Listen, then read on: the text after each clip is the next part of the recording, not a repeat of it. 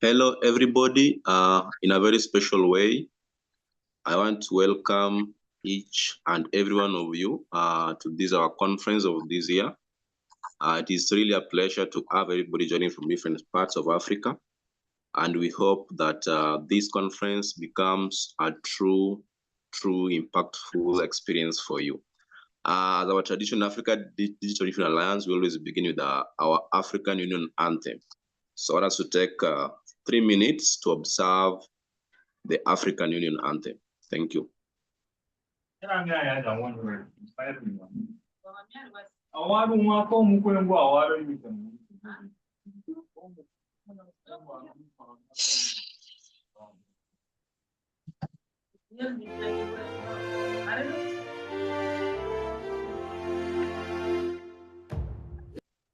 Let us all unite and celebrate together the victories won for our liberation.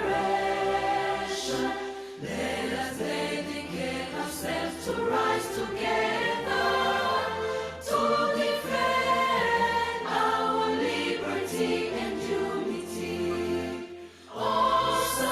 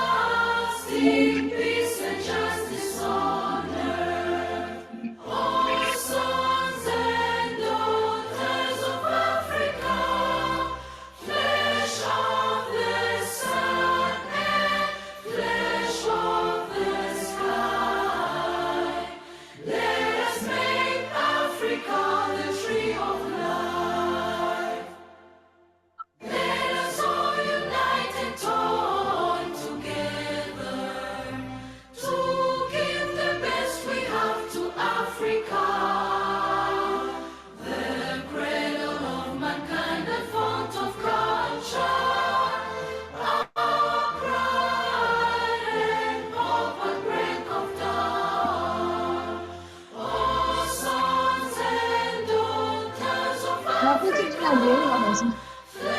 of the sun and flesh of the sky. Let us make Africa the tree of life.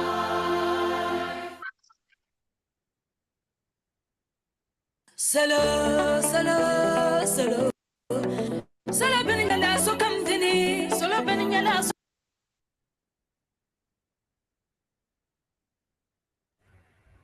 Okay.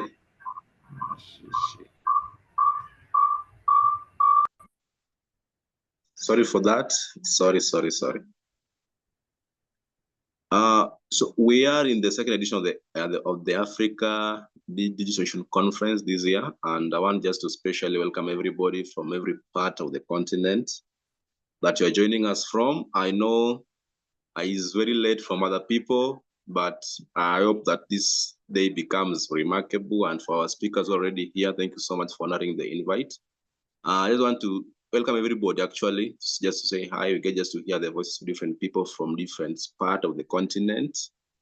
I'll start with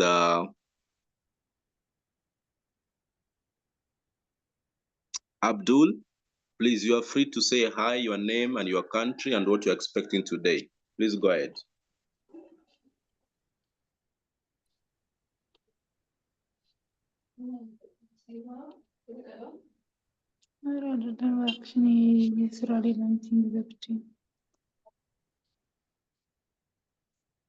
Are you there, Abdul? Giving you a chance to speak.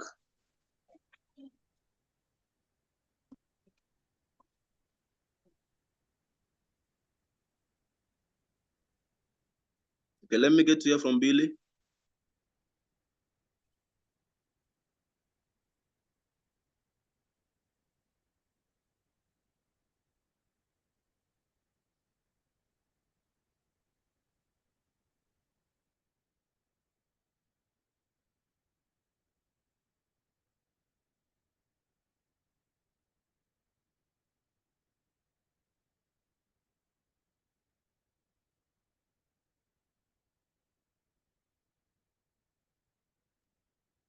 Yes, Billy.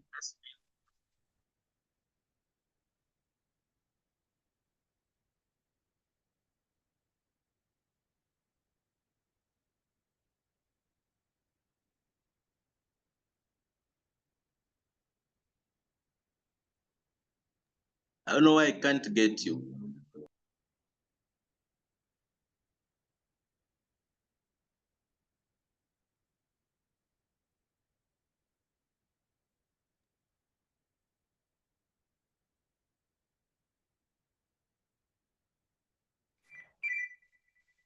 Hello?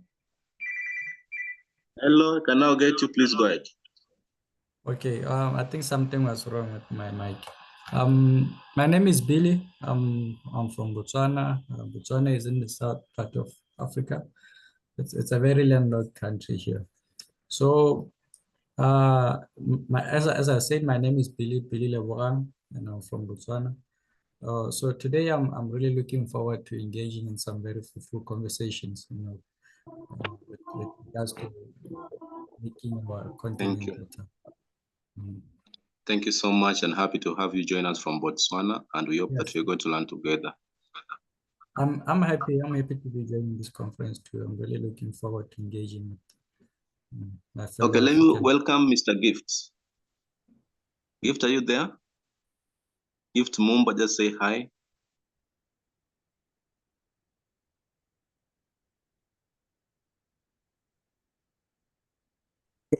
Hello, are you getting me?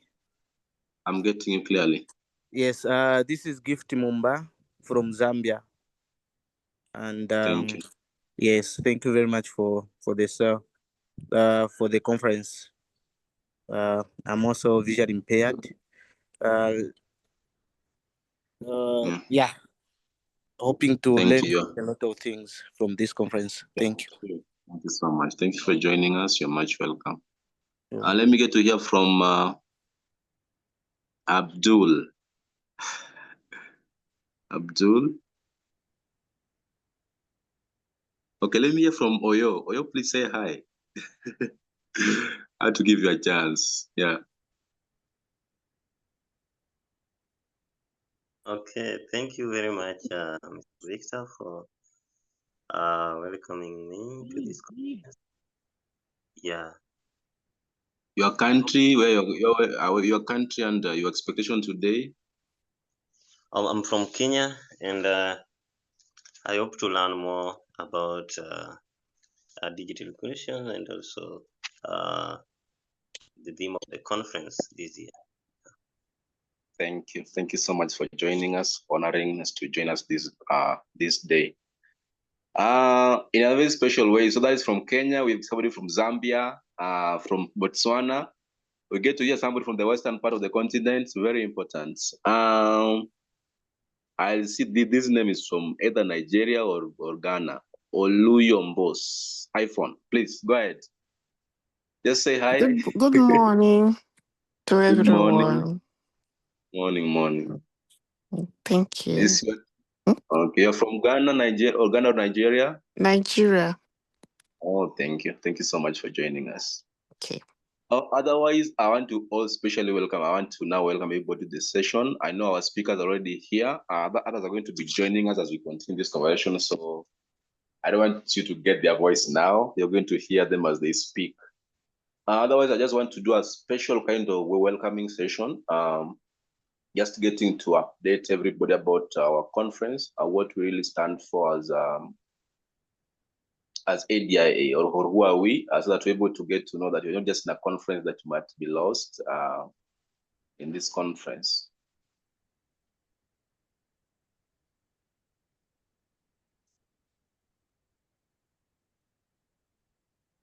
So you can also go ahead and just type your name in the chat box kindly if you've not been given a chance to introduce yourself, as a way just to interact with the people and share your expectation today.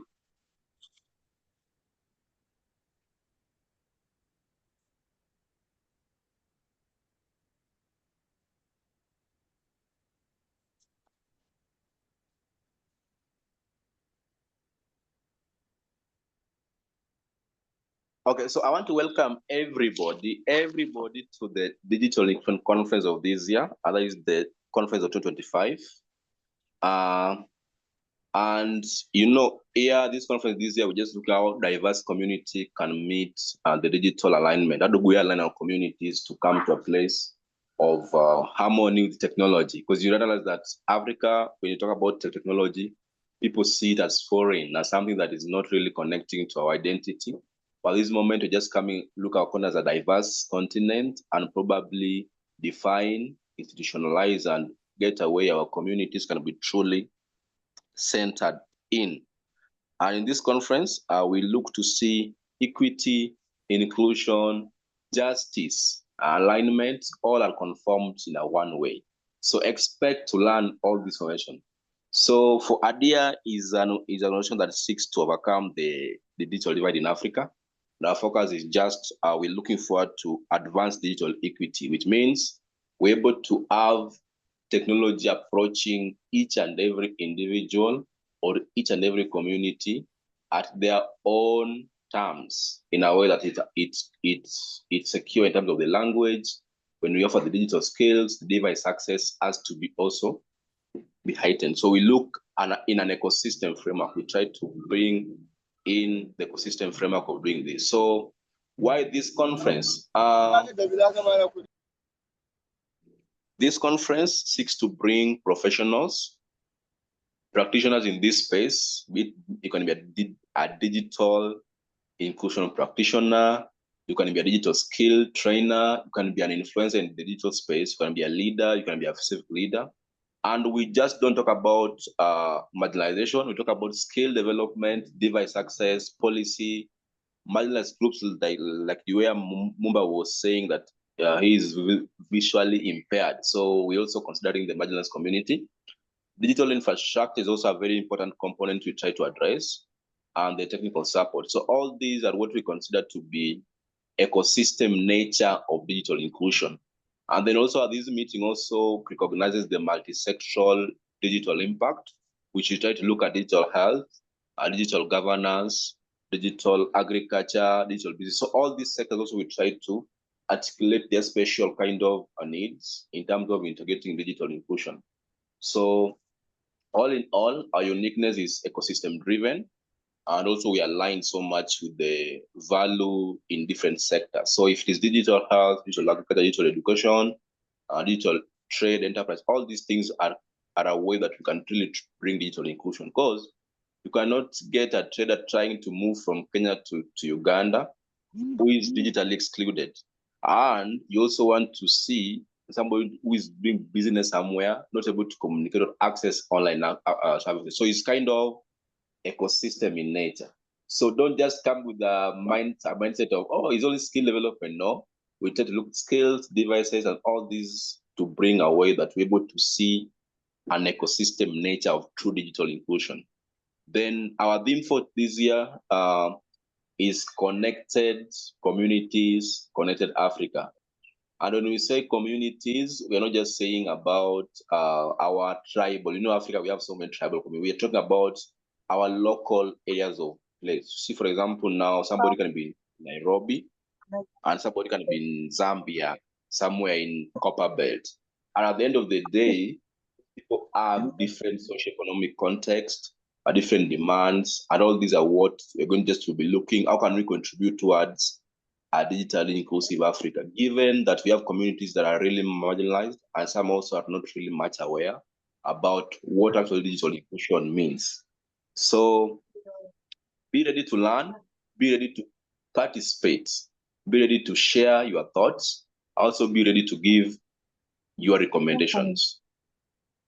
Key objectives one is that we have to have call to actions. We don't just want to have a conference where we talk and go. We want to have a conference where people can talk and build a solid action, not just in their mind or in their brain, but in their hearts.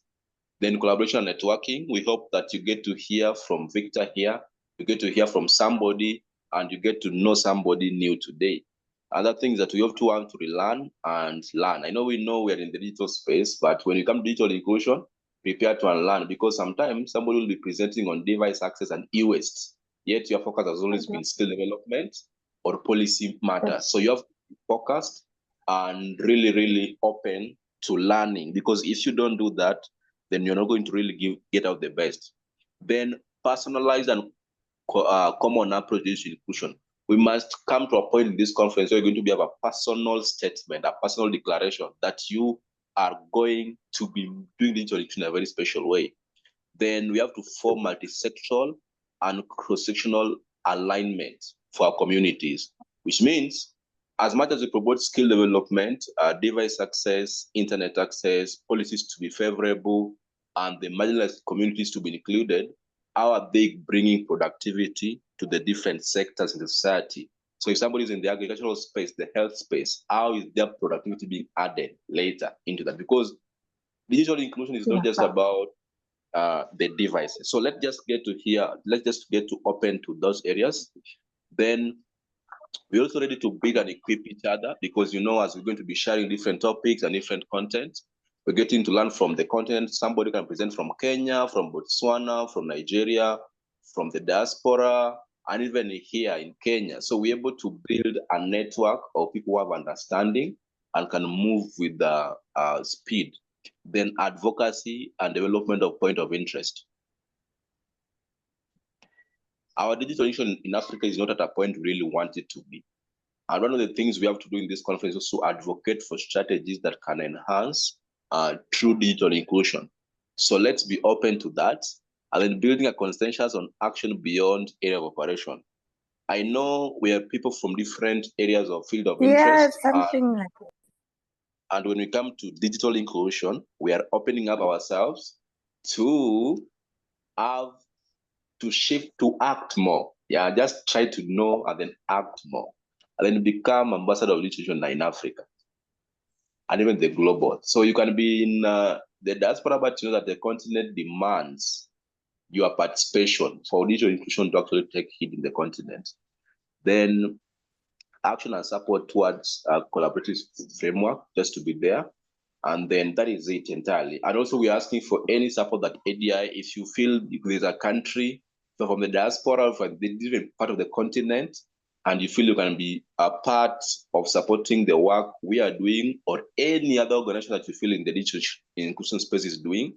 Like now, I was reading a content yesterday by one of our community members in Kenya from Dunia Moja Network, something like that. And they're in Kilifi, I think in the coastal region of Kenya.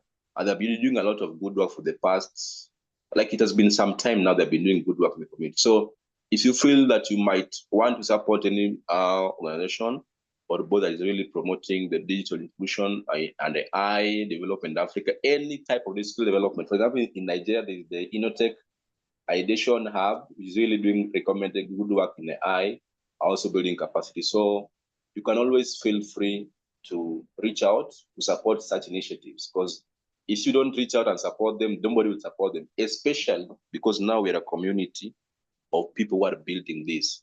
Otherwise, I want to especially welcome everybody to this conference. And it's really an honor to see people joining us from different parts of the world, just to see that our work is not just anchored on that. And before I usher in the first welcome plenary, I also just want to bring this into our attention in a very special way.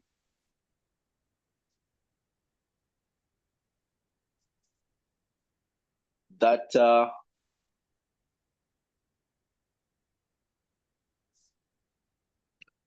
among the events we are planning to have, this conference is called the Africa Digital Conference, but we are not planning to call it that way. We are planning to make it something called the Africa Digital Global Conference, which means it's going to be a global conference. And by the permission I had from few of my executives, we are planning to share that next year we're also planning to have some events just to make sure that we put things in alignment. We are planning to have the Africa Space Energy and Cloud Expo Summit as a way to build on the infrastructural framework for digital inclusion in Africa. Also, we are planning to have the Global Diaspora Engagement Forum for digital as a way to bring our diaspora community in alignment with our work in the continent. Also, we are planning to have the Africa Digital Global Conference, which means the conference we're having today here is still called the Africa Digital Conference, but entirely is a global conference because it's bringing people from across the world. And we're also planning some regional economic community events like the East Africa Digital Health Equity Promotion as a way to build on the sectoral impact. So all these just few events. But apart from that, because this is an event, so I have to share about the event, but also we're having different training programs and actions that we're looking forward to build on as digital inclusion continue to advance in this continent. So let's prepare. If you have an interest area in the global conference entirely for everybody, but now something like the space, energy, and for people engineers and people in this space, there is also the Global Diaspora Conference, and all these are a way to build on this. Also next year, we are planning to have the Africa Disability Digital Summit in Zambia. And I think for those in Zambia, you can get to hear that and be prepared to meet us in Zambia. Otherwise, I want to thank everybody for taking time to join us. It is really amazing to see people from different parts of the continent joining in this conversation of seeing that our continent is going to be moving to the next level in terms of digital inclusion. So without much ado, I want to welcome the first panel discussion. Yeah, and this is going to be very important because I'm understanding that some people like Anissa joining us from US, and they're like, I don't know if it is 12 a.m. or 1 a.m. Yeah, and somebody in Nairobi is complaining that time. Otherwise, thank you so much. So I'll begin by sharing. Yes, welcoming plenary. I understand some of them have joined us, others are still on the way and joining us.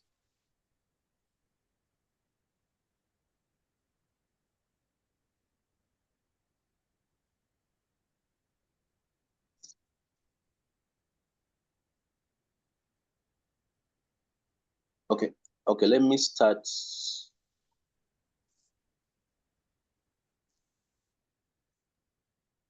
by welcoming our first panelist, or more of is going to be in a plenary session just to discuss on this matter. That is Al-Bashir Ishaq Ibrahim from Nigeria. Just want to welcome him to just make some remarks about the topic you are looking forward to. Just get introductory remarks about himself, the work he's doing, and some 1-2 point about the topic of today as we advance further. Welcome, Ibrahim.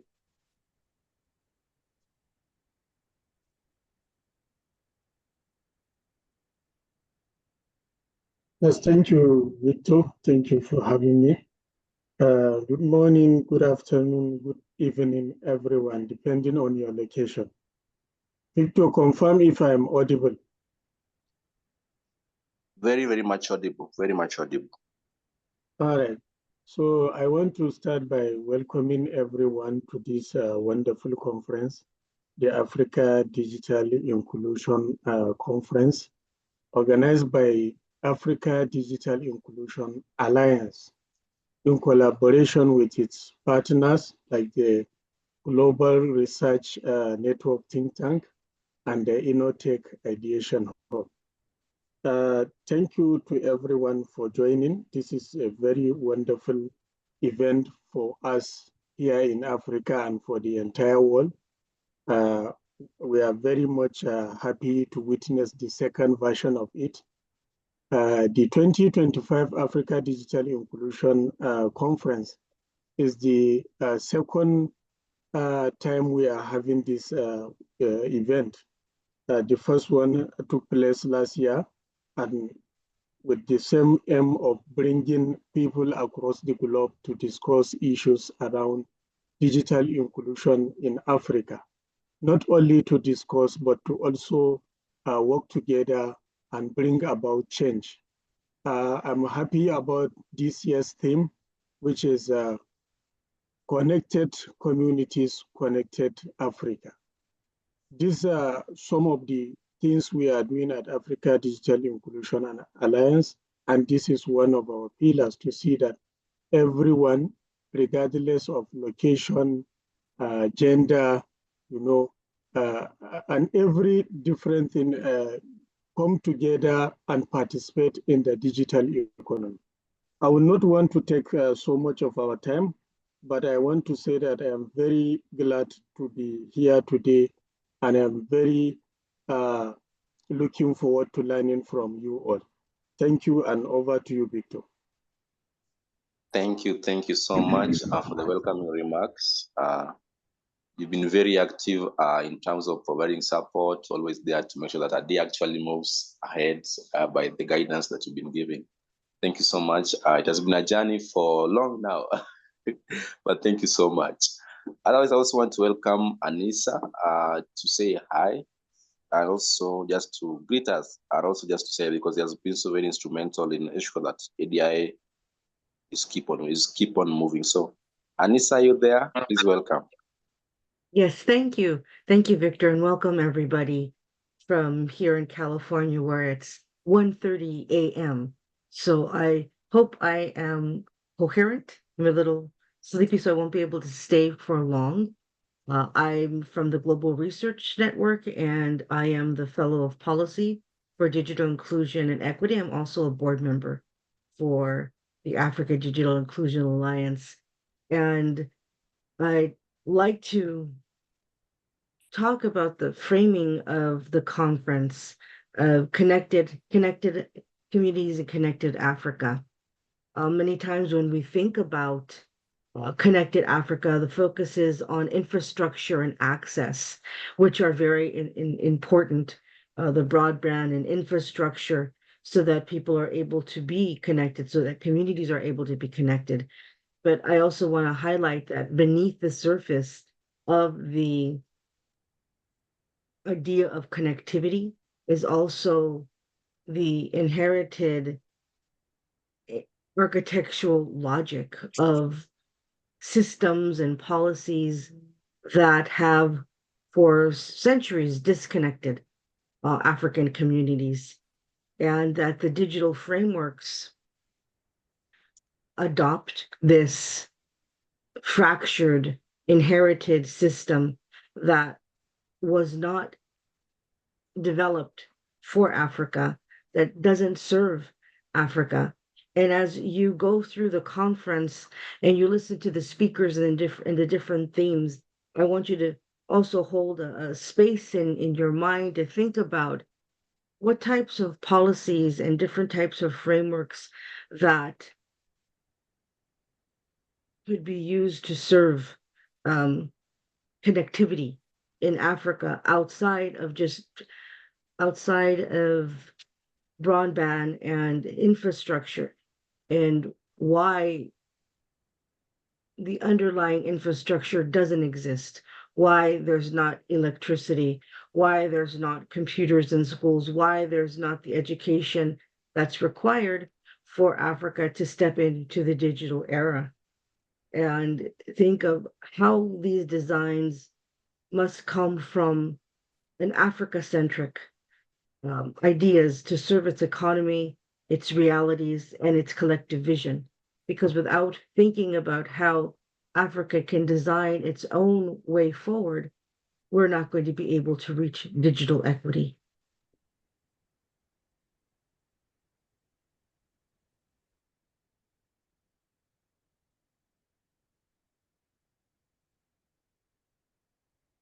Okay, thank you so much. Thank you. Thank you for building our conversation well. I think that what you say is very key because alignment of our communities to the architectural design, plan, and everything has to be well built. So thank you so much for learning that, Anissa, on that important point. I know soon we're not going to be calling you Anissa, we need to call about doctor. I don't know. Yeah, but anyway, thank you so much for taking time on that to bring that. So I don't know if Praveen is here with us from South Africa. I want to give him a chance to make some welcoming remarks and keynote address. But it seems it's on the way coming. So I just want us to establish this conversation now in a very big way. I know Ibrahim had made some introductory to this summit, but it was also part of the welcoming plenary.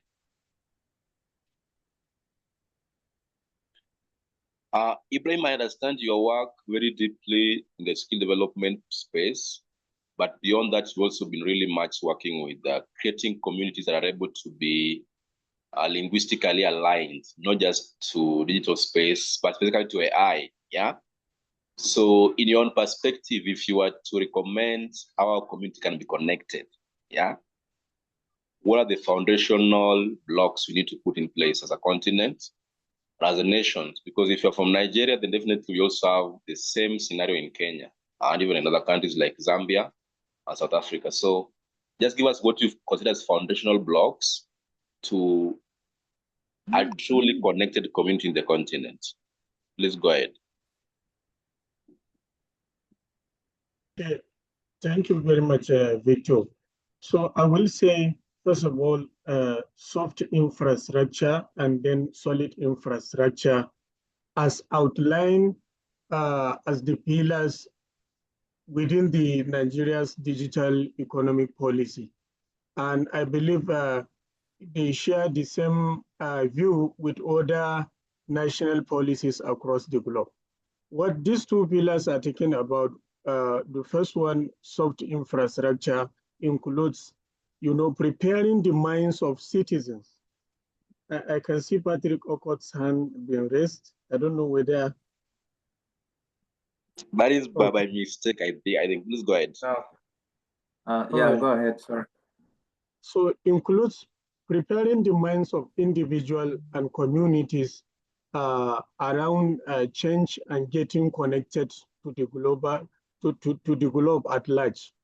I believe the first step is it has to start with the people, and that is the solid, the soft infrastructure, getting people aware, getting people well educated, preparing the mind of individuals, and then from there, we move to the next one, which is having the solid infrastructure. Where is the fiber lines? Is our communities connected? Do we have the technological infrastructure to get connected? Like Anissa started highlighting, do we have power, not to talk of internet?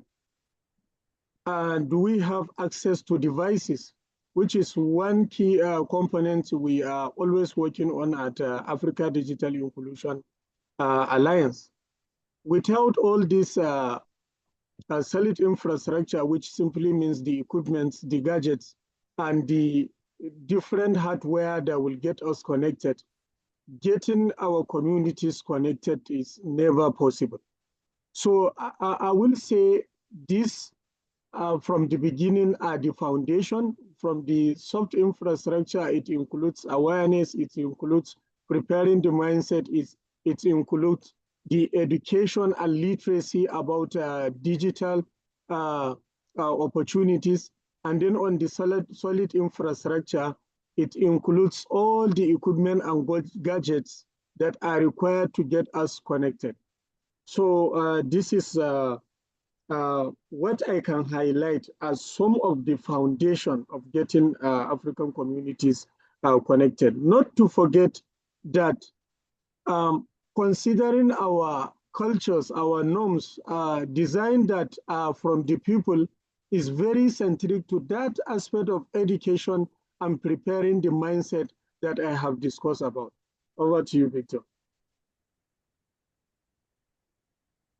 Thank you so much for that. I think that has been a very good highlight that truly brings us to the base of foundation, because when we don't start with the people, then we are wrong. Yeah, you know, for you to connect a community, you must understand who they are, their culture, their languages, even their level of education is critical, because you understand that technology is not for the privileged few or those who are able to speak in English, or people are able to. So connect the community has to start from the people, the way you say, there, which you call that soft infrastructure, and from awareness that you stated clearly to mind preparation. That is also part of the awareness and the solid infrastructure. Now, solid infrastructure now where we say things should not be connected, but people also need to be connected. So I think that is a very big opening. And they should look at the power, the device access, and the education digital opportunities as to also come in handy. I think those are very foundational actually, because if we are not able to bring all those things at one conversation, then we're not truly on the right pathway to digitally or connected communities. I want to give this to Anissa back again. Can you build for us the foundation? What is the foundation for your framework? Because I think you talk about the architectural framework which connected communities need to lean on. So can you build on it further? We just want to get to hear more further on this. Yes. Sure. So I did my third master's on looking at how to frame, how to understand digital inclusion. And now I, for the past 2 years, I work in AI. And as I look at the spread of AI and how it lacks a lot of cultural competency, and looking at the architectural logic rather than just algorithms and data. And as El Bashir mentioned, just the lack of electricity. How do all of these components fit together in the larger historical concept of inequity in Africa as a whole? Digital inclusion, lack of digital equity, is a continuation of this disconnect between what African communities need. If we continue, and I mentioned this in the last conference, if we continue to try to compete with Europe or the United States to reach digital equity, it's not going to work. So the basic foundation is to look at what do communities need? What do they want? What does it mean for them to have digital equity? Because it might look different in other communities. So if we are going to just focus on policies that were designed for Europe or North America, they're not going to be quite in line with the situation and reality on the ground in Africa. And that would be beginning with things like the overall infrastructure, science education, tech education would be a foundational tenant. And I think these are things that need to be developed and talked about, and that's why the theme of this conference is so critical and so important. So I'd say the foundation is to start discussing rather, I don't want there to be a focus on what lacks, but also the ingenuity that that exists in Africa. People are coming up with very innovative and creative ways to connect communities. And that's why Africa Digital Inclusion Alliance is an important hub for people to discuss ideas, share different types of platforms and resources, because across the board, communities are falling behind, not just on the continent, but also in rural and lower income communities throughout the globe. And for me, why I think the work that's happening in Africa is so important is because it can be a good example on how to scale what digital inclusion can look like. So just kind of a takeaway is one, but these conferences, having these discussions of what is important to particular communities, and then being able to scale them out. And that, of course, begins with the infrastructure. And then education and policy and implementation, because there's Nigeria in particular and Rwanda have and Kenya have wonderful policies on implementing AI and digital inclusion, but these policies are not impacting the local communities.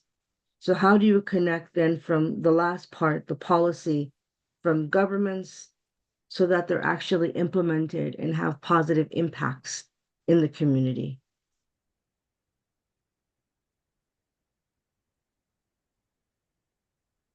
Oh, That was, yes, thank you. Thank you so much. Thank you. I think you really built on it further, truly, because what your focus on is just that the cultural competency, more of, let's say that AI is focusing on logic, yeah. More of it is logic than like the algorithm and the data that powers it. So the global north, as we say, still stands with a lot of that. So you get that in the continent. Majorly, we're not really focusing on that so much. So we just want to invite the technology that is going on in the continent to embrace it as it is, but we're not able to create something that is going to be community-centric to us. And then you say a very important quote that it can be a very good example to the entire world of how actually digitalization work. Yeah, like if we actually digitally include Africa, yeah, because in Africa we are very diverse. I know digital inclusion exists powerfully in diversity, yeah, and then the policy implementation. This is a very important thing actually. In Kenya, truly to be true, we have very many policy frameworks, policy tools, and all these things, but they don't speak to the language of the community. They are just designed they are fit for purpose. I don't know how to call them. They are very good. They sell very well to the world, but practically they're not there. So thank you so much for bringing that point. If you can add I something on that. I forgot to include Right. like a very direct example of this. In September, I was at the General Assembly, the UN General Assembly meeting for digital inclusion, digital equity, and AI. There was a lot of representation from Africa, many African countries and delegates shared what was happening in their countries, but not one of them discussed the lack of electricity and the lack of broadband and people's ability to connect. And I think that really shows the reality of what's happening, that at a high level, these dignitaries are running after what is being dictated by international organizations and not really addressing the realities of what Africans are facing every day, which is the same issues they've been facing every day before AI, before digital inclusion.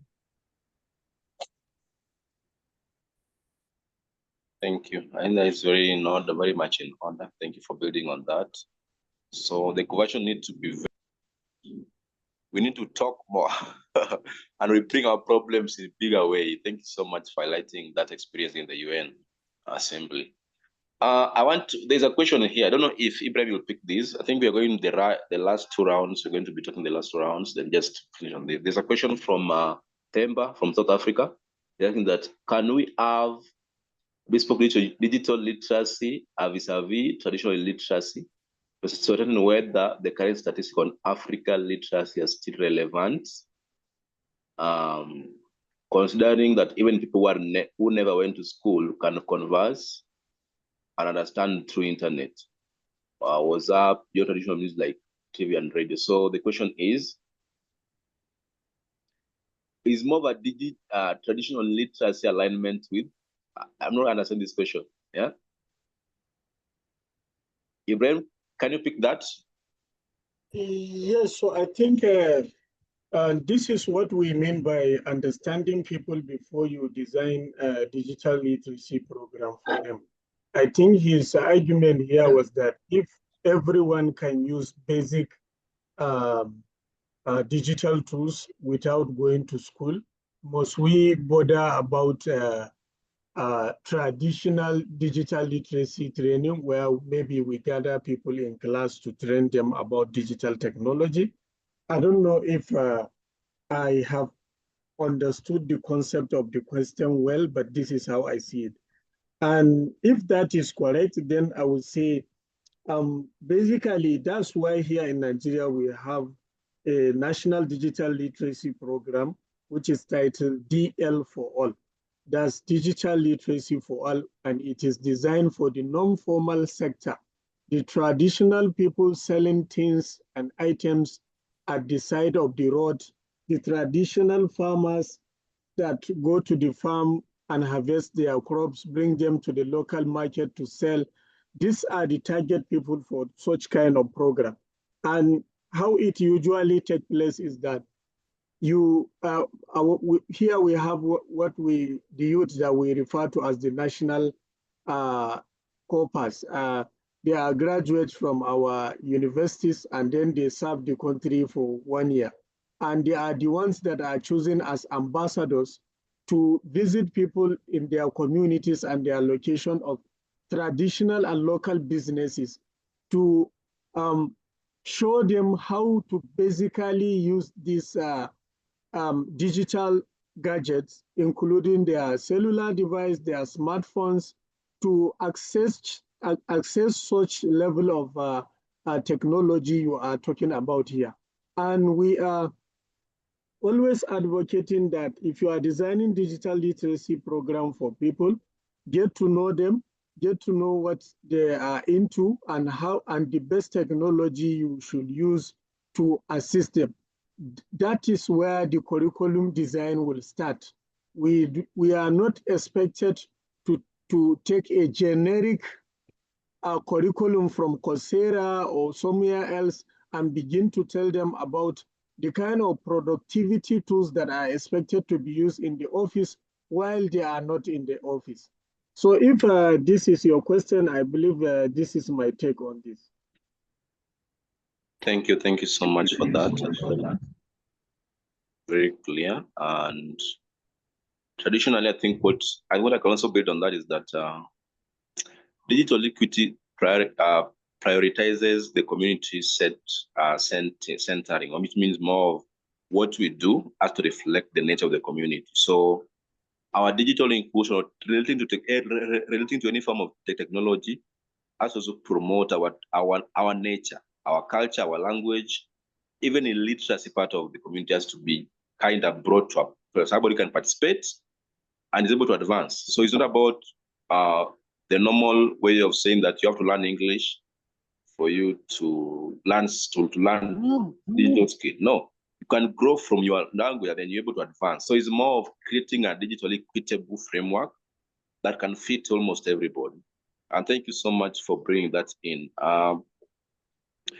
Dr. Noah, I don't know if she's here with us, and Albash and Mr. Praveen. Yeah. Dr. Noah is from Egypt, Mr. Praveen from South Africa. It seems they're not yet here. So I just take the last remarks, or more, not the last, but the last question to Anissa. That what can be your strong recommendations towards truly having connected communities that connected Africa, especially three group of people. One is to the general society. Number two is to the governmental authorities, and three to the private sector and more practitioners in this space, because it's a space that people really are building on value. So just go ahead and share on that. Well, what can you recommend for us to truly have connected communities through groups of people? I think this question is kind of a follow-up to what I had said of engaging with communities, but also connecting it with policy. If I understand the question correctly. Yeah, please go ahead. It's okay, right? Yeah. This kind of builds on the last question about digital literacy. And when I was designing programs for the International Rescue Committee, always began with the premise of meet people where they're at. Things as simple as having open workshops for people to come and discuss, and it really is by word of mouth. One of the things that happens when you bring communities together to discuss digital inclusion is you have a rise in people voting and participating in local government. I was the technical advisor for the Internet Societies Foundation's 7-country monitoring evaluation of their digital inclusion programs. 2 of the countries were in Africa, and across the board, this is what we noticed. So this engagement naturally translates to people wanting to engage with policymakers. In the United States, typically that's what you do is you meet with either your council member, your local representative, as a representative of your community. So things like engaging in these conferences, there's throughout the year, there's many discussions that happen online, but it's also very important to also build these networks in your communities. Many times people, especially if they're above a certain age or don't have access to formal education, that they are intimidated by technology. And you have to take into consideration that they may not understand the value of being connected, having a device, because it's so outside of their everyday situation, or they may lack the confidence or comfort with these new technologies. So one, just having forums where people can talk, and it could be something as simple as Al-Bashar had mentioned, as having these digital inclusion ambassadors. Or, if you go through the training with Africa Digital Inclusion Alliance, you then are a ambassador for your community. And that's something also we saw with when I worked with IRC, and we were evaluating our program, and we found that when we would train someone, when we would give them access to devices, that our impact went further than just that one person. They also became the person that their family, their friends, their community members would go to ask questions about how to connect. So this just to kind of outline it. One, if you have a background in tech in using a computer, if you have a background in wanting to share, or you have a desire to share this knowledge, it's important that you find venues, and this is going to be specific to your community, and then for your community to then engage with local officials, whoever that is. It could even be at schools and libraries, to advocate for what your community wants. One really simple way to do that, if you have or at a university, or you have children in primary school or any level of education, is to approach the school and say, hey, can we have a digital literacy program for parents so that they can support their children? And then that way the school, which is already connected to the state, can help facilitate that.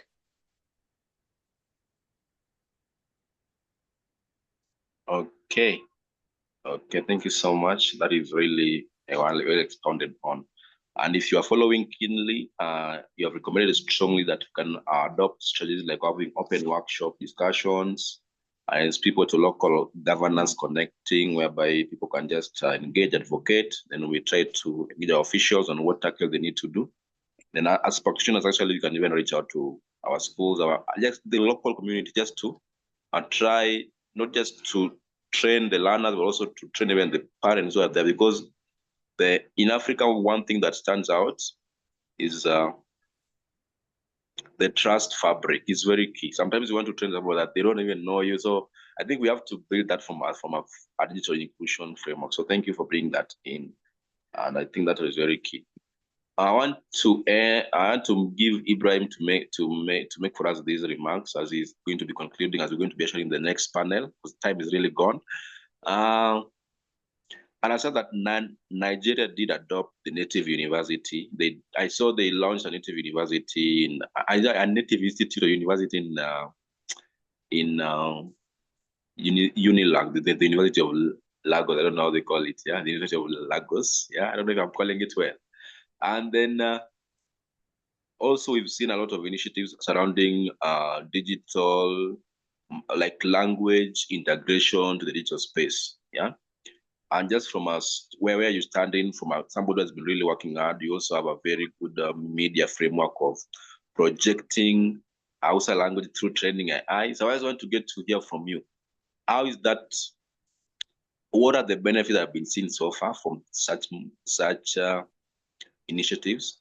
How is sustainability framework, and how can you recommend other countries the content to put it? Because, for example, in Kenya, we are just still at the platform and technology level.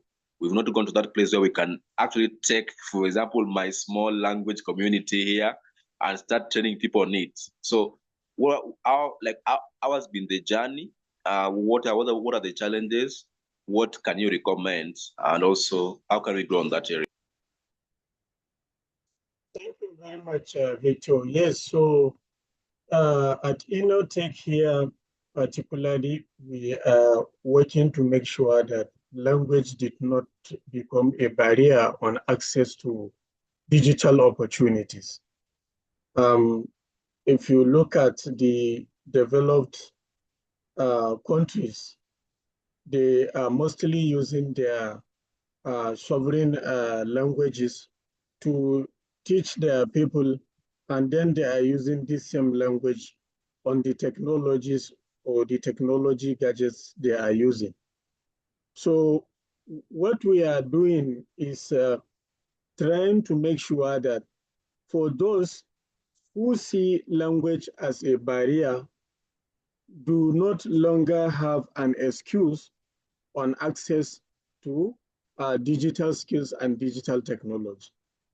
And I'm very happy that there are several initiatives besides that of Innotech Ideation Hub that are doing the same, including one Ecola platform that was introduced to me by Anissa, I think last month. We met with the people and they are working towards making sure that people have access to learn African languages, and African languages can be used to bring about digital inclusion in Africa, targeting not only one country, but several countries across Africa. And at Innotech, we are very happy to partner with them to see what we can be able to domesticate or bring here in Nigeria, because this is the first time they are going to be having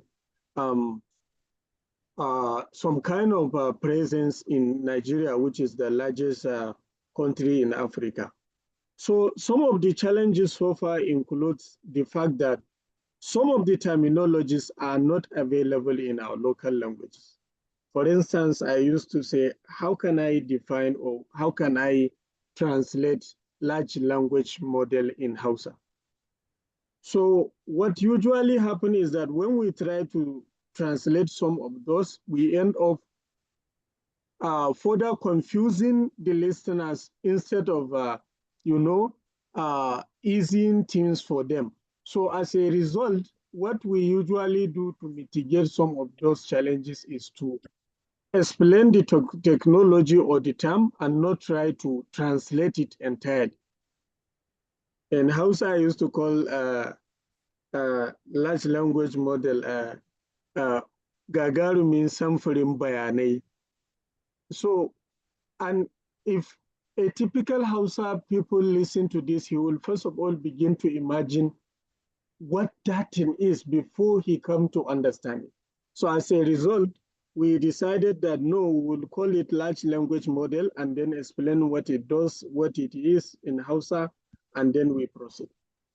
Then another aspect is that as we are trying to embrace our local languages for accessing digital technology, then we have quite a lot of the people that are not even conversant with how to read or write in the local language. That also is another layer of barrier. So certain, that's why I can mention the third one, which will be, it's not only, as we are trying to give them digital literacy, then we come to find out that some even like the traditional literacy of reading and writing, numeracy and the rest is not there.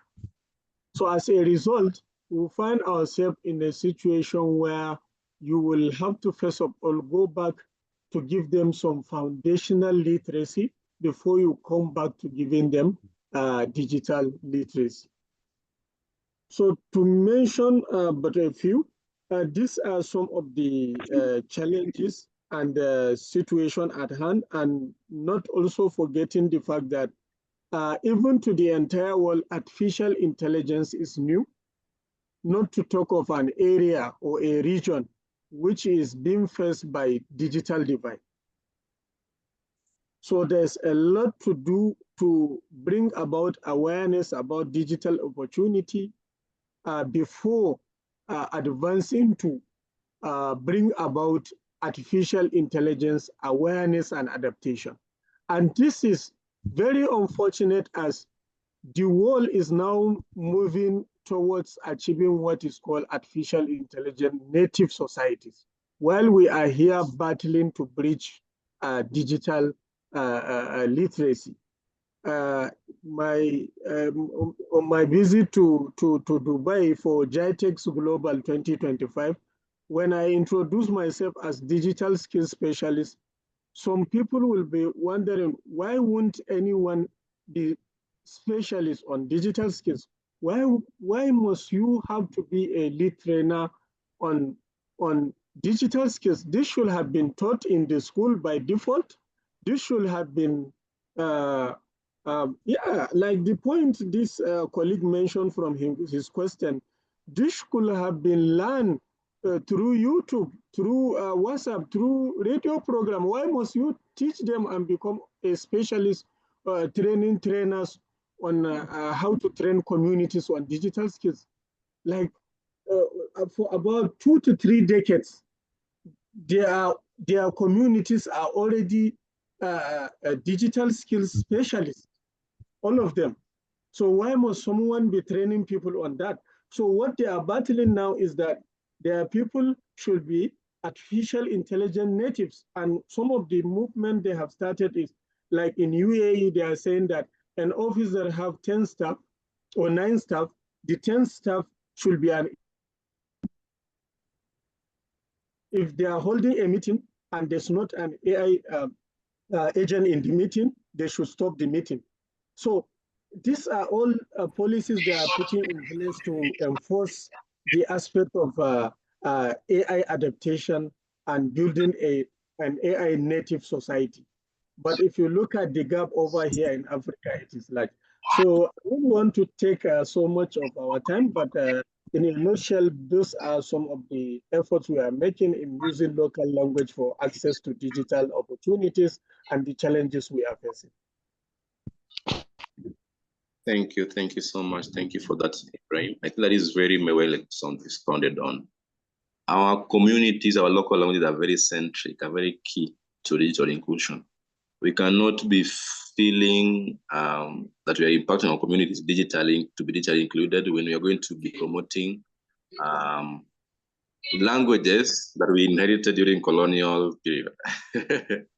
Yeah, it's not really making sense. So we cannot say we are going to promote digital equity somewhere in Kenya where people are speaking, for example, Kikuyu only or Luo, and then you say that you want to promote issues with them and you want to force them into English. As well as English is very key, we have to try to get them to where they are. Then from there, we can allow them to be where they want to be. So thank you so much for building. Actually, I've gotten that experience from what you're saying, that most of the time, even our people don't know how to read our local languages. Sometimes you can go there to train, but you read the content in English as it is, but your explanation has to be more full of the local language. So that is a very powerful way of also minimizing the challenges that are there. So thank you for bringing that experience in. I know for those who are interested in that area, always feel free to put that in this journey. I see the Praveen. We want to go to the next panel discussion, but I think we're still going to be discussing on the next panel discussion. Praveen, hi, how are you doing? What did you prepare for us today? I've been discussing here and there, seen waiting for you. I don't know if time in South Africa is different from the time in Nairobi. I just Anyway, wanted to add one last comment okay. about Yes, please go ahead. teaching digital literacy. Storytelling is a wonderful way to engage with people. I developed a different curriculum for people who are not literate in their native language, and that's something that really helped. You have a rich tradition in oral history and in storytelling, and people love stories, and one can share their experience with becoming digital literacy, with cybersecurity. These all can be turned into stories and into visual stories. So I would also suggest that. Very powerful indeed. You know, Africa naturally we are wired to stories. We are wired to not reading much but talking much. Yeah, that is very key actually, because if we are to turn cybersecurity to a story that is localized to who we are, where we have come from, then I feel like it can be synthesized more. Thank you so much for that. Is very powerful indeed. I get that. Praveen, are you there? I want just get to hear from you. What did you prepare for us today? Praveen, welcome.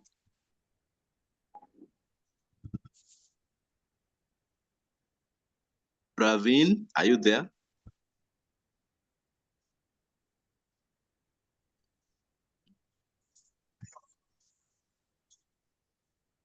Okay, so we had one of our speakers, that is Praveen. Is not, I don't know if he's here, but I don't know if he's getting me.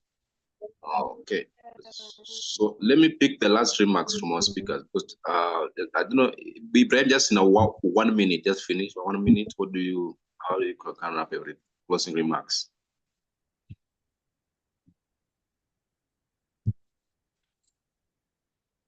Closing remarks, Ibrahim. Yes, so there's a question 1 from minute. yes, from Tema. I don't know if you give me the opportunity to answer that, maybe by giving me 2 minutes instead of 1. Okay. Yeah, so she's asking, how can we develop an AI model that can help interpretation of foreign words to local languages using etymology rather than direct translation? I believe that way we can develop a secondary language rather than trying to fit in the international language. Yes, so you are very right. For us to achieve this, first of all, we have to build our own LLMs, our own large language models, and train them by ourselves. This is the best approach to achieve such kind of AI system. Otherwise, the existing LLMs from some of these big tech giants like the OpenAI, who have ChatGPT,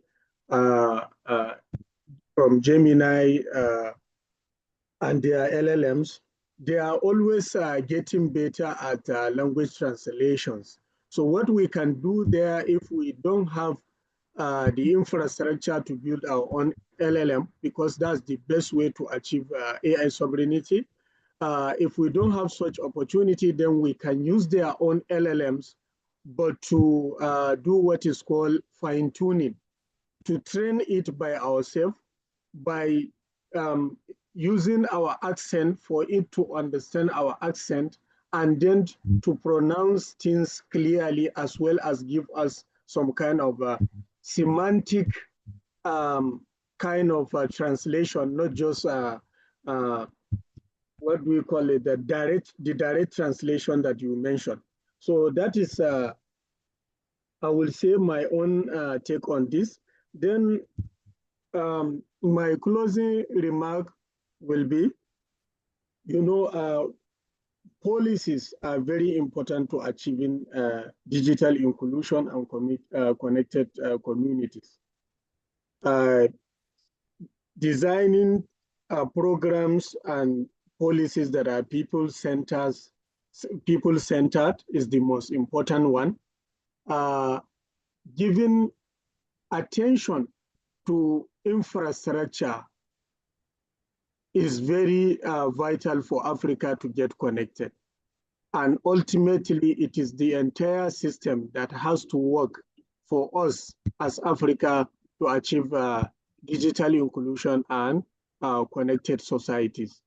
This means reforming our education system and improving them, improving the infrastructure in terms of electricity and everything that is required for our system to work. Achieving this is our collective effort. I want to call on everyone that is in this call to continue to advocate for this kind of change until we get Africa connected. Thank you. I'd like to add something to that. I've trained all of the major generative AI chat bots, and even if you create a AI model based on African languages, if you use scaling, which is the model that's used, scaling, it's a 1-to-1 ratio translation. So even if you use that model of scaling that things like ChatGPT and Gemini use, it's not compatible with languages that are relational, that are nuanced, because the generative AI we use right now, it was trained on English scraped from the internet. So it's not even a very good model of English. What I would recommend, and kind of where the industry is moving now, is smaller. These LLMs, they don't work because of the way that they are designed through scaling. There's a lot of inaccuracy. It doesn't understand relationships. It doesn't understand nuance because of the way it's modeled. And I compare it to, you're going to ask it a question, and all you have is an atomic bomb to say you want to kill an ant. And all the weapon you have is an atomic bomb. So when you ask it a question like, can you help with an email? Every single time you're dropping an atomic bomb. And that's where the environmental degradation comes in.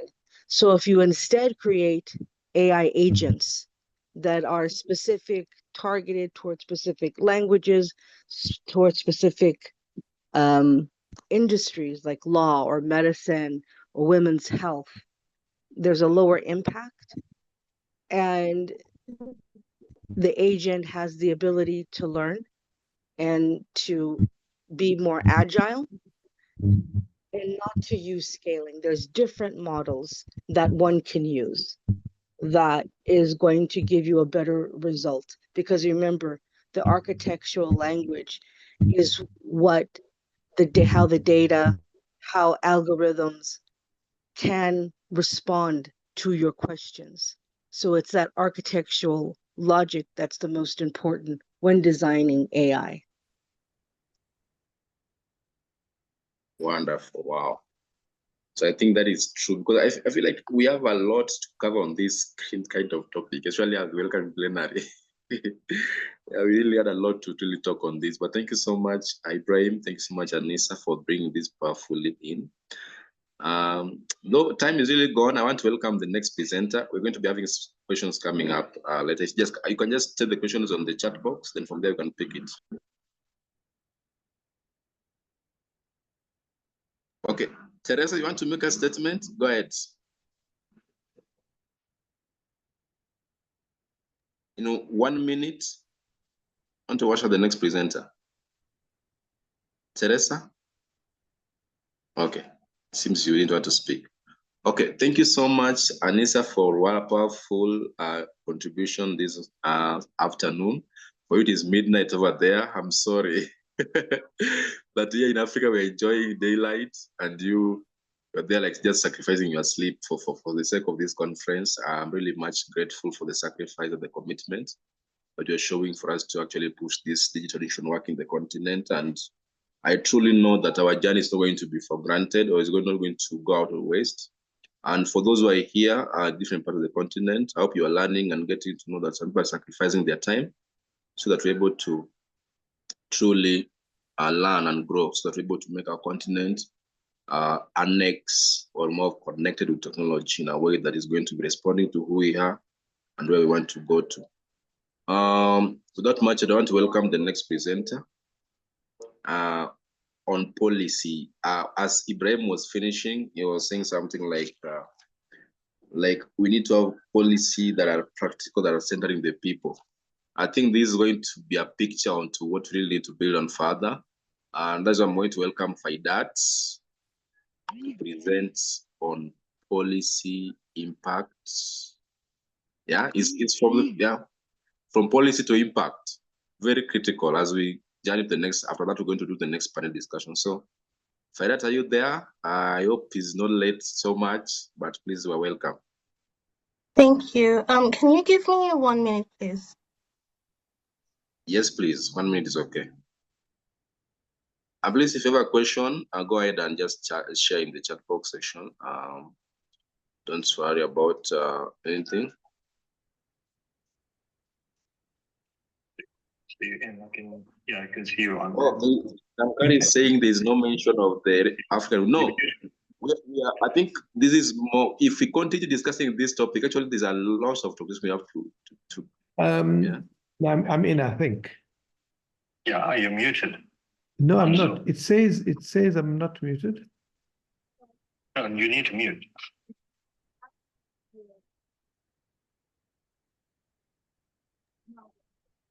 Okay. Praveen, I'm so sorry that we even finished the session. I don't know what's happening. You had a lot of connectivity issues. I'm going to be inviting you back. Don't worry. In our session that is coming up next after this. And we're going to be getting to hear from Faidat on policy to impact. Teresa, hi. Can you say hi, please, as we wait for the next presenter to take. Yes, we're going to be having a report, though the report is not documented, but we'll be having a report. Please, that is Luimba, that is very much in, that is a very good.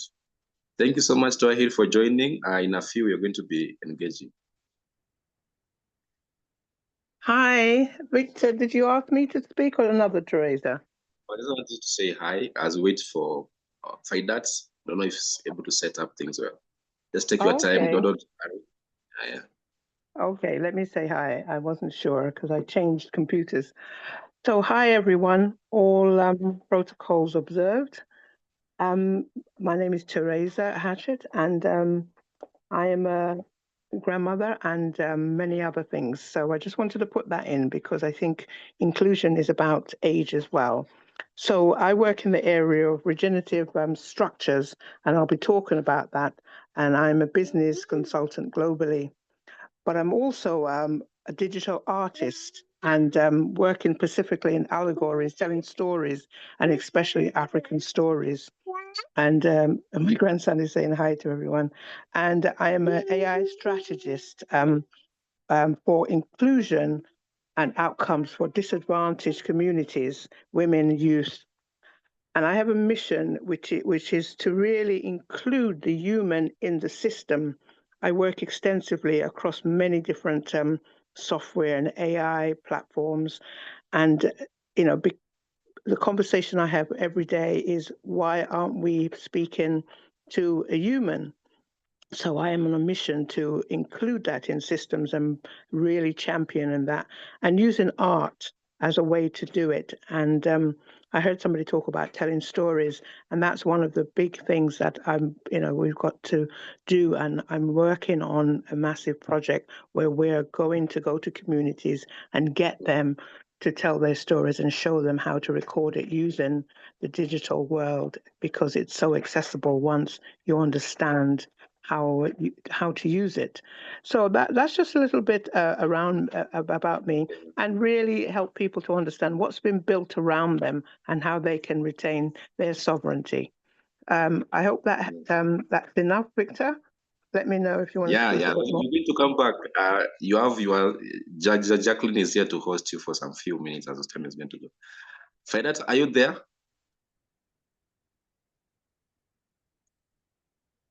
Faidat. Yes, I'm here. I apologize. I was having some issue with my network. There's no problem. Please take time. So just take your time.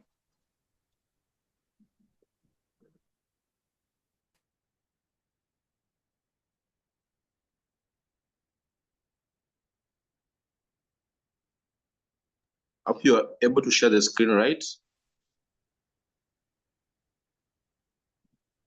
So I should be able to shortly. Okay.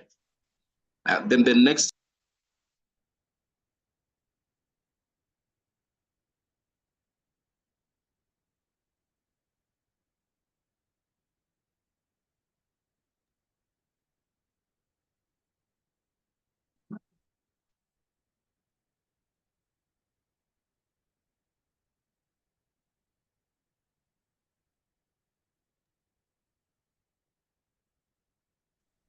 Okay. So after this, we're going to be having a discussion on, we're going to be welcoming Mr. Twahir, Patrick Okot. We're going to be having Praveen to join us for this session. Also going to be having Mr. Doyin Sola from Nigeria. So if you're ready for that, we're waiting for you to go ahead. Finding difficulty, you can yeah, and also if you have any question, please feel free to, if you have any question, I genuinely apologize for that delay. Take your time. I'm going to share my screen now. Okay, take your time.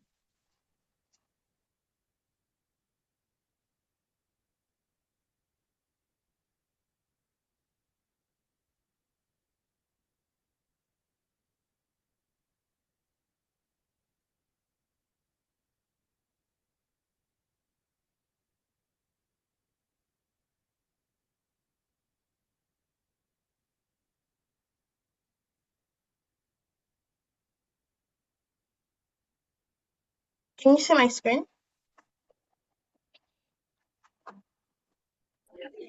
Yes, ma'am. Yes. It is there. Yeah, you're sharing. You see that? I'm seeing that clearly. Okay. So I want to apologize again for the delay. I had to deal with some network issues. So my name is Faidat Abdullah. I'm a policy researcher from Nigeria. And today I'll be speaking about how we can move from policy to impact and how we need to rethink equitable digital inclusion in Africa. So that's what today's topic is about. I'll start by highlighting the problem. A lot of us here are aware of what the problem is. We've discussed this several times over in the previous conference and on other platforms as well. So right now we have just about 38% of Africans who are online. I mean, I would say by the latest data of 2024, right? And this is compared to 68% globally. That's a 30% gap. And that gap is increasingly widening, especially with the advancements of technology like AI and other advanced technologies. And the problem isn't a lack of vision or policies. Africa has one of the most, I would say, the policies with the most vision, right, globally. What we have is an implementation problem. And unless we fundamentally rethink how we address policy in Africa, we're going to continue creating policies that belong to just a few or that benefit just a few versus everyone versus the entire continent. So what is the disconnect, right? Like I was saying earlier, we have one of the boldest digital policies. The AU's digital transformation strategy talks about how we would have an integrated and inclusive digital society by 2030. And at least 25 African countries have national ICT policies. And even those that don't have national ICT policies have those digital policies embedded into their national development plans. But even with that, a survey conducted by Afrobarometer in 2024 showed that 26% of citizens say their governments are not doing well at managing the digital economy. Or 26% say they are doing well. That means the other percentage, the rest of the people don't believe that they are doing well. Another problem I would like to highlight, and I think it's not often spoken about as much, is the usage gap. We talk a lot about not having infrastructure. We talk a lot about, some of the key things that are missing, and that's quite an important issue. But despite the advancements we've made in the last decade, in terms of infrastructure, there's still a massive gap in the people that are actually using it. So data from GSMA shows that 84% of the population in sub-Saharan Africa live within the physical reach of a 3G or 4G mobile broadband network. Of course, this doesn't mean it's working perfectly, but it means that they can reach those signals, right? But even with that, only about 22% of the population actually uses the mobile internet services. And that's a 62% gap. And the reason why this is happening, which we will expand more over the course of this presentation, is things like affordability, access to devices, and even just understanding, literacy. I'm going to use Nigeria as a small case study here. Can you still see my screen? Yes, we're able to see your screen. Yeah. You're able to put it.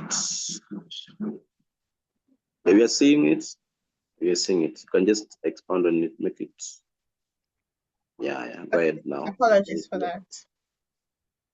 Okay, so I would use Nigeria as a small case study here. I'm from Nigeria, so it's important to talk about what the gap actually means. When we say there's a difference between the impact of policies versus when we talk about a difference between policies versus the impact in reality.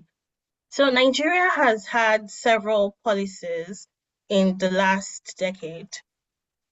And even with all of those policies, we have had a significant gap in the outcomes.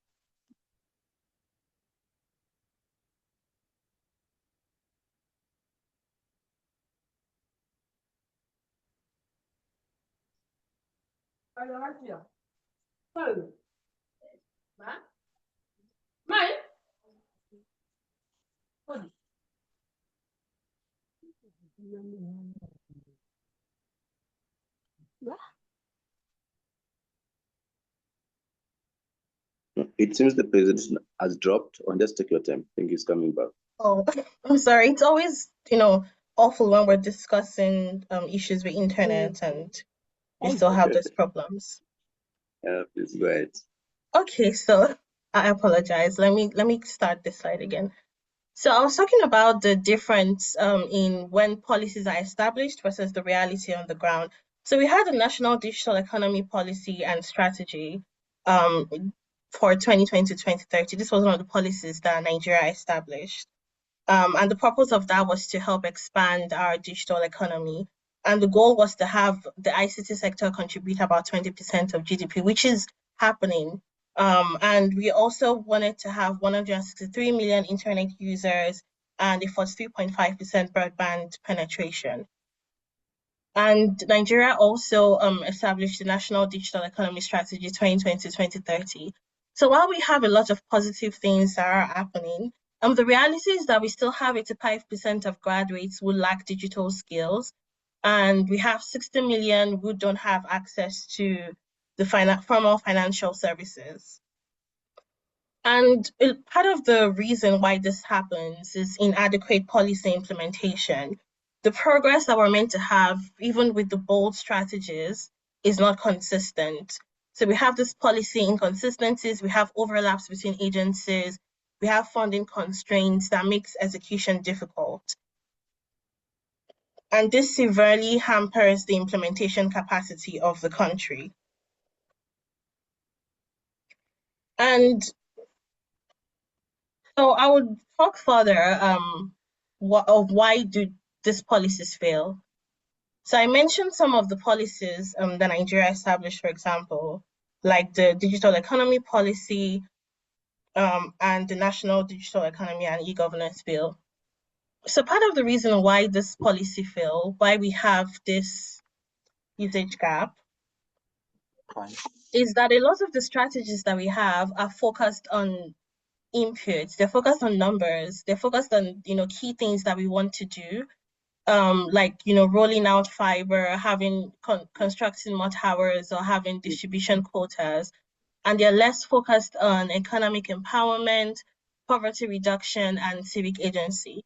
So I'm going to go further into all of these points that could lead to further exclusion. We have the affordability ceiling, which is a big problem. There's a capacity and gender gap. There's a governance and trust deficit and the infrastructure fallacy. So the affordability ceiling, this is, I would say, the primary economic exclusion driver.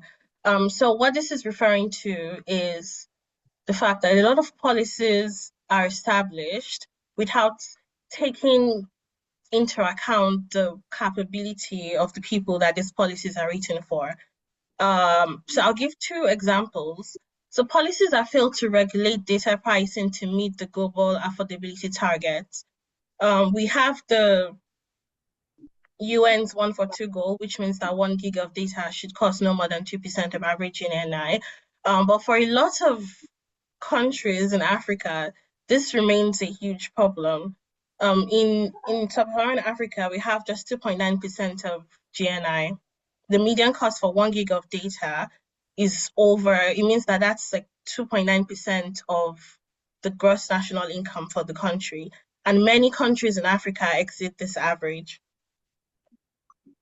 Another example I would give is that policies that subsidize infrastructure, or they often ignore the initial cost for the users. I think devices was mentioned in the in some of the with some of the speakers that spoke earlier. The cost of an entry-level smartphone is about over 60% of the monthly income for the poorest 20% of the population in Africa. And this is not just a gap in the market, it's a failure of policy and not considering economic inclusion. Another key barrier is a capacity and gender gap. And I've put them together because a lot of the times we don't think about how gender also impacts capacity. And this, I would say, is a core social exclusion driver. It removes certain people from being able to have access to digital services. So, and part of the reason why this happens is that a lot of policies are failed to create targeted interventions to close the digital divide, in particular. We have women who are 36% less likely than men to use the internet. And this is driven by a mix of different social norms. So you have societies where women are not even able to go to school. So imagine if they wouldn't even be allowed to use the internet or have access to digital devices. And there's also lower device ownership across with women, because women are more likely to earn less. So that also means that they are less likely to be able to afford these devices.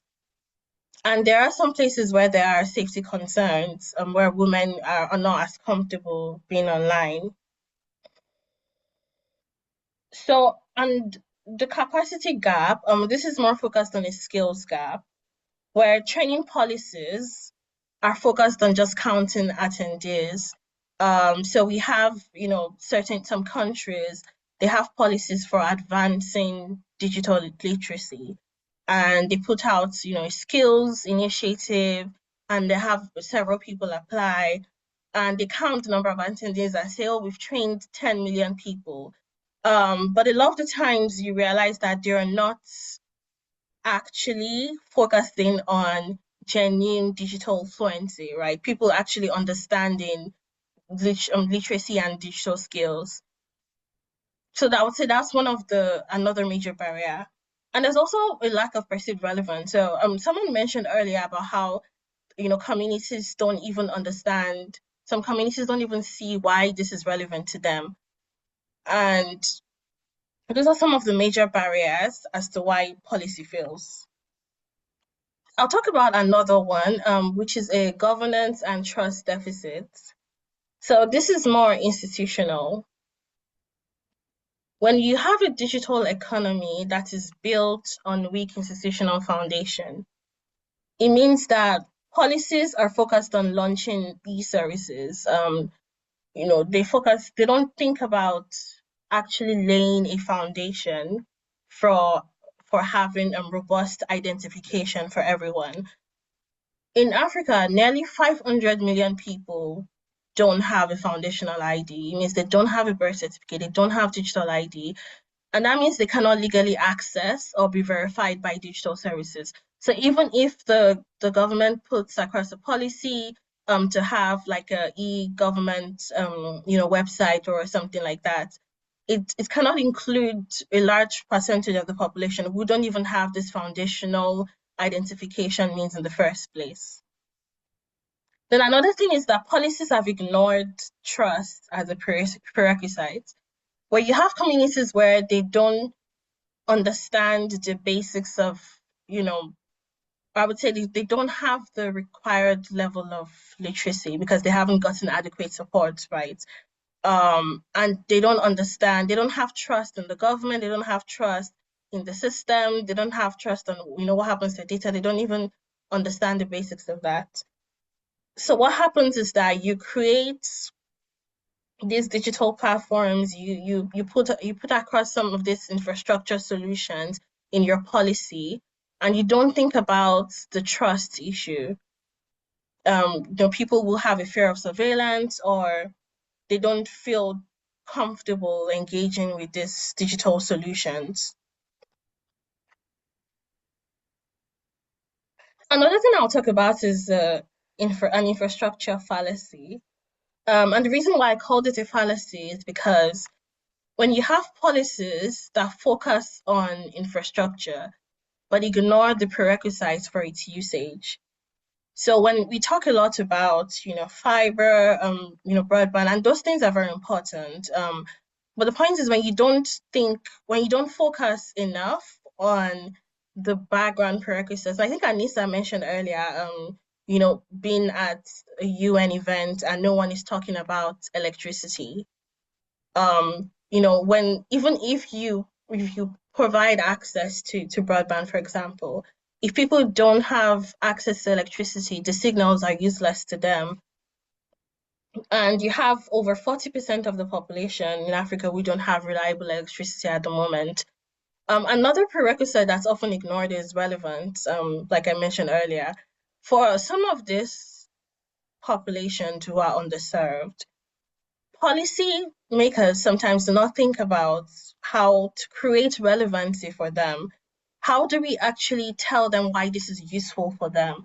For example, we're talking about AI earlier, right? You create an AI policy and talk about how you want to put AI in curriculums and teach people the basics of AI.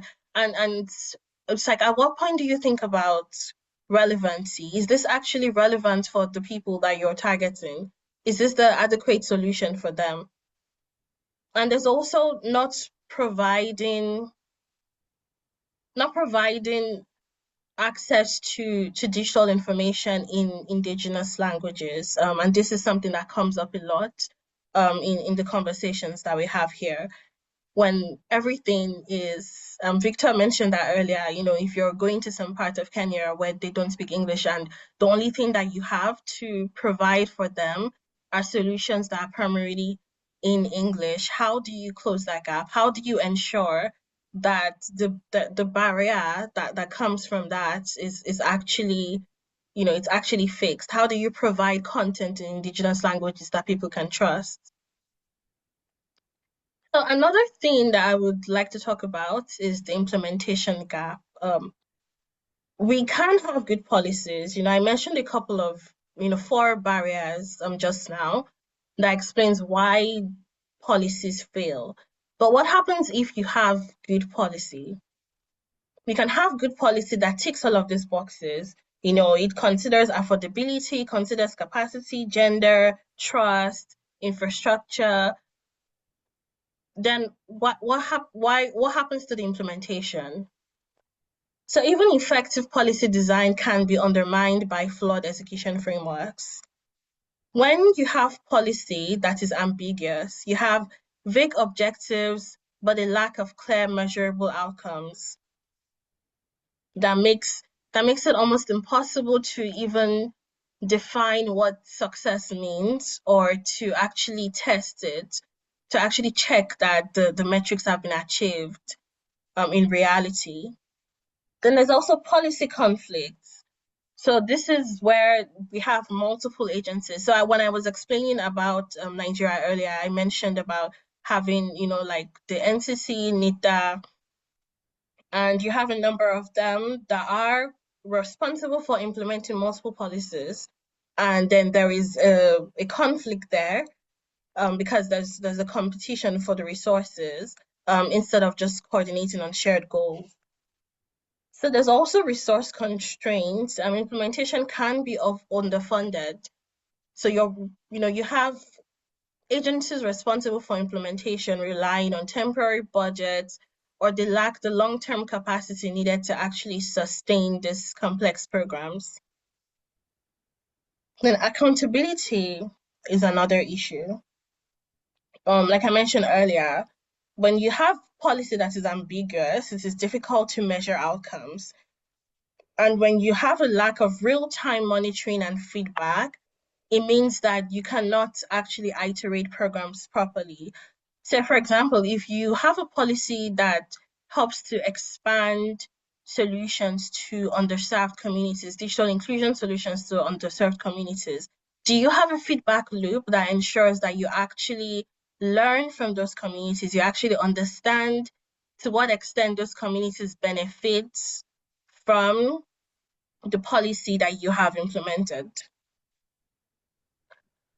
So after talking about, a lot of the issues that exist in policy design first and then policy implementation, we'll talk a bit about how you can pivot from making policy that's primarily focused on just the inputs to outcomes. So one of the things that you can do is, that we can do is to rethink policy design. We need to ensure that when we are creating policy, we're mandating outcomes, we're shifting metrics to focus not just on things that you can count. So when I say things you can count, I mean we're not focusing on usage, for example, but we're focusing on just access. So we're measuring, for example, fiber networks, training attendees, which are important, but it's also important to measure outcomes as well. To what extent are we impacting people? To what extent are we ensuring affordability? To what extent are we ensuring that when we do provide digital access to people, we create systems that actually enable them to use those solutions that we provided? And are we ensuring that we're creating targeted policy for gender gap reduction? Another thing that's quite important is to target the user. And this is something that is missing quite a lot, as I said earlier, in some of my critiques of how policy is currently designed. You're not thinking, or we're not thinking primarily about the user. The people that we say that these policies are actually for. So as an example, 51 out of 54 countries in Africa have universal service funds, which is specifically to target underserved areas.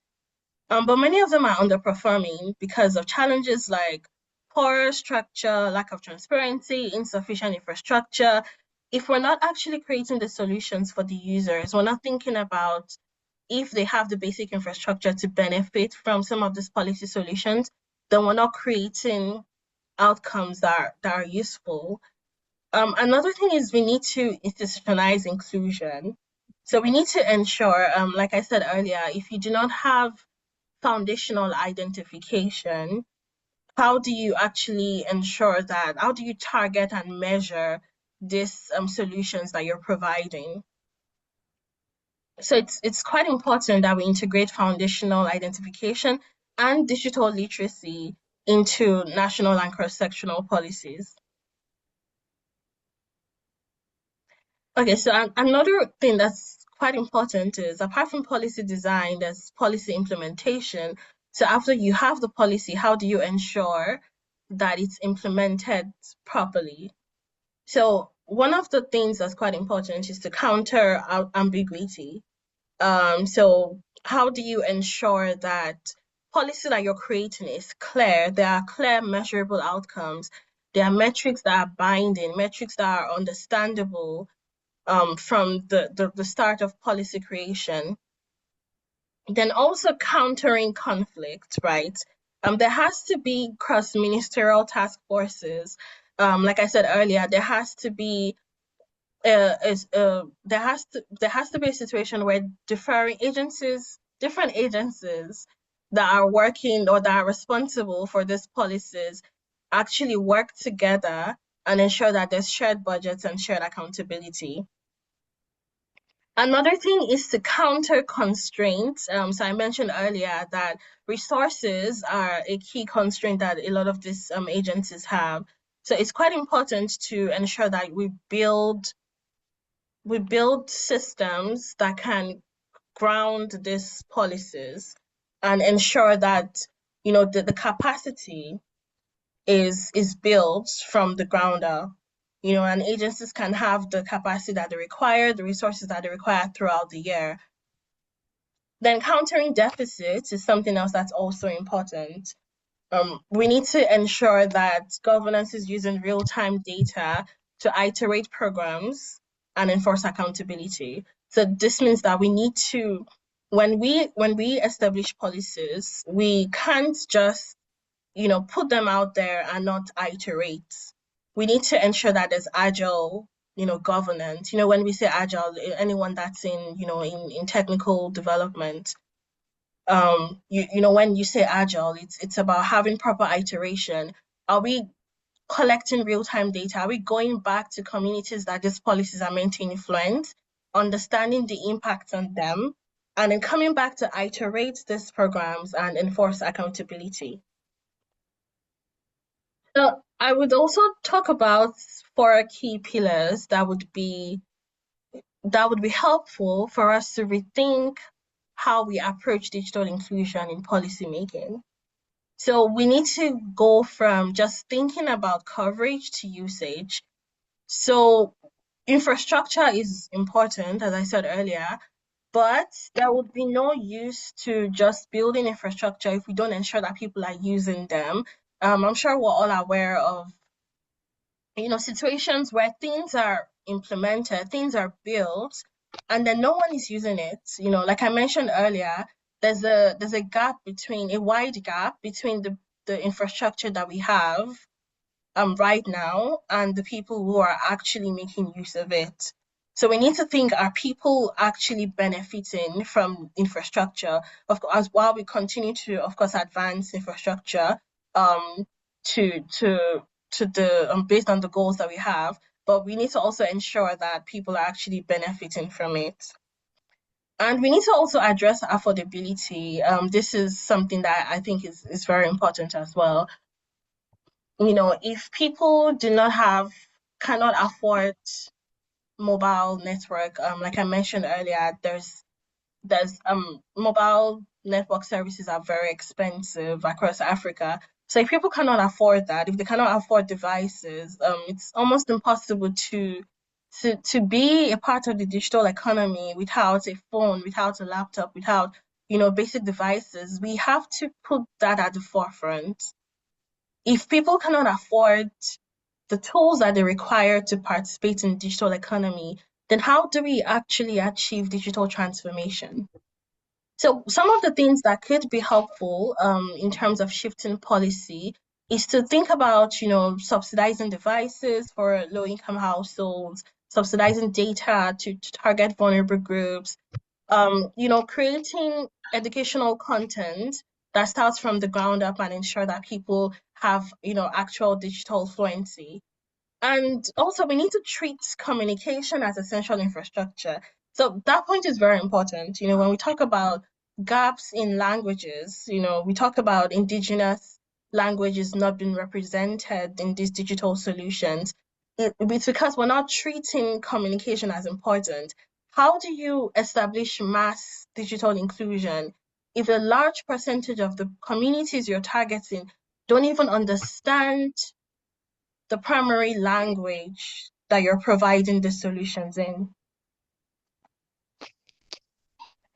Another thing, a second pillar is to move from universal access to equitable access. So, of course, universal access is important. We have to think about how do we ensure that there's access for everyone.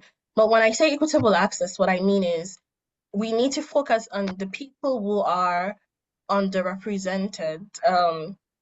When we talk about the gender gap, which is spoken about a lot, it means that we have, lots of people who are, who are women, who are mothers, who can help, educate the next generation, but don't have access to digital, don't have access to participate in digital economy.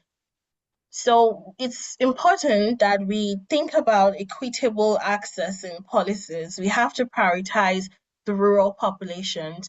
A lot of times when I look at policies, like the national AI strategy, for example, one of the biggest concerns that I have personally is that we're widening the digital divide. And I'm not saying that we shouldn't focus on on AI. We do need to ensure that we're participating in advanced technologies as well, but we have to do it in an Africa-centered way, right? We have to think about the people who are not included. When we were building or we're drafting policies that think about urban populations, policies that are thinking about, again, I would use Nigeria as an example, that are thinking about, the average middle class, upper middle class person in Lagos, who have access to all the devices, the internet, and understand the basics? Are we creating enough room for equitable access for the rural populations to ensure that we're not further widening the gap? Are we paying attention to, younger people? And, someone made an important point earlier as well. There is a gap when it comes to older people as well. Aged populations don't get as much representation when it comes to policy. And of course, people with disabilities, this is very, very important. They face very distinct barriers that we don't pay enough attention to when we're crafting these policies. So I spoke a little about the gender digital divide. Women, the data shows that women currently lack significantly in internet use. So it's important that we ensure that we're also creating policies that would allow them to be able to sort of catch up. So one thing that we can do that could help as a policy shifts, or some of the things we can do, is to actually have interventions that are targeted to marginalized groups. I was very happy to hear Victor say earlier about actually creating solutions or focusing on disabilities, people with disabilities, and ensuring that they are also included in these conversations. I think that's quite important, to actually target marginalized groups instead of just having these universal policies for everyone. Then, of course, teaching models have to be diverse. You have to reach people by all the different means possible. And a lot of people talk about radio, which is widely used, especially for people who don't have access to infrastructure, to internet infrastructure and other things. Then, of course, we have to have designs that are inclusive from the start, not as an afterthought, particularly for people who have very distinct needs, like people with disabilities. A third pillar for rethinking digital inclusion is to move from infrastructure to ecosystems. So what this means is that when you think about digital inclusion, you think about it as a complete ecosystem. It means that you're thinking about everything that is required in its entirety to ensure that people have access to digital services. So it's not just about, broadband as one thing. It's not just about providing just one piece of the puzzle, just, providing fiber towers and other things that are prioritized, which are important as well. But we need to think also from an ecosystem point of view. Like I said, there's a gap. There's an infrastructure fallacy, as I said. If you provide internet to people who cannot even afford any devices, don't even have access to electricity, then the signals are not going to be used, right? So what we need to do is we need to think about everything together: digital identity, then payment systems, then data exchange, local content, skills, ensuring that we're considering the entire ecosystem and providing solutions that are actually useful. So one we can do that could help is to map existing capacities before we import external expertise. So it means that when we think of it as an ecosystem, we're thinking about how do we ensure that what we have currently is being used to its maximum capacity, on top of expanding it, but how do we ensure that we're actually closing the usage gap as well? And how do we ensure that we're building on local innovations and platforms? This is something I think is very, very important. A lot of us, I've used Nigeria as an example a lot. This is not to over focus on one country, but a lot of these issues that I've mentioned with Nigeria expands across the entire continent. I've only mentioned them because that's the country that I come from. And one thing that a lot of us have noticed sometimes is sometimes we want to build something, a solution for the government to help advance policy, and then the expertise that we use for that comes from outside of Africa. And a lot of the times we think about, why are we not building on local innovations and platforms? Why are we not thinking about actually expanding and building on what we have before we start to reach outside in the guise of expanding and building? And also, we need to ensure that we're not having dependencies on too much external funding or expertise. You cannot building or crafting policies that are entirely dependent on external funding without thinking about how those agencies can also have, the agencies responsible for implementation can have the abilities to self-fund or fund it, within the government. External funding is good, but if you have, for example, now we had the USAID cuts recently, you cannot depend on external funding to fund your policy. This is the last pillar that I'll talk about, which is moving from a top-down approach to a test and learn approach. So this is, I've touched on this a little bit earlier, but what I mean when I say this is, when we create policies from the top downward, what we're doing is we're thinking about policies in a way that might even be self-serving to the government versus benefiting the people at the grassroots. How can we create policies that effectively move digital inclusion forward if we're creating or crafting those policies by thinking from the top and not from the bottom, right? That we shouldn't be crafting policies without thinking about the people who are the most underserved, the people who don't have access to electricity, who can afford devices, who are excluded either because of gender or your location, because they're in rural areas. So we need to ensure that we're actually testing and learning. We're crafting policies with the grassroots. We're thinking about what is actually necessary. We're testing it. We're iterating it. We're learning from it, and then we're rolling it out, right, in a way that is actually effective. That's actually creating impact, and not just ticking boxes and allowing us to be able to say, okay, these are the number of policies that we've crafted for advancing the digital economy. So another thing is, we need to have, I've touched on some of this, but we need to build feedback loops. We need to have public consultations. We need to create an avenue for citizens' voices to be included. We need to ensure that there's actually participatory governance in the real sense of the word. You cannot create policies for people that don't have a voice in the policies that you're crafting. Are you creating policies thinking about the person living in, rural Nigeria, for example? Are you actually thinking about what they need? Are their voices being heard? Are you thinking about how this is relevant to them? Or are you just thinking about how this would advance, national quotas?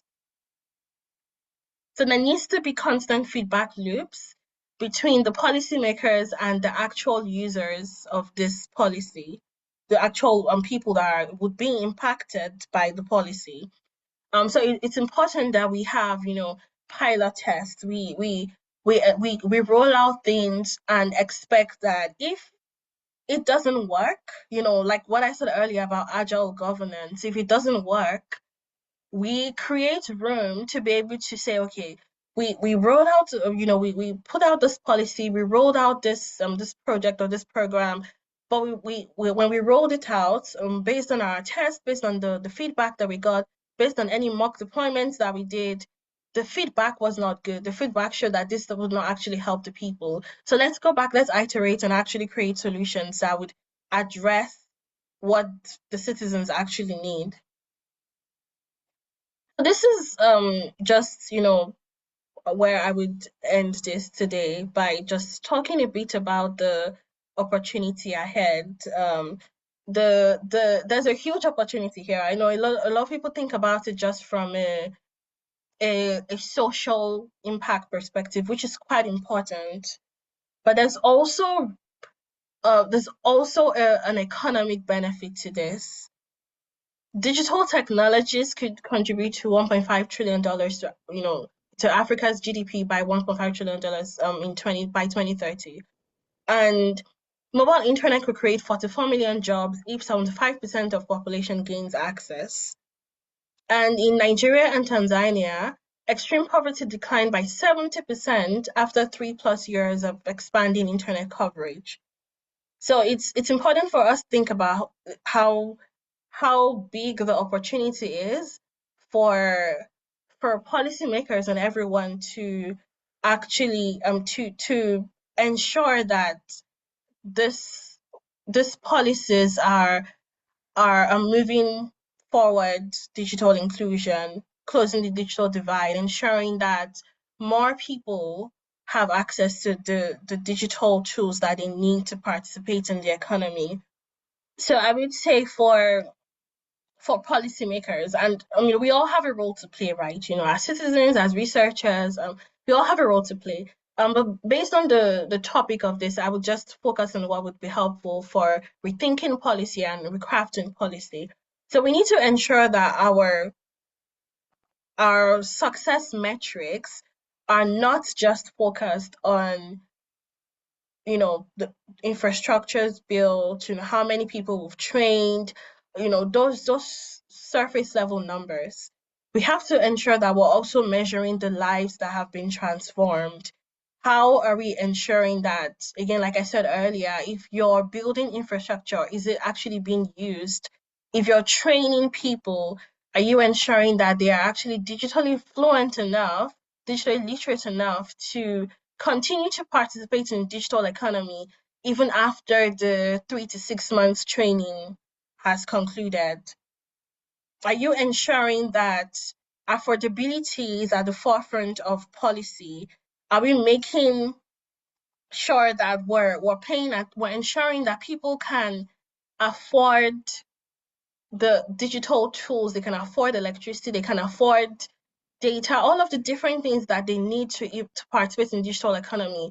It is nearly impossible to properly participate in digital economy without being able to afford all the things that you require to participate properly.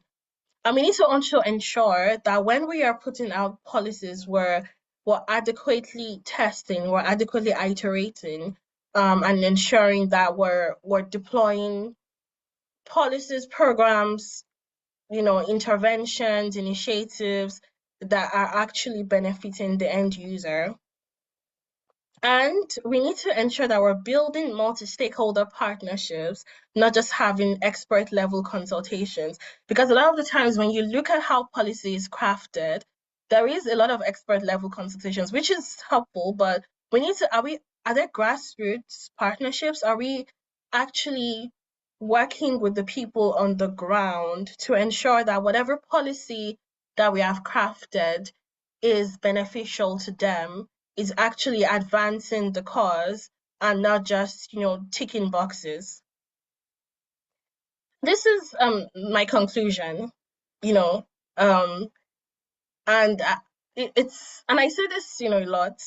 There are a lot of barriers that we have, but we do have a choice. We do have a choice as Africans, as the African continent, to ensure that every step that we make, every move that we're making going forward, every policy that we're crafting, even when we have events like this, all the programs and initiatives that we're doing is actually ensuring that the digital future belongs to everyone, not just a few. And that's why I spoke a lot about equitable access, ensuring that the people who are most excluded are also part of this conversation in advancing our digital future. So we have to rethink how we craft policies and how we turn them to impact, how we ensure that the policies that we craft are creating genuine impact for everyone, not just a few, and most especially the people who are most excluded at the moment. Thank you. Wow.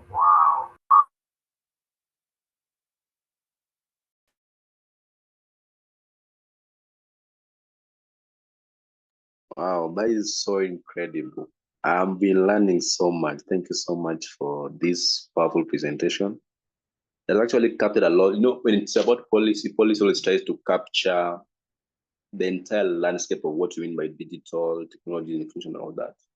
I love the way you presented it from the first to the last level. And I think for those who are having questions on the ground, I don't know if you just take time and respond to them in the chat box because time is really gone. And I'm just happy. Please, if able to just give some uploads or some reactions to find that for the powerful presentation, you can please go ahead and do that.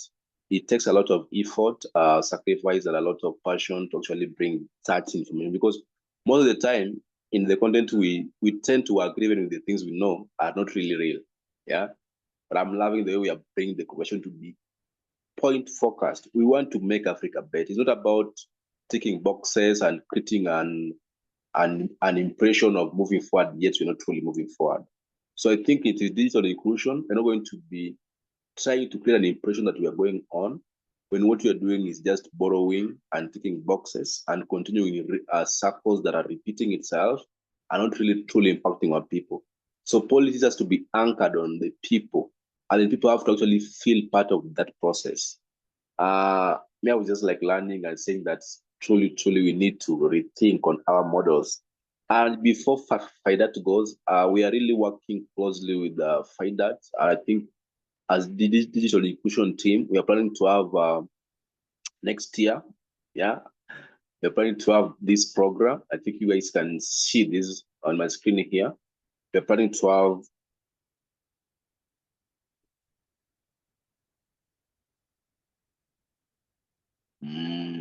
we're planning to have the digital inclusion policy clinics. Yeah, I think this will really, for those who are going to be joining these cohorts, they're going to be 3 cohorts next year, is going to build truthfully on what we need. Additional is going to focusing on AI. Yeah, digital inclusion policy clinic on AI.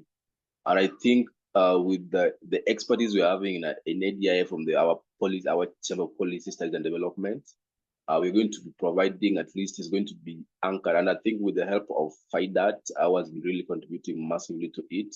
We're going to be building on the digital inclusion policy clinic on AI. We're going to be clinically doing a surgery for AI and then raising people are going to be able to model AI to what it needs to be policy-wise in the country. Because our what we consider digital inclusion policy in Africa is not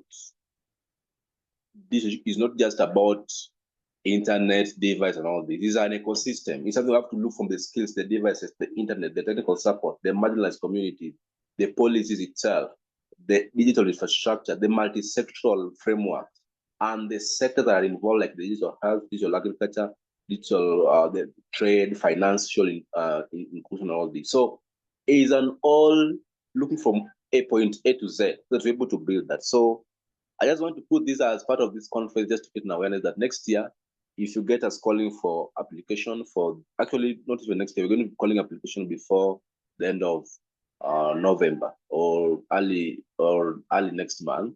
So keep keen to apply to be part of this cohort of digital inclusion policy clinic on AI. But what you've seen by that stress here is what we want to solve, is what we want to bring a picture on how we can actually tackle, because we don't want just to come and hear talk then go back. We want to come here, talk, and create a system of action that is going to be very, very practical and allow us to build something that is centered on what we have and where we are going. Otherwise, thank you so much for that. For the questions that are here, I just want to pick one to give a chance to respond. From there, I'll go to the next session.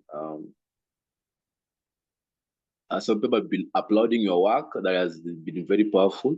Shakar is asking, okay, this was Shakar was asking how? Okay, the slide will be shared or local. Okay, I'm seeing that what support do we need from Western advocates for Global South digital inclusivity? What support? I think I don't know if you can respond to this. I don't want to respond. Go ahead. What support do you need from the Western advocates for Global South digital inclusivity? I mean, I would say that what I can say that we definitely need is co-creation, right? I think a lot of the times when Western advocates want to participate, sometimes they focus more on coming in externally, and I wouldn't say dictating, but providing solutions that are designed for other places to Africa, and that isn't always helpful.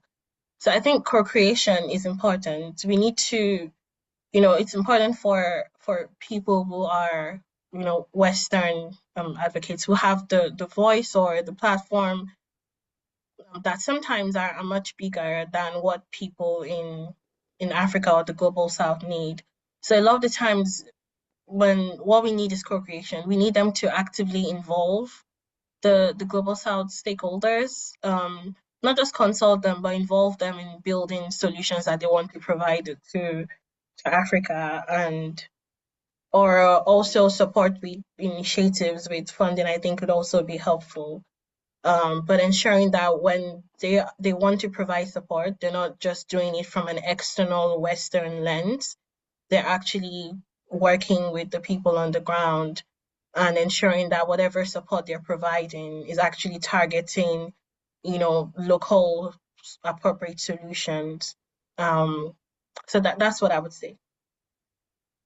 That is on point, actually. Yeah, because I think as much as we're building the continent, and that's why you are stressed earlier that we need to have a very kind of like self-fund frameworks for ourselves. Yeah, that need to be built on that. So thank you so much for insisting on that. And I think as we go to, we are going to a place where digital issues in Africa solely cannot be funded from external. That should be something that people understand to be part of its process and actually develop it. So thank you so much. As we're going to be answering those questions as we continue.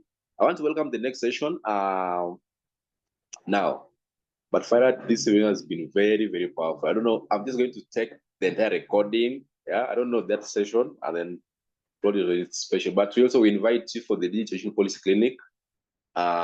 It's going to be a very powerful way of looking at AI. Because AI is, people are very passionate about AI. Everybody is now an AI kind of expert in the continent. But we're at application level. We have to look at it from a digital perspective. How does it relate to the continent? That will truly speak for us. So thank you so much for that powerful presentation. If you have, in case you have any question, we're going to, before the slides, I think we're going to be sharing it soon. Yeah, for those who want to go to the slides, we're going to be sharing it. And thank you for sharing your LinkedIn profile. Please go ahead and connect with FIDAT and LinkedIn. Yeah. The next presentation is going to be very, very important again, because we are building equity, we are building inclusion, we are building a pathway for Africa, and we're also building a sequence of true impact. And I know that we're not going to really build this impact if we're just going to be sitting somewhere waiting for things to just be there. So we're going to be welcoming Mr. Twahir Hussein Kasim from Kenya. Sepol Sean, I don't know, is not going to be joining us for now. I think he's going to be Praveen, because I understand that Praveen was present on the first session. And we have Patrick Ocord, who's also here with us. So just want us to get to know that we are going to be having another discussion, and some speakers are going to be doing their presentation. So I want to welcome our speakers officially. And I want to begin with Mr. Twahir. Are you there? Yes, I am. Good afternoon. Can you hear me? We can get you clearly, sir. Please go ahead. Just get to introduce yourself, get to know you better. Your work and your work. Yeah, please go ahead. Okay. Good afternoon. In Kenya, it's now 2:15. I guess we are running late because we were supposed to have started at 1:20 Kenya time. So I actually run an organization called Dunia Moja. Dunia Moja is a Swahili word. Dunia actually translates to world. Moja translates to one. So Dunia Moja simply means one world. So the thinking around Dunia Moja Community Network is actually to connect the less fortunate, the unconnected as a persons in the global south. Mostly as we work in rural Kenya, specifically an area called Kilifi County. I think that should do for the intro, Victor. Thank you so much. Let me also welcome Mr. Praveen. Please go ahead and introduce yourself. Praveen, go ahead. Hi, good afternoon. How is everyone doing? And thank you for the opportunity, Victor, to be part of this session. I come from a governance, ethics, anti-corruption background. Got into the AI technology space last year when I started having an interest in it. And yeah, I think we met via the summer school, Victor, and I'm grateful to be in the space. But I think my contribution will be essentially how does this technology overlay my 20 years of experience in the ethics, governance, and anti-corruption space, and of course, tying this into the challenges on this continent in terms of the digital divide. Thanks. Thank you so much for joining us from South Africa. I also want to welcome Mr. Patrick Okot. You're welcome, Doc. You're welcome, sir. Thank you so much, Victor. Good afternoon, everyone. My name is Patrick Okot from Gulu, Uganda. I work as a lecturer at Gulu University. I am a researcher. Yeah, a data scientist, a digital inclusion and equity advocate, a digital health innovator, and I'm also one of the board members of ADIA. Thank you so much, Victor, for having me in this conference. I will share about digital inclusion from a Ugandan perspective. Thank you. Okay. Thank you so much. Thank you. I truly appreciate your presence, and it's really an honor to have you. I want to begin with Mr. Kassim. Yeah, just have to go ahead. I don't know if you have your presentation. Yeah. Yes, I do. You'll need to give me access. Go ahead.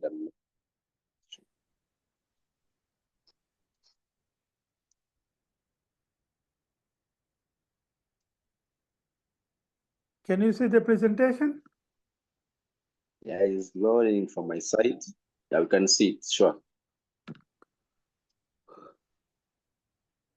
I just need to confirm if everyone can see it before I start off. Yeah, I can see it from my end. I can see this. Okay. So, as a given the topic that we have on hand, I'm going to take you through the Dunia Moja model for inclusive digital transformation.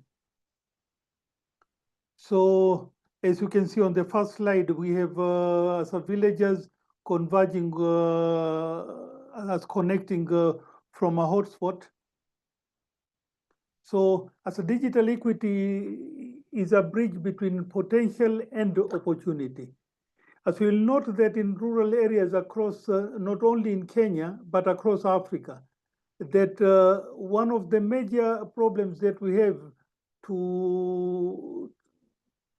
as a barriers to education and innovation is lack of connectivity. So the digital as a divide actually brings in a lot of problems that should we be able to solve this problem, then we would advance, especially in education. So who are we as Dunia Moja Community Network? First of all, we are community driven. It's a grassroots network based in Kilifi County, Kenya, built by the community itself. Our main focus is actually on education and the community. We connect schools. As we connect the schools, we actually empower the teachers, because as what we notice is that should you just connect a school to the internet, but the teachers are not empowered to be able to use the digital connectivity for the benefit of their learners, then the internet will just be there for them to use for Facebook and WhatsApp and just for as a leisure. So apart from us connecting the schools, we actually do some training, what we call as a digital readiness for educators. And then we also, as I have training for the youth and women, so that they can be able to use as a digital as a tool for their as a day-to-day as a working. And as a capacity building in things like what do you call actually cyber security, whereby as in Kenya and in Africa, I believe we've seen a lot of scammings as a through online as a means. So as Dunia Moja, our motto is connecting the village to the globe. So most of the schools in Kenya, especially in Kilifi, will not, as we noted that most of the schools, public schools, are actually located as within villages. So should the school in the village be connected, then it means the village gets connected. And once the village is connected, then it gets connected to the globe. So all the resources within the global internet would be available to the community. So at Dunia Moja, we have a 3-point strategy, whereby we look at connectivity. How would we be able to connect the village or the school? So once we connect, then we look for ways for them to have devices. Luckily in Kenya, prior to 2017, when we had elections, the government provided tablets and laptops to most of the public primary schools. So the issue of devices, in most cases, was covered by the government. Then we look at the digital skills, so that the devices are already there, plus the connectivity. So what would be missing is the digital skills. So we empower the teachers, we empower the youth in digital skills, so that they can be able to use the connectivity in a positive manner.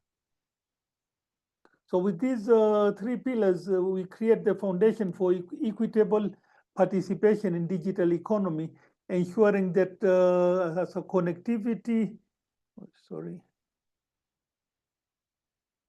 ensuring that connectivity translates to real opportunity and sustainable growth.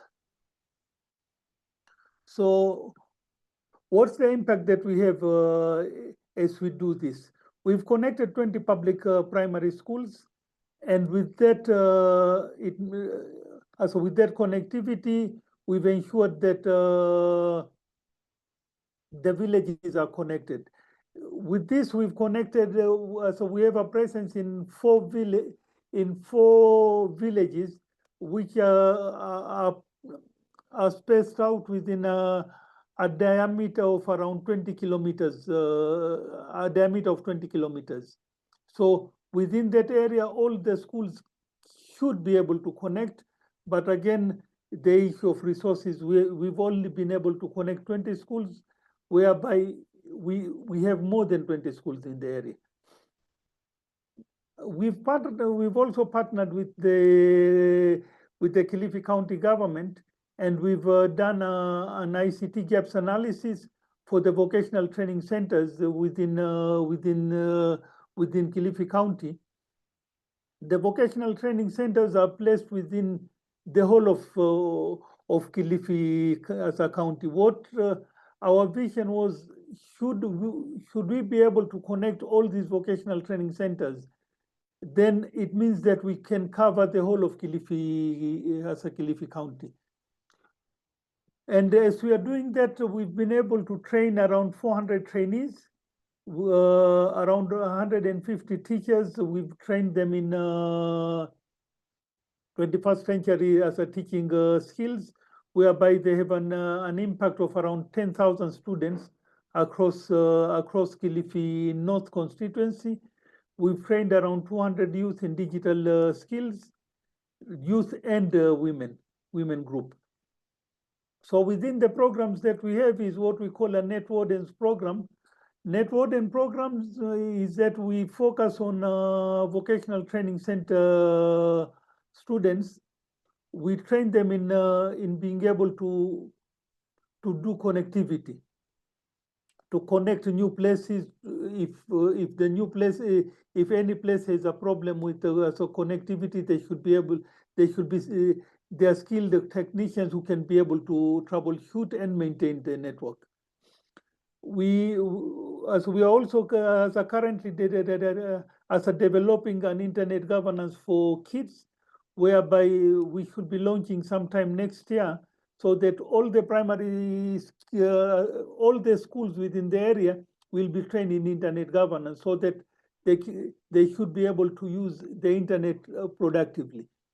Within this program, our main focus first was a school for the deaf, which is called Kibarani School for the Deaf, and there is Kibarani Boarding and Day School, which hosts visually impaired students. These form 2 from the 20 public schools that we've connected. Within these schools, we've also developed, we've also actually started computer clubs, whereby we teach, we train as a kids in coding, and of course, as a teacher empowerment program, to be able to, as a whatever as a programs we run, then the teachers, as a teachers, will be able to run with them. So as we do this, sustainability is the key to whatever we do. So what we've realized is that in the community settings, cash is not really available. So we've partnered with the two other organizations, one called Grassroots Economics, and another one Inethi from South Africa, and we are developing a digital currency whereby people will be able to exchange their services with internet connectivity, either the services or resources that they have. Then we are partnering with Pwani University to be able to create network devices which are are made from locally available resources. Then, as we discussed earlier on, the VTC students will be the ones who are charged with being able to deploy the network and maintain the network. So this way, what we are looking at is to reduce the need for cash, exchanging of cash, which is not really available within the local community. So partnerships will multiply the productivity. So we've talked about universities, the Pwani University. We've talked about the Vocational Training Center. We've also talked about the Kilifi County government, and we're also working with faith as a community-based organizations, whereby the youth within as a communities partnering with the vocational training centers will be able to maintain and grow the network. As the network grows, then we'll be able to connect more people to the internet. So voices of change. Actually, some of the voices that we've heard from people we've connected is a student in one of the connected schools is now happy that they do not have to walk long areas now to be able to access internet. They can be able to, with the internet being available within the area, they don't need to walk to Kilifi or any other town center to access the internet to do their researches or any other work.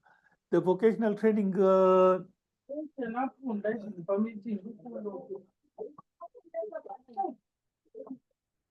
yes, okay. The vocational training center, the instructors are happy that their students now, as they continue studying, they can be able to earn some living from the skills they've earned. A teacher at Kibarani School for the Deaf is happy now that initially they could not take their students for field trips for two main reasons. One is that the kids have some incapabilities, plus they are from very poor families.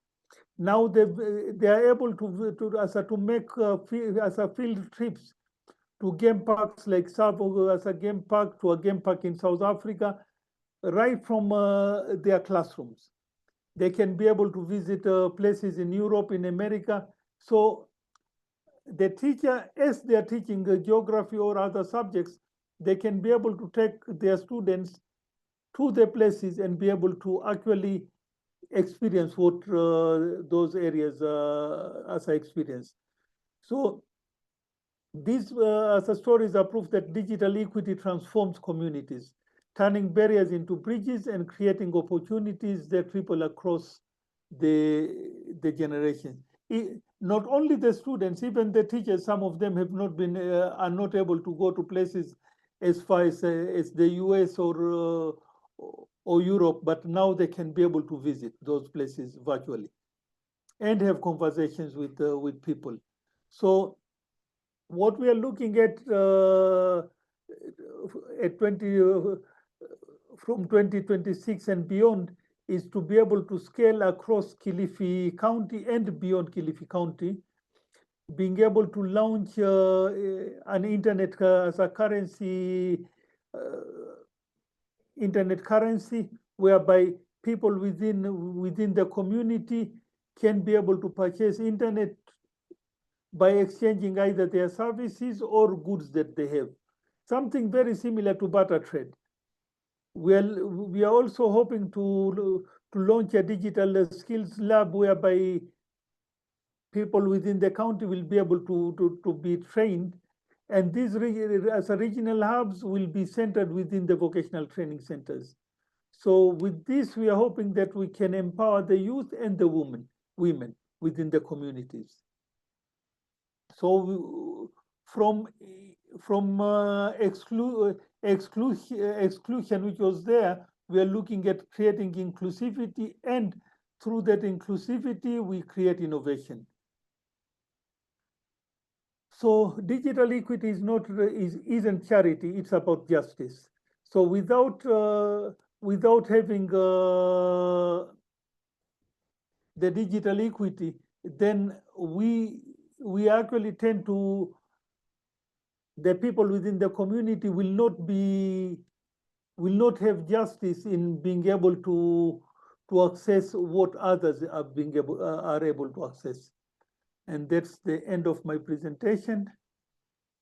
Wow. I shall share this presentation with Victor so that he can share it with all attendees. Yeah, If there are thank you any so questions, much. I'll be able to answer them. Thank you. Thank you. I think you painted for us a picture of what a connected community needs to be like. I think with this theme that we are having, it has given us a picture of what a connected community truly must be like. Because we cannot say we're going to connect the entire Africa if our community are not connected. And how can our community be connected? It's only going to be when we're able to put in place the current existing institutions that need to be integrated together that can truly align. Because as you attended digital equity, is measured based on the level to which it transforms the lives that we're having in our communities.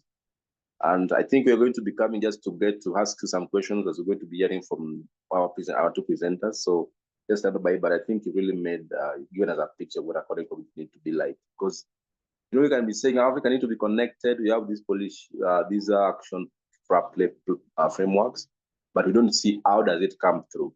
So for those who are in different communities, don't think that Africa, for it to connect, that Kenya has to do something different from Uganda. No, it has to start from where you are. What are the existing institutions? How do we connect them to work in a united framework? I think that will be truly a way of connecting, because the idea is that we connect the communities and the globe will connect. Yeah, Dunia Moja community network. It is very impossible to connect the entire globe if our community is not connected. Also, even the entire continent, the community is not disconnected. Thank you so much for powerfully bringing for us to a clear something that has been done, that is on motion. Yeah, actually, this is practical enough to see us what a connected community will look like. I think you're going to be still sharing this more to just get to know how can we advance it further, because this now you are talking from an experience perspective, not just from a conceptual kind of the way we are. Me, sometimes I can just talk. You've been doing that in a Kilifi country. So thank you so much. And the way I say that as Africa Digital Regional Alliance, we actually try to promote different programs that are really remarkably pushing the work of connected communities like now, the Dunia Moja Community Network. And if you feel you're able to be part of their progress by supporting all their work, please do take time to reach out to them. Yeah, like now, Troy is here. He's doing a really, really incredible work in Kilifi. He's a rural county in Kenya, actually. And now I'm a Kenyan. I now know the place or the region very well. Otherwise, I want to welcome Mr. Praveen, who was our second presenter. I don't know if you have a paper presentation or you just wanted to have an oral presentation, because you know in AI ethics and matters to do with transparency and kind of so just go ahead. Yeah, may I share, Peter? Okay, thank you. I think after the panelists are going to be finishing their presentation, we're going to just have a few ways of just asking one or two questions, and from there, we're going to be crowding off. It is really rolling. I don't know Can you if see my presentation? Yeah, but not yet. Still coming up. Is it still coming up? Okay, can see it very well. You can now. Okay, fantastic. All right, thank you. I just and thank you for the opportunity again. As I said, my background is significant because I think one of the other speakers alluded to the fact that it's about who's at the table when you're having these conversations, and I think the multi-stakeholder approach is so important. I retired a few years ago, and I still think I'm very relevant in this space, despite the fact that I don't come from a tech background. But having heard the last few presentations, it's making a lot of sense in terms of this multi-stakeholder sort of engagement. And obviously the actual impact is from the last presentation was very impressive. So I'm not going to play in that space. However, and to be fair, since last year I've been studying AI ethics, AI safety, AI governance. So it's a kind of a suite that defaults to my core, which is anti-corruption, governance, and ethics, which I've been practicing for almost 20 years. But I think in the context of this presentation, I appreciate that the continent has a lot of challenge. So too, there's other developmental states in terms of the lack of infrastructure and lack of accessibility. So for me, inclusion means being an enabler. And I think I'm always humbled, and that's why I'm inspired. I call myself a romantic optimist because despite the fact that I retired a few years ago, I am really being inspired by young people around me, and most of them from the continent, not just South Africa where I live. So I think gives much hope. The presentations that I heard were very inspirational and in the right direction.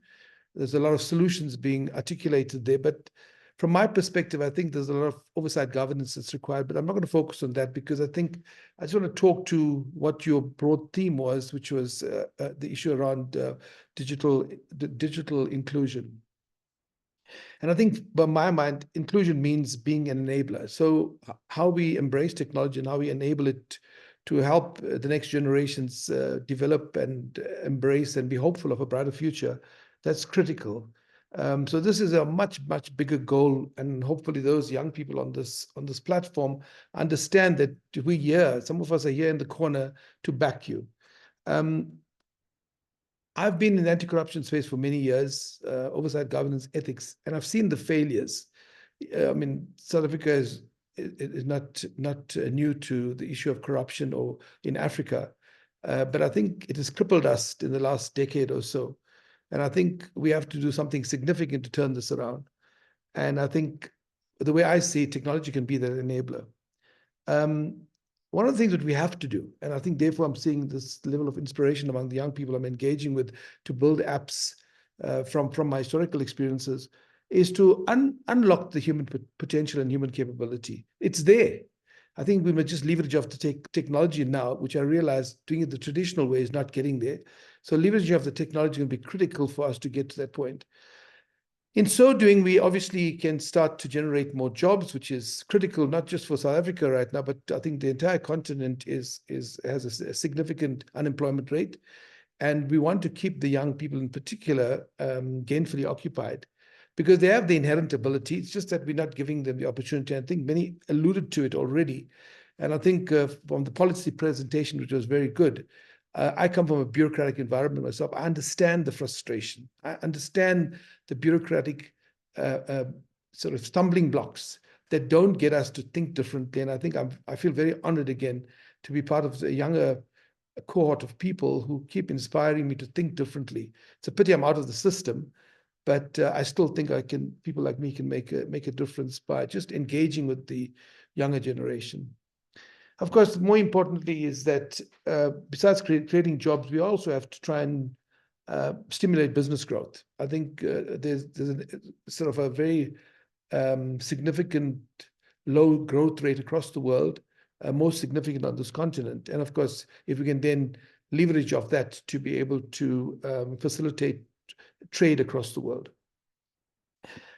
So I think, just to frame it, Africa's digital framework in future will not be defined by how many people we get connected. I know some of the colleagues will disagree, but I think it doesn't have to be our start and end point. What I do think is that our digital future should be defined by how many people become empowered to become creative, to realize their God-given gifts, to become innovative, and of course, ultimately to prosper. I think I've just looked at some statistics, and I think one of the presenters also alluded to the statistics, that 60% of this continent's population is below the age of 25. That's a bit scary. What do they do if we don't give this sense of hope? And therefore, as I said, I'm an optimist in many ways, I think, and having been through the system, understand the roadblocks, understand the limitations, just to be able to give the younger generation some level of hope that they do have a few people in the corner that I'm happy to back them and support them if they just get to their God-given gift of acknowledging their intelligence and acknowledging their passions. Of course, they've got to do all of this within the framework of fair, transparent, and being inclusive. I think I just want to focus on that, because if I think about my own interest as of last year, having done the AI summer school in ethics, and then then in AI safety, and then more recently in AI governance, I think fairness and data rights are critical for us to keep reminding ourselves of how important that is, and where the global north plays a totally different game. And I think that's what I'm going to allude to in terms of sovereignty in a short while. So citizens must have agency. There's no doubt about it. I think we need to take back control. And I'll give an example at the end of my presentation of what's happening in North America, what I would call the seat of this techno-colonialism, that there's pushback from the indigenous people. And I think there's a nice example for us to take from there for this continent. So citizens have to take back agency and have access to some sort of safety switch if everything goes wrong. And it's probably on the cards. I'm not being too pessimistic regarding that, but I think the more tech indabas, conferences, webinars I listen to, there's a level of fear that's instilled in me as well. And they need to be conscious of how their data is being used, shared, monetized, And if they're not getting rewarded, why not? And to ensure that there's that level of trust and accountability across the entire spectrum, digital spectrum, we have to take ownership of this in some way. And then, of course, more importantly, the policy that we alluded to earlier must be co-created. I agree with that fully, and I'll have a slide shortly about that as well. So I think I'll talk about the challenges shortly, but just as an introduction, just to frame this in a way that makes people understand that it's a concern for me, who's not from a tech background, but I can see where it is going, having had this experience with state capture in South Africa, where we didn't address some of the critical issues that got us to this point. So policies that must be co-created with communities to reflect diverse voices and lived realities. And I think often we've seen this with big businesses, senior executives at business level, C-suite executives, as well as senior government officials, both bureaucrats as well as politicians, who are completely removed from the realities on the ground. And that's a big concern. So people have, and it was alluded to already, have different lived realities, and we need to take cognizance of those interesting stories. And I think that, for me, has to be infused into what we call a universal set of values, which we've ignored these African values to a large extent. And these things not be imposed by what is deemed a global north set of values. And that's how this techno-colonialism is infiltrating us without us realizing it. But I think some of you are already aware of what I'm referring to. And then, of course, we got to govern better. The other day, I was on a webinar for the IOD's King 5. Those of you not familiar, but it's a guideline in terms of how we should govern our institutions better for private and public sector institutions. And they missed a critical part, and that is AI governance, because AI governance is not ICT governance. And I think I've written to them explaining my concerns. And it's, again, I'm not speaking as an expert, just as what I call myself a little bit of an academic now, having gone through this, just understanding where the gaps are and hopefully alert them that they haven't taken cognizance of the AI governance, because AI is influencing decision-making at the C-suite level, at the highest level of governments across this continent. But we don't understand that there's a whole lot of background that needs to feed into the way this governance needs to be managed within this new technology space, as opposed to historically the way we manage governance as an ICT component. So I think responsible digital economies will depend on clear standards, accountability, which for me, I underline that every single time, across the entire spectrum, mechanism and cross-sector collaboration, which was alluded to, which I'm a big fan of. And I think it's also cross-generational. And therefore, I'm very keen to present my own views, because I come from a different generation. And I'm definitely not as sharp as some of the younger people, but I can bring some value to the table, which I know now I can. And of course, between governments, industries, civil society, labor movements, and who are the historical, and I can pinpoint those historical pain points. And I think that you can't take away, because with my 20-odd years experience of all those pain points, including, unfortunately, the unions, some of the pain points were created by some of the unions. So when we talk about this accountability, what I call an accountability matrix, it has to take cognizance of the entire value chain. And it's important that we do that. But I think I'll just, if you don't mind, focus on some of the challenges. I just want to talk quickly about the challenges that we face. It was alluded to already. And I think we're all aware that the global digital ecosystem is at a serious crossroad. And I'm looking at it from a different perspective, just new to the space as of a year now. But in Africa in particular, to talk to your theme, there's a huge infrastructure deficit. There's capacity and skills gaps. But when I see skills gaps, if I can be proud to say that the people that I'm engaging with as we speak are all from the continent, and together we're building some very interesting things, including a mentorship platform to scale it for across this continent. And then the other is we're building a GovTech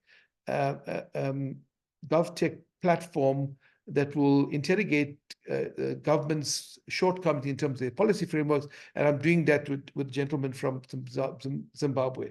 Incidentally, the mentorship platform is it's already been built by a team headed by a gentleman from Kenya. So the talent is here.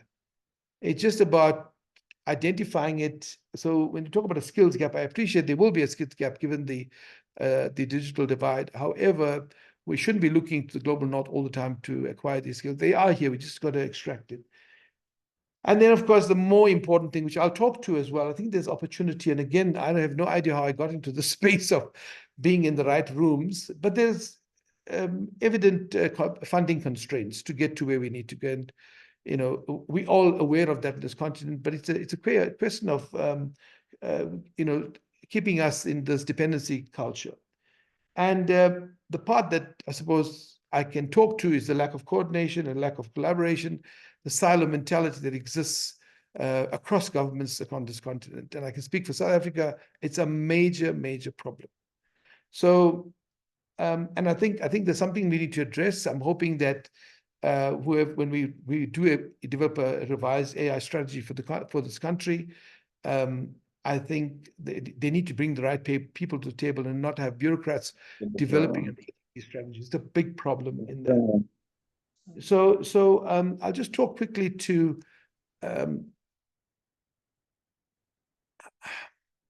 so some of the major complications, right? And I've probably alluded to it. There's no practice political leadership guiding the digital inclusion ambition.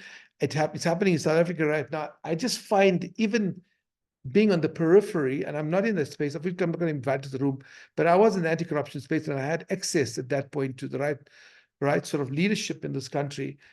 We've been relegated to a different way of thinking again. Since I think personally, and I'm happy to say this on this platform, it's about political survival, not about the future of this continent. It's a big, big concern.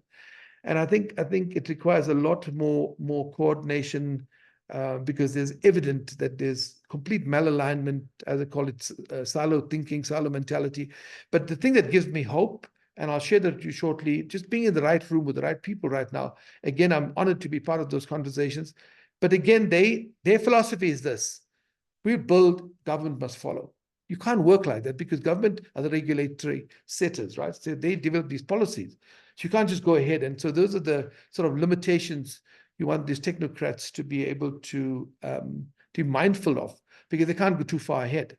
Whereas in the US, they've just gone ahead without the consideration of the regulators following, and sometimes with the level of irrelevance. So whatever momentum we want to put through now requires greater levels of coordination and what I call stretch collaboration. And we definitely don't need more regulations and more frameworks. There's enough of them out there.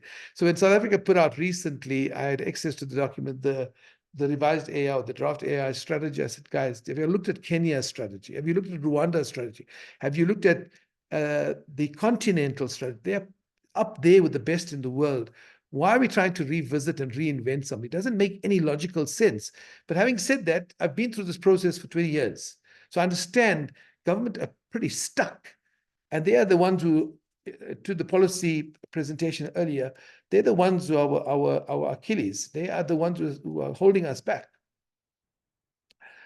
So I always say this, and I feel very honored. Thank Victor again for inviting me, but it's about having a seat at this table to have these conversations, but not in a destructive way, in a constructive way, with the intention to say, given your own worldview, your own life experiences, what do you bring to the table? Because the fact is, if you have a group of techies sitting in a room together, they're not going to see the things that some of us would see having been outside of the tech space. The same would apply to HR, the same would apply to finance. You need that alternate view. And I think, therefore, I would say, irrespective of your background, claim a seat at the table if you are well-intended. So I just want to talk to two important things. I think we have to support innovation, right? Of course, access is paramount. And the danger and where the space I'm playing in, or the part that interests me, oversight governance, AI oversight governance, ethics, and safety, the part that really concerns me is that the technology should be advanced, but without amplifying any additional form of bias and inequity. We need to be absolutely sensitive to that. And remember, no tech can fix the bias. It's inherently human. So how do we address that way before? And I think that's where, to my point is that with my background, I come to the table with that level of contribution when we have a conversation like this. And I think it will require a whole new way of thinking. And some of you in the tech space, you're probably already in the space of what I call ethical design and transparent data use. And therefore, I'm now more fascinated recently. I've been reading a lot about data sovereignty, and I've been attending to a few conferences. I've actually did 2 conferences, and one of them I'm going to share some thinking around that. But some of these words that are coming out, all new to me, so forgive me. It's called HNDL. Harvest now, decrypt later. It like blows my mind that people are prepared to take a risk. That means they will do what they need to do, irrespective of the consequence. And it's called, the word they use is silent harvesting. It's happening in our midst, right? And the big tech companies are doing this. And now we need to try and reclaim that through what I've heard in these 2 conferences I've attended on data sovereignty. I like what they're saying. Maybe it's a parallel approach because we obviously don't have the technology, we don't have the digital capacity to be able to do our own thing yet, but we've got to be mindful of what we should be doing in parallel to what's out there already. And what I remember, just to remember the concept they used, they said it's silent harvesting is like harvesting on steroids, and we're not aware of it, right? Because it's silent. And I think, and again, I'm speaking to tech people here, so just forgive me, but I think the issue around when I hear about AI, which I'm just about consumed with, and then this issue of quantum computing, which is going to be layered over and above that, and how do we reclaim the sovereignty in that new escalating space? It's already making it difficult for us, right? So they even accusing the Silicon Valley of what they're calling, they're actually creating a quantum threat for us as we speak.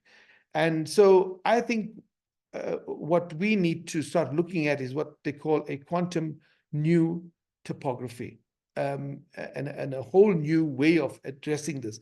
But again, I appreciate that where we are in terms of just getting the basic infrastructure, that's probably not on the horizon for us yet, but we should be thinking about it.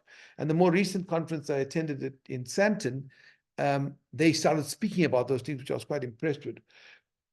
And I think we would need to definitely embrace some sort of unified new architecture for the continent, and a digital ecosystem that we should start to co-own in some way. Again, it's far down the line, but I think it's things that we should be talking about. And obviously, those VCs who want to invest in this continent, those are conversations, and even policy makers, those are conversations we need to ask them to put on the table as well. So I do see ourselves at the early stages. Again, maybe some of you are way beyond that because you have your own feed in that. But there's some signs of hope for me. I'm not sure it was alluded to the previous presentations, Victor, but there's some really good initiatives already happening, right? And I think significant is that the Africa Connect initiative, and I'll just talk about 2 or 3, which again is talking to the theme you have. It's about digital inclusion, economic recovery. I'm just looking at the broad ideas around it. And I think I'm a big fan of digital literacy as well. I think we underestimate the level of illiteracy in the digital space. And the more that I'm delving into it, I realize there's such a big gap there. And of course, the benefits in terms of improved financial services as well as health services, we know those are all in the right. And I think somebody had made reference to M-Pesa already. But I think there's a lot of good that comes out of the technology, but at the same time, and all of us are recipients of it, but at the same time, as I said, the space I'm operating in is just focusing on the potential risks. The other initiative I came across was Paradigm, and there again, I like, and on this content, rather than some of you may be aware of it, forgive me if I'm repeating from earlier presentations, but this initiative aims to inspire and empower individuals, communities, and organizations across the country to bridge the gap in digital access to and opportunities, turning digital inclusion into a revolutionary force for positive change. I think that is where I think, therefore I frame my presentation that I think this gives us a lot of hope. There are these initiatives. How do we plug into these initiatives? And therefore, I'll give you some, hopefully, some takeaways where there's some really good initiatives happening at the moment. And as I said, I'm very honored to be part of some of the conversations, not necessarily directly involved, but it gives us a level of hope. Of course, you may be aware of this one, Vodacom and Safaricom.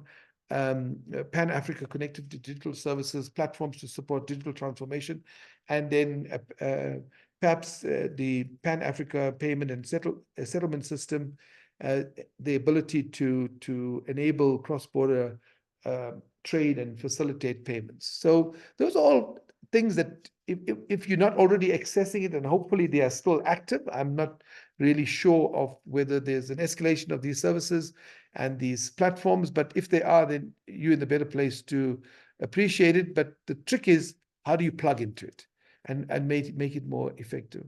So this is, as I said, this is my own interest area, but I think I'll, Victor, with permission, I'll just talk about some of the things that I think are really, really important, and it just happened recently. I know there's Africa Tech taking place in the Cape Town at the moment, but I was privileged to attend the Solcon Capital Conference, and again, completely out of my depth.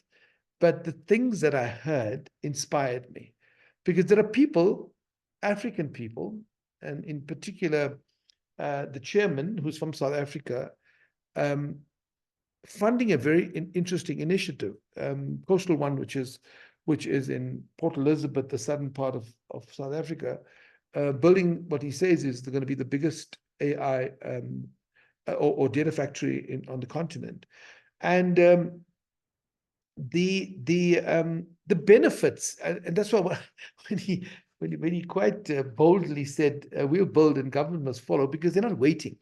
They said we can't wait any longer. And the example he used was just to give you some insight and hope. Mertech Marine developed what is called a DAS solution. DAS stands for Distributed Acoustics Sensing Solution for ships that sail along our coastline on the continent. And I think it's, if I'm not mistaken, it's Tech Marine is an Italian company, if I'm not mistaken, and they provide the service around the world. But what's important is that South Africa's radar systems managing our coastlines are so outdated, more than 10, 15 years outdated. And they don't have the capital to reinvest in that. And what the chair of Solcon Capital is saying, we'll build the technology. They're building it, incidentally, as I said already, the data centers in Port Elizabeth. But we'll build the technology and we'll provide the underwater data centers with this technology called DAS, which means we'll provide for free to government the ability to monitor our coastline. I mean, that's kind of a free service, right? And it doesn't make logical sense because you're not getting the necessary audience with the relevant people within the Department of Transport. Now, how scary is that? And therefore, we talk about this sort of silent silo mentality. I think, and then, yeah, that for me gives me hope. I've listened to it. I was inspired. I walked away feeling, okay, how can I contribute? And I think the young people in the room obviously want to plug into whatever wherever this is going to take you. I'm not going to read the details of it, but it was just mind-blowing what they're advocating and where they see the sort of interventions, not just impacting South Africa and our coastline, but impacting the entire continent. So in some way or the other, each of you here can hopefully plug into the opportunities that will come with it. And apparently they're turning soil in April next year. That's my understanding. There's the motivation why he wants to do this. And I love the thinking behind it, because I think sometimes when we talk, we're not cognizant of the recent occurrences in the world, including these huge geopolitical imperatives. And I think when, the question would be, why wouldn't you build something like this in Cape Town or in Durban? Because it makes more sense. You've got a lot more shipping traffic through there. He said that because there's a digital port there already, they've got alternate forms of sources of energy production from sub-ocean, as well as wind turbines. That area is conducive for that, but that's just not the only reason. They outline so many, but it's a conducive area, and of course, more importantly, is that it's not as rocky as some of the other shorelines, which means that the ships don't have to. They can follow a certain path to get, and they won't obviously pose a threat to the underwater cabling. And I love the idea of the way they presented this. It was in fact, if I was an investor, I'll buy into the idea. I like how they framed it as a sweet spot advantage for this continent. Now, some of you may be aware of these initiatives, including the building of Coastal One in Port Elizabeth in South Africa. But if you're not aware of it, just Google it. You'll understand the impact of what it can do for this continent. So that kind of gives people like me hope, and of course the younger generation in the tech space especially, some hope. So I want to end off on what I think is an important point. I attended Professor Arthur Mutambara's presentation on AI. Those of you who don't know, he's a Zimbabwean who worked at NASA for many years. But talk about an inspirational gentleman. I think he took the audience on a journey. And one of the things that he said was that, yes, we have these ambitions, right, for sustainability goals. And he said, and he did one by one. And at the end of the session in the business school at Wits University, everyone had resonated with one of these 17 sustainable goals. So I've never had that sort of exercise I've never been subjected to such an exercise before, but it was powerful because there's something in these 17 goals, which incidentally we're supposed to have attained by 2030. We've only got 5 years. But he believes that we can start to use technology, including AI, to fast track this, put the attainment of these goals into overdrive. I love the idea of it. But it means that we've got to commit to one of the goals. And audience, over 100 odd people in the audience, everybody had committed to something. And that was quite hopeful that these are not just on paper. That means they can be lived out. And I think that's an important point that we can take away from Professor Mutambara's presentation. Oh, yes. And according to him, he thinks that digital inclusion will help achieve these targets and put us into overdrive to achieve. If we understand there's a risk, existential risk with new technology, but he says if we just use it for public good, use it for human good, we can't go wrong. And I think what we can do, and this is my take in my concluding remarks, if we commit to social inclusion, environmental inclusion, economic inclusion, of course, in keeping with the theme, digital inclusion, we can't go wrong.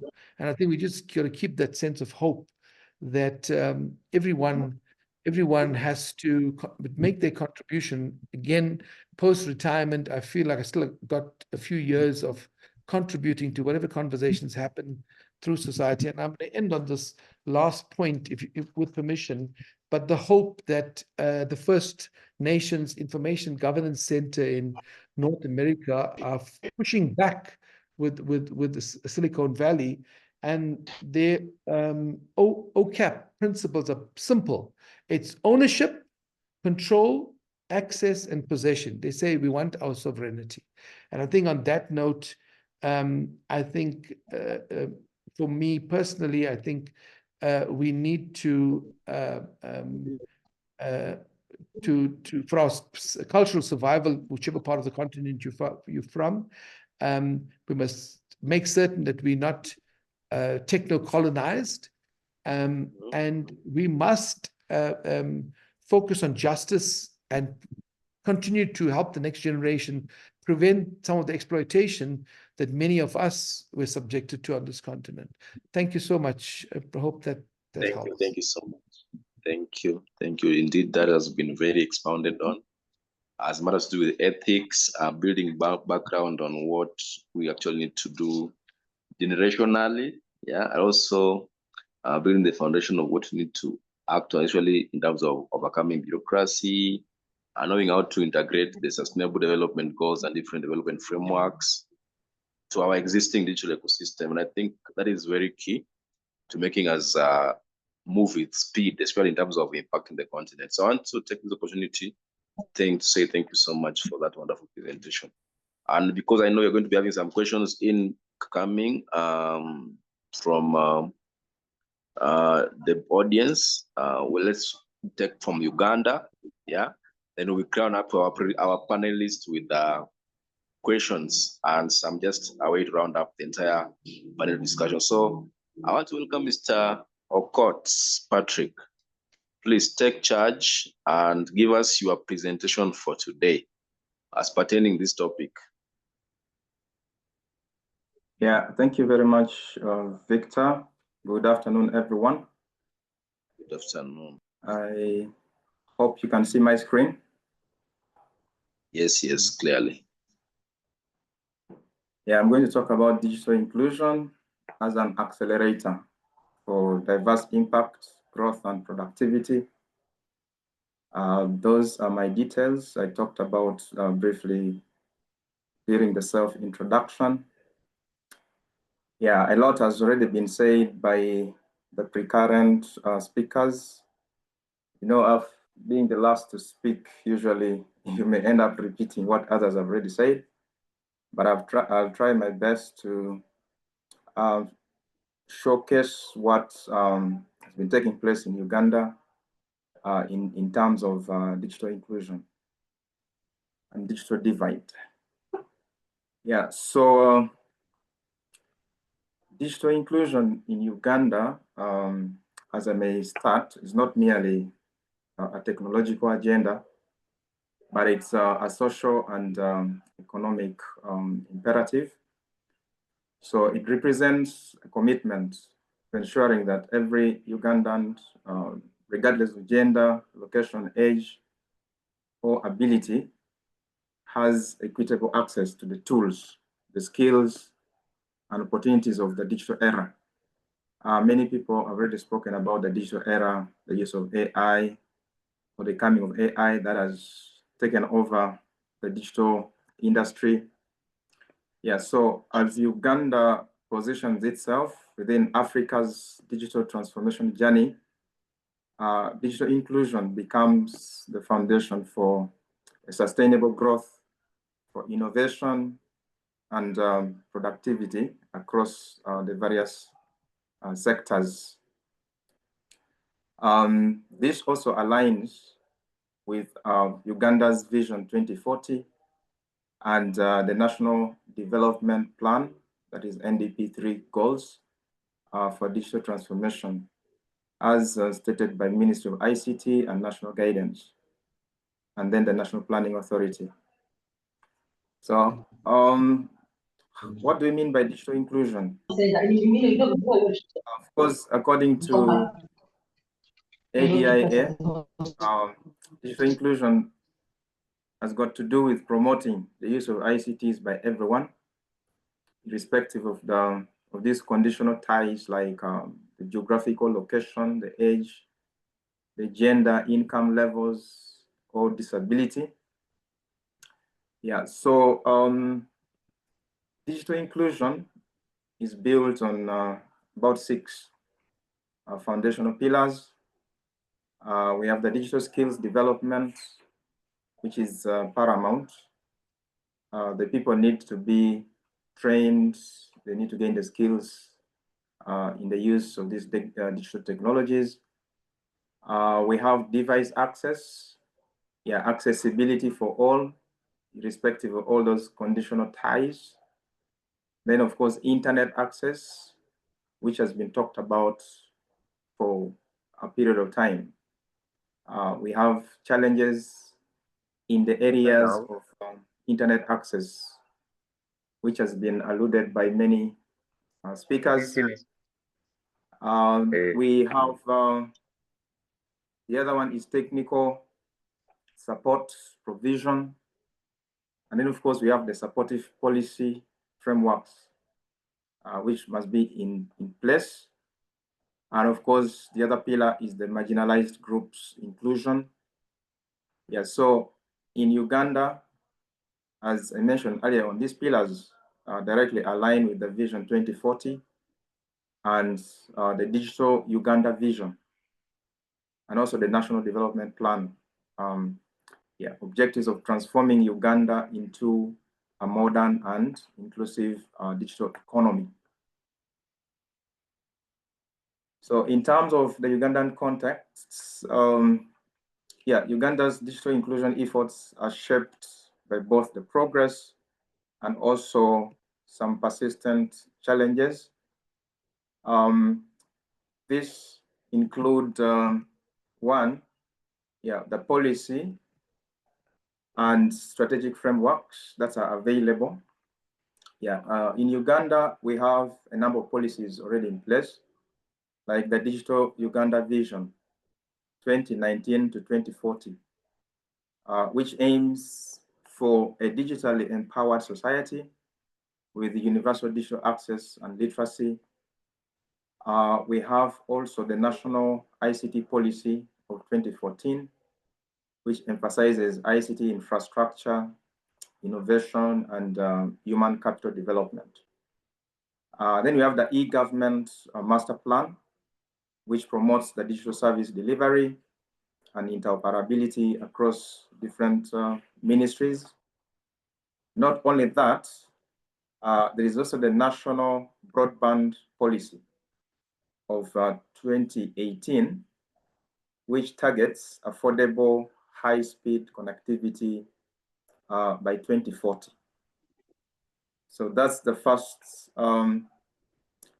area. Then we have issues to do with infrastructure and connectivity, whereby we have right now the national backbone infrastructure that has already connected about 650 government offices, and also has extended fiber connection to most of the districts, the major cities and districts in the country. In Uganda, mobile penetration stands at around 47%, with over 30 million mobile subscribers, and internet penetration stands at around 47%.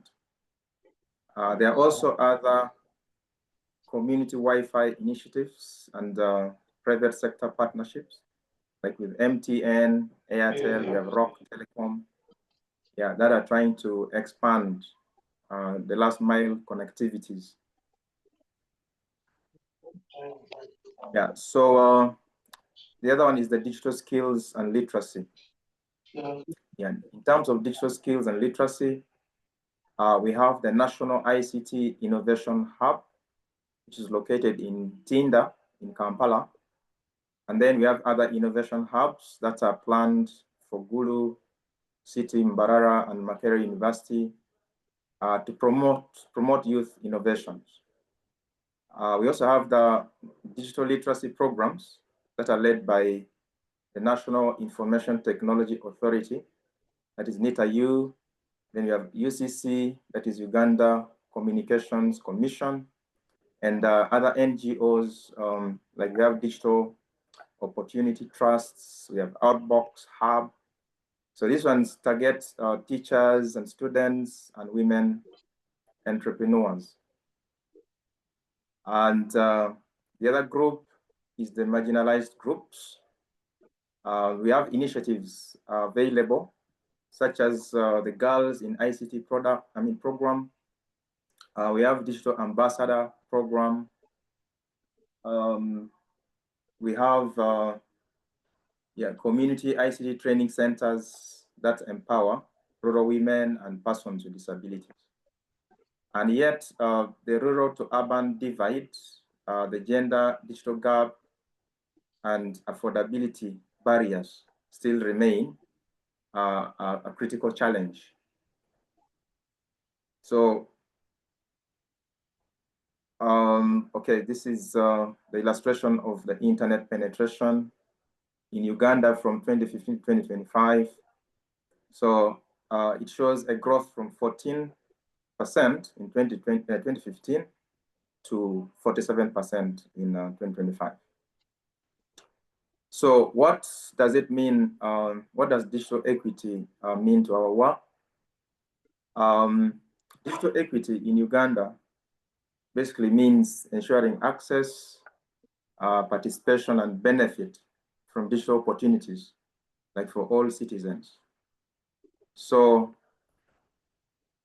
in my work or in our institutions, this would translate to one, designing inclusive, for example, inclusive ICT curricula for schools and universities, using e-learning platforms like to reach the rural learners. Yeah, there are a number of systems that are in place, the LMS, the learning management systems or e-learning platforms that are being used by universities already, though others are yet picking up. And then apart from that, we also look at supporting e-health or e-agriculture and e-governance systems that can improve access to essential services. And then encouraging youth innovation ecosystems and startups, okay? And startups or entrepreneurship that can bridge the local challenges with the digital solutions. And then, of course, yeah, supporting those digital agriculture and innovation ecosystems that address the local needs. So in terms of leveraging the digital inclusion for impact, Uganda's digital inclusion can actually accelerate impacts in multiple sectors. For example, in education, we look at expanding the e-learning through platforms like we have UConnect, there is UNEB's e-assessment tools. UNEB is Uganda National Examination Board. Yeah, then in agriculture, there's use of mobile-based extension services. For example, we have Easy Agric. There's one called M Omulimisa that are used to enhance productivity. Then in health, we talk about e-health adoption in hospitals for electronic medical records and telemedicine. Okay. And also in governance, yeah, we have e-citizen portals and mobile-based service delivery that can improve efficiency and transparency in governance. And then we cannot leave out the business community. We have growth of mobile money, which has grown to the extent of almost even overtaking some banks. Even the banks at one point started complaining that people are now transacting through mobile money even more than the banks. So they also started coming up with mobile banking innovations. So these days, you're able to transfer money directly to your mobile money from the bank and vice versa. Yeah. So these innovations enable financial inclusion. So each of these cases demonstrates like how digital inclusion can drive productivity, efficiency, and empowerment at community level. Then in terms of the African progress picture, studies have shown that across Africa, there are over 500 million internet users, but yet affordability and access gaps still persists. We have countries like Kenya, Rwanda, South Africa, and Ghana that are leading in the digital policy and the innovation ecosystems. That has also been spoken about by the other presenters. So the continental initiatives like the Smart Africa Alliance, we have the AU Digital Transformation Strategy of 2020 to 2030, are, for example, fostering the cross-border digital collaborations. So Uganda's contribution to this regional agenda includes things like its regulatory sandbox, like for fintech. We have data protection frameworks. We have digital skills programs that are aligned with the continental goals and even with the sustainable development goals that the previous speaker talked about. So how do we measure the impact? How do we measure the impact, the growth and productivity?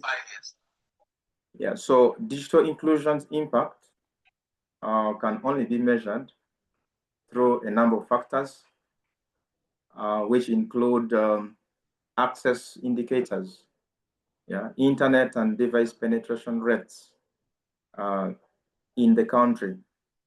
Yeah, how far has the internet access gone in terms of the rural accessibility? Okay, so you can use this to measure the impact, yeah, the impact and the growth of digital inclusion. Another factor can be the skills indicators. Yeah, the number of digitally trained citizens and ICT professionals. Yeah, one of the previous speakers talked about being an ICT professional, and that raised queries among the community members.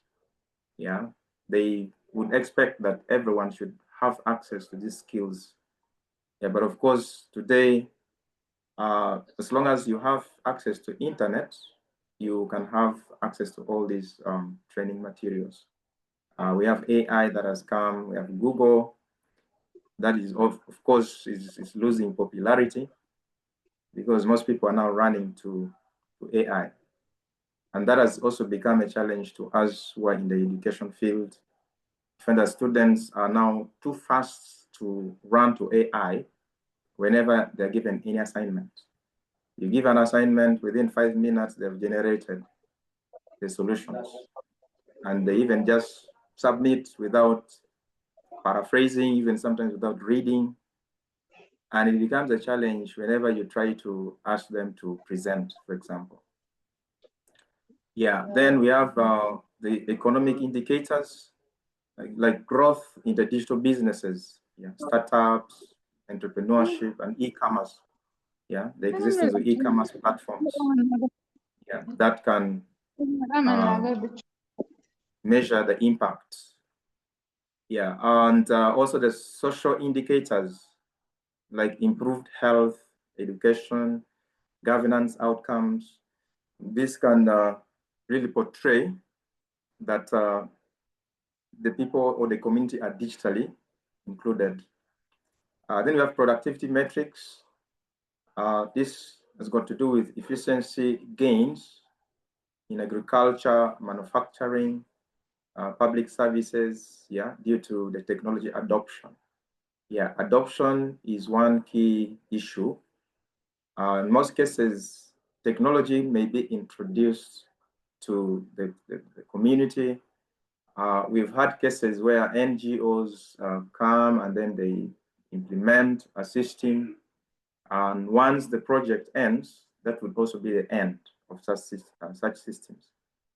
People are always so quick to fall back to their traditional ways of doing their work. And there is a category of people who are always technophobic, like they fear adopting technology. Yeah, and that really needs mindset change, like someone mentioned. Yeah, for people to be able to adopt these technologies. Yeah, so what recommendations can we have, like for Africa? One, we need to invest in digital literacy for all. This was also supported by the Ministry of ICT and National Guidance in 2022. That is in Uganda. Yeah, empower every African, especially youth and women, with digital skills so that to bridge the digital gap or digital divide among those different groups of people. Two, we need to promote affordable connectivity. Yeah, connectivity is still the biggest issue. Internet is still very expensive in most countries, yeah, especially in Uganda. Yeah, the data bundles are very expensive. So there is need to expand the broadband infrastructure and reduce data costs for people really to enjoy and to get the best out of this inclusion. Three, we need to strengthen the policy frameworks. Yeah, align the national ICT policies with the inclusion and equity goals. This is very key for every government to take note of that. Make sure that there are policies that include digital inclusion and digital equity for all. Next, there is need to fund, yeah, support local innovations, yeah, fund some homegrown tech startups for solving African challenges. Our young population really have a lot of innovations in their minds. I, for one, as being an educator, I have interfaced with very many students, and every year they're coming up with the innovations, but most of these innovations end up in the shelves because they are not promoted. They cannot produce it further into maybe a form that can be consumed by the public. So there is really need to support these local innovations. But I'm glad to report that there are some government initiatives already in place that are encouraging these youth or young people to develop their skills, to develop their ideas, like the innovation hubs that the government is setting up in various parts of the country. Next, there is need to foster public to private partnerships. Yeah, leverage multi-stakeholder collaborations to drive sustainability. Yeah, this is key. There is need for public to private partnerships to be able to push most of these ideas and innovations. Includes marginalized groups. Yeah, the marginalized groups, the persons with disabilities, ensure that persons with disabilities, refugees, and even the rural communities are part of the digital revolution. Yeah, these groups cannot always be left, yeah, because they are part of us, part of the community. Yeah, so it's very important. And most grants today emphasize the inclusion of these groups of beneficiaries. And so it's always very important to take care of those groups as well. Then last but not least, establish some monitoring mechanisms, yeah, to track the impacts through some measurable digital inclusion indices. Yeah, so it's very important to monitor the progress of all these innovations and technologies, technology use. Yeah, so that is a task that should be every government's agenda. So as I conclude, Uganda's digital transformation journey is still steadily advancing towards the inclusivity, but achieving a true digital equity requires a continuous investment in skills, access, innovation, and policy coherence. So digital inclusion is not an end, actually. It is a means to unlock Africa's human potential, economic resilience, and social progress. So let us build an Africa where no one is left offline. Okay, so that is my take home. So the key take home here is that digital inclusion is not just about connecting people to the internet, but it's about connecting people to opportunities. I thank you very much for listening. That is what I had prepared. Thank you very much. Thank you so much. Thank you. Just building on the foundation that digital inclusion is not just about connecting people, but just connecting infrastructure or things, but connecting people to opportunity. I think that is a very powerful way of ending the session.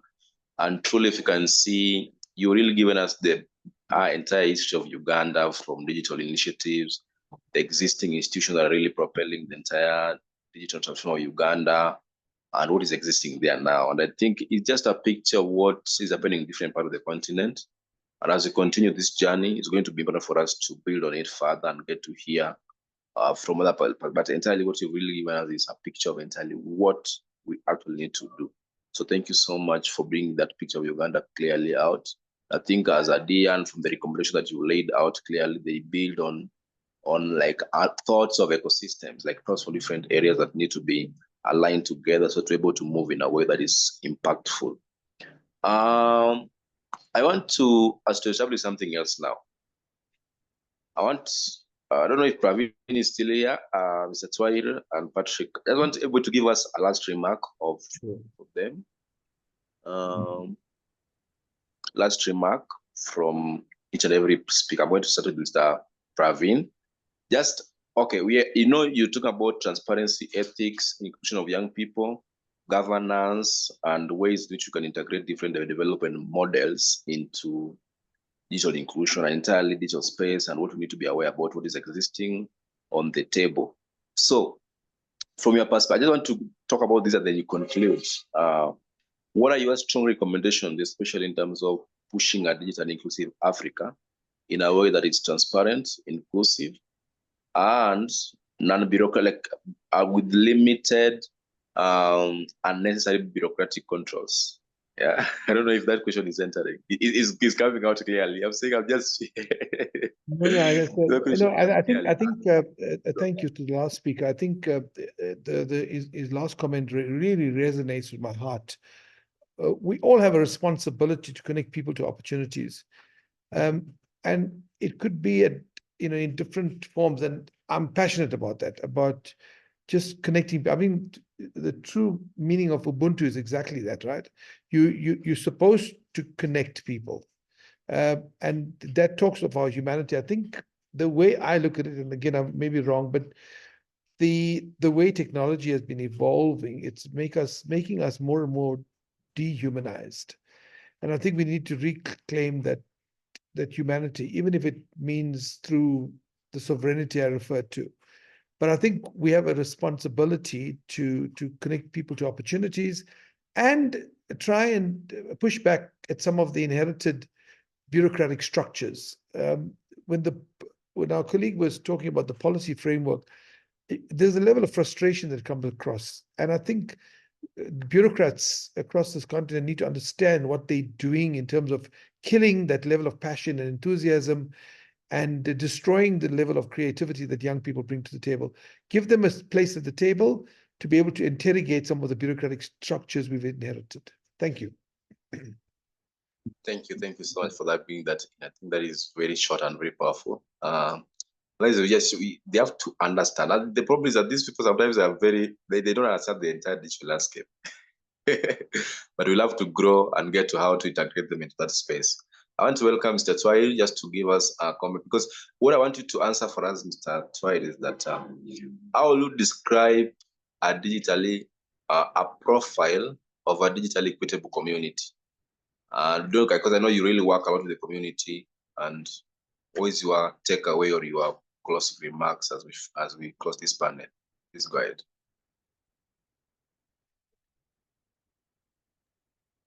Victor, Mr. Twail is with us. Yes, I'm here with you. I didn't get your question. Okay, I was asking, may you please just describe for us what you think, or what can you describe as a digital equity profile of a community, and then also make your closing remarks in less than 1 minute, just a way to finish this panel discussion. Yeah. Well, from our point of view, a digitally connected, equitable community should have all the three pillars that we talked about. They should have devices to connect with. They should have the connectivity, affordable connectivity, and they should have the skills to use those as a both the devices and the internet. Any one of these three pillars missing out, then the inclusivity is missing something. So, I hope I've answered that question of yours. Yeah. It's okay. Victor. Yeah, Okay. sure. I'm getting you. So, in closing, I'll just like to thank ADIA for having had me in this conference, and I wish I had known that it was starting earlier than the time that was given in the poster that that was shared to me. I would have attended from beginning, and I hope this won't be the last time that I join this conference. Thank you very much, and have a good day. I might be stepping out because I've just arrived in Kisumu. I've been traveling for the last 18 hours. So I'm extremely tired and I need to go and have some and have a meal. Okay, thank you. Welcome to Kisumu, and we hope everything goes well over there. But thank you so much for joining us. Okay. And we truly learned a lot from your work. Thank you, Victor. And I want to go head on hand because I think we are now in the periphery of finishing everything, but I think we still have quite a number of speakers to present. I want us to relax our mind for some minutes in a way that we're not taking a break. I want us to take a kind of fireside chat discussion between Jacqueline, who is in Africa from Malawi. I think we also have Teresa here from United Kingdom or in the UK. So I think we also need to bring an harmony between the diaspora and what is happening in the continent. And before we actually go ahead so much, I want to also share that at Africa Digital Inclusion Alliance, we are still conscious of how we are going to be approaching our entire digital landscape. I'll be presenting this again and again. And as you can see the screen here, next year we're having quite a number of events which are already set in our website, which is yet to be public. One of which is the Africa Space Energy and Cloud Expo Summit. As you are hearing our presentation on policy matters, you get that that was really stressing so much on how we need to build infrastructure that is relevant. Sometimes we talk about internet access, but we fail to talk about energy. And then we talk about the energy, but the data control is not with the continent, or sometimes the cloud infrastructure is not enough to allow us to. And also space exploration also is very key. As Africa, we are still building our frameworks to actually match the space. So we want to see space explorers like Elon Musk, people rising the continent. So we are planning next year, June, we're planning to have the Africa Space Energy and Cloud Expo Summit. Probably we're going to be having it in Nairobi, and I hope that we're going to be having that.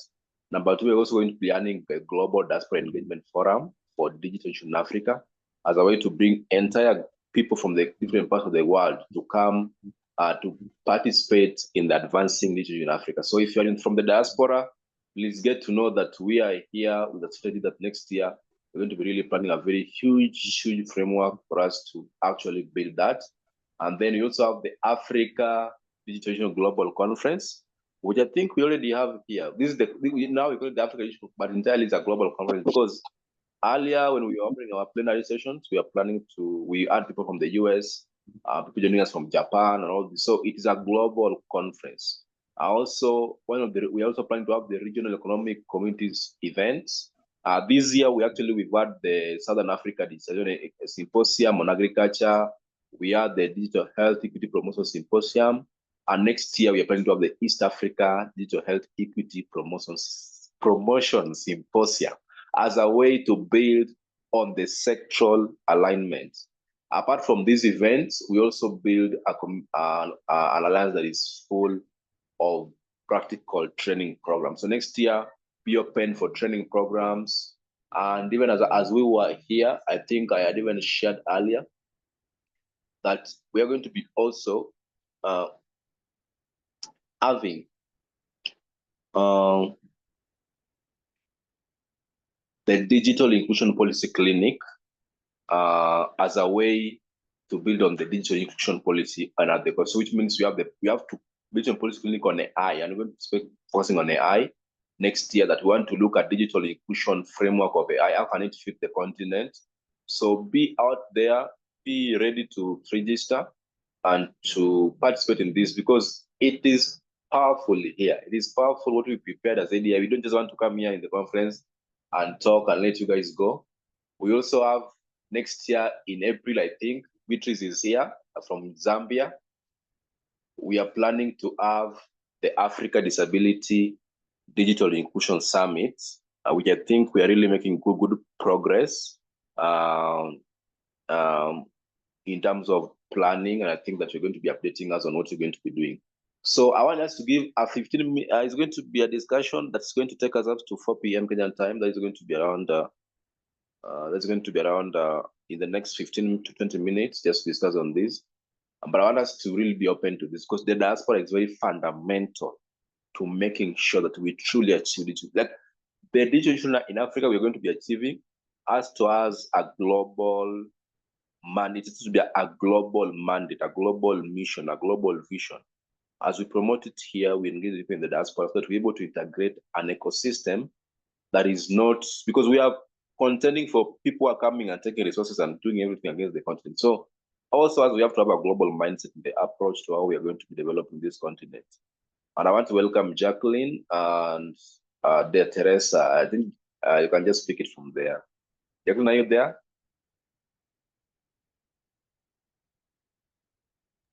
Hi, I'm here, Teresa. Yeah.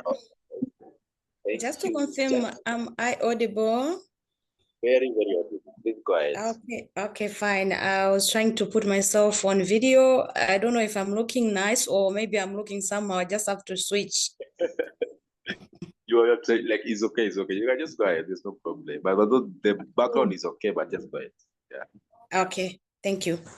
Yeah, so let me start by giving a greeting and a welcome to everybody on board.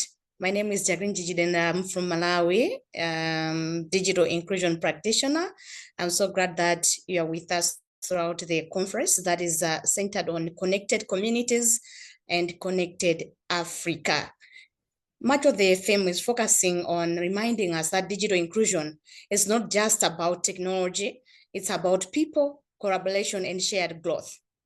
So today, I'm delighted to sit down with an inspiring leader by the name Teresa to explore how African diaspora can play a role in advancing digital inclusion across the continent. The diaspora brings knowledge, resources, and global networks, all of which can also help to strengthen African digital future. Teresa, it's a wonderful time to have you here with me. Before we get into our fireside chat, please just introduce yourself and tell us a bit more about your work. Okay, hi everyone. All protocols observed. Thank you, Victor, and everyone in the team, and Jacqueline, thank you for introducing me. It's a pleasure to be here. I introduced myself a little bit earlier on. I'm going to stay off camera because I don't want to lose connection. Right. So I'm going to stay off camera. So I'm from the Caribbean, born in Jamaica, and live in the UK. So I've got the perspective of the Caribbean and the UK, which it gives a lens which is not unique, but it gives a lens that has critical components to it. How do we manage to stay vibrant? And also, how do we keep our community connections going? So, I'm really going to wanting to talk about rebuilding with sovereignty, not surrender. So I'll just introduce that bit for now, and then hopefully, as we go along, I'll just, this is not really a presentation, it's a conversation. So I'll say some things and then please give me feedback and then we can move on. But I appreciate being here and appreciate everyone. It's been a wonderful conference so far. Thank you. Thank you very much, Teresa, for that wonderful introduction and telling us where you're coming from as well as the work that you are centered on. So as I said earlier, this conversation is about connection, how Africans at home and abroad can also work together to build stronger and more inclusive digital systems. So we'll look at how the diaspora can share their skills, support innovation, and help make digital opportunities accessible to everyone, no matter where they are. You are in UK, I am in Malawi, and we're also having an audience that have joined from different countries in Africa, as well as maybe overseas. So my first question would be, the African diaspora holds so much talent and expertise. How do you think this group can help speed up digital inclusion across the continent? Okay, that's a really great question. And I've got a live example that happened this week as a business consultant coach. And as I mentioned before, I'm a grandmother. I'm very interested in the young and the women and communities that have been disadvantaged and preparing them for things like green colonialism. So what happened this week was that we had a case where a group was asked to look at a proposal. And they asked me to look at it as their advisor. And the first thing I saw was data mining. The first thing they wanted was to know everything about this community, and there was nothing they were offering. And so I advised the community what to do and how to do it. And I think these are some of the things that we can do from the diaspora perspective. We really have a lens on what's happening because we're living in those spaces and how they operate. And, people who come with gifts are not always your friend. So I was able to put together a report to explain the mechanisms that are used from the West to sculpt and to data mine our communities for their own purpose, not for ours. So those are some of the things that I think we're uniquely positioned because we see this every day. We're in the spaces where these actions are demonstrated every day, and we have that knowledge. So those are one of the things that I could say is what we could do. We could help to see what's really coming down the road. Beautiful. We are the watchdog. All right, nice one. And the second one, I would also want you to talk more about this fact that many Africans abroad have advanced digital skills and what can be done to create easier ways for them to share these skills with local innovators, youth, and even our rural communities back home in Africa. Okay, that's a really great question. So as you see, I'm here with my grandson. I have two grandsons, and it's about inclusion. It's about knowing that we come from a community where everybody has a space. You don't have to separate. So if you're in a space, you have family somewhere. How can you help the family that you've left behind with some of the knowledge that you have and bring them along with you so that when you meet them again, there's not a massive difference. Now, I know people have done PhDs, and the PhDs is about single thinking, but we're holistic people. So what I do is I say, okay, you're asking me for help. How can I help you? That's the first question. How can I help? Which part of my skill set can I offer you? And can I make sure that hand-holding you can really understand it, not just top down and I'm the professor or I'm the teacher and you're just a student. How can I really see it from your perspective and then pull out a toolkit that I think could help? And then we talk about in partnership, is this helpful? Does this help? Are you able to use it the way I've given it, or do I need to change it? I'm very skilled at using the technology, so I can pull many different strands, video, image, documents, all kinds of things. So I have to think through what skills I have, what the community is needing, and then offer them that, and not just top down my head and ignore them. Right now, I'm working on posters for land sovereignty after Melissa happened in the Jamaica. How do you understand when somebody offers you money, grants, infrastructure building? How do you understand your rights so that you don't lose your land in taking the help?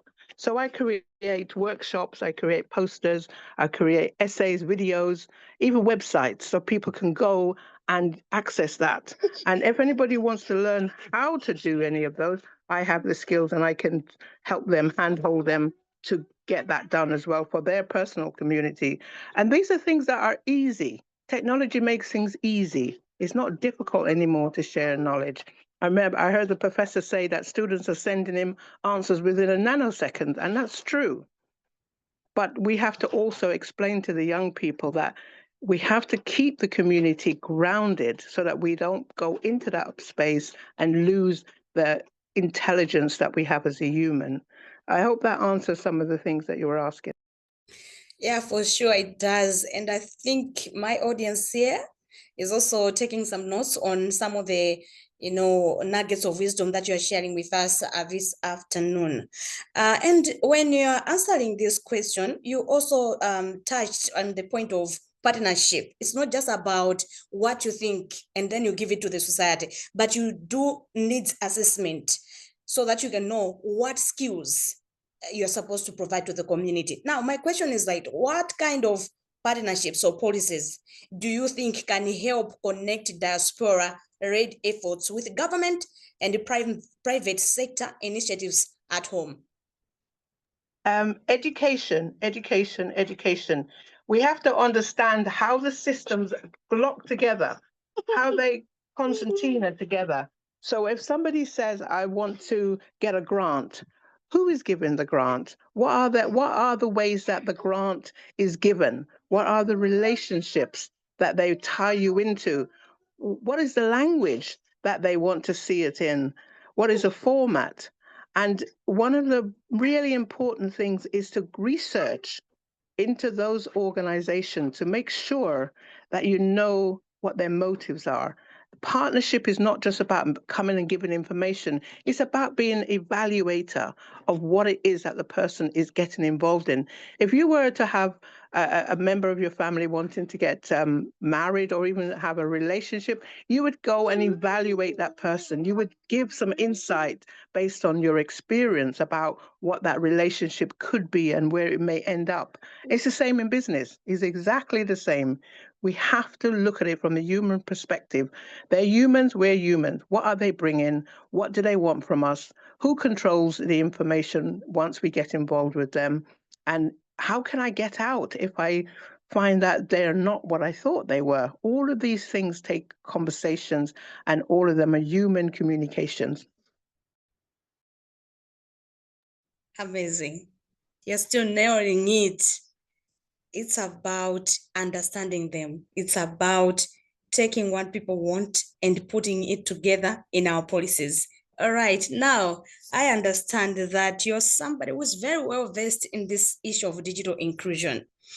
Now, as somebody who is an expert in this section, what message would you give to both African governments and the diaspora about working together for a more digitally connected Africa? Okay, that's a great question. You have some great questions.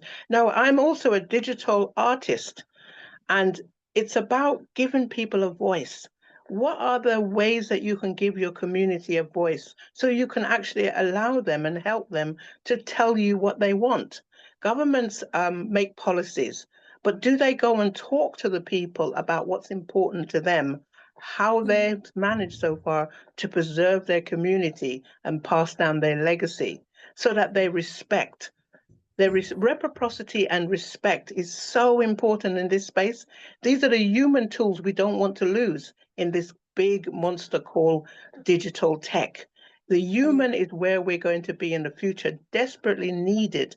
And the government needs to be able to train their muscles now to communicate with the community in a human way so that the community feels safe, they feel listened to, and they feel cared about enough to go to the government and say, this is what we've been doing. We would love to join you in your policy, but can we be sure that you're going to protect us? You're going to protect the generations to come. And can you show us how you're going to do that? Can you give us evidence? Can you give us measures so that we can go away as a community and think about what it is that you want to come to us with? And that's partnership. That's about respect. That's about reciprocity. And it's also about not giving one group authority, like as if they're the wisdom, the font of the world, and the others are just not that able. Every human has capacity, but you have to unlock how you get to that capacity. And so those are some of the advice I would give government. Find out how you can access the capacity of the community. How can they come to you? How can you continue keeping in touch with them so that you don't spoil their community and they don't walk away in protest and anger against you for the future? Wow.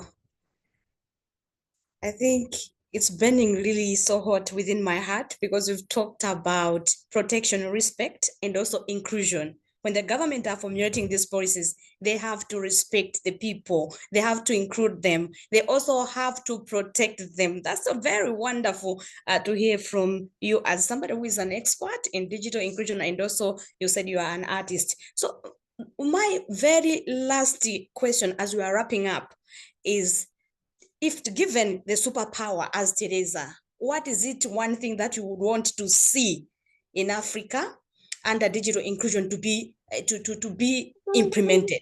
One thing. Okay, one thing. I want one thing in this world is to have every human that comes here not be damaged by the society that they belong to, but to be enriched and to be empowered so that they can give us the gifts that they come with. Wow, wow, wow. That was Teresa telling us that one thing that she desires to see is that we should be given the space to utilize the gift that we have been given, and not to be grounded and not to be sidelined. That was so wonderful. And it brings us to a close about our fireside chat. And many thanks to Teresa for sharing those powerful insights. Wow. It's clear that when Africans, both at home and abroad, connect, collaborate, and invest in one another, we move closer to a truly connected Africa. Let's keep building those bridges, nurturing innovation, and making digital inclusion our shared story of progress. Thank you so much for being the wonderful audience and giving us this time listening to our fireside chat. Thank you, and over to Victor. Wow. Thank you so much, Teresa and Jacqueline. I really learned a lot. Like every line has got wisdom, Teresa.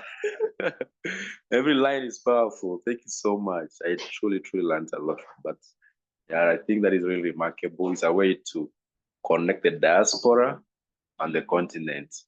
It has been a long day today of talking about digital inclusion. Actually, I'm really learning today a lot. As personally, as much as I am the one who hosted the entire conference, no, I'm here to learn, also to grow and to connect with people from different parts of the continent. Shortly, I'll be sharing about our attendance link. So make sure that you fill that attendance list. Please, it will allow us to have the right data. And for those who might require a certification, just certify that they attended this conference. Definitely will do that especially for the speakers and those who are participated actively today. I want to welcome we are going to the last slide of presentation. We remain only 2 presentations, and then we're going to be ending our today's conference. And we're going to be planning to make a new call to action for the community, for our community. We are very active. We are really always grateful that at least today, the fact is that digital inclusion we are doing now in Africa, at least we have a community. People can talk about it. If you could check out the last 3 years ago, nobody was talking about digital inclusion and equity. Most people are just on digital skills and majorly just initiatives which are not really corresponding to digital inclusion. But my happiness is that today we have a team, a community, people are aware, people are really much concerned about the state into which digital inclusion is not actually taking shape in the continent. So we must own ourselves as a community, strengthen each other, be there for each other, so that we're able to build the content we really want. Because if we don't strengthen each other as we are here, nobody's going to strengthen us. Yeah. And I'm so much grateful for the work that you're committed to do. So I want to welcome Billy. Billy, are you there? You could be represented earlier, actually, because you joined very early. Billy, are you there? Yes, thank you. Thank you. Thank you so much. Well, please go ahead and share with us your great topic of today. I'm so much happy that you really stayed as that's possible to be patient with us. Thank you. I'm just gonna share my camera. I need to fix some permissions to share here on my stuff. Just take your time. Take your time.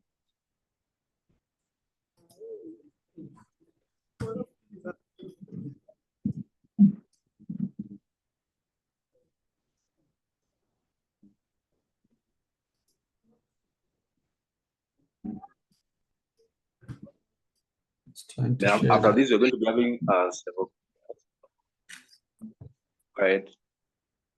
Smatabane, I think she's also here. I don't know if she's here.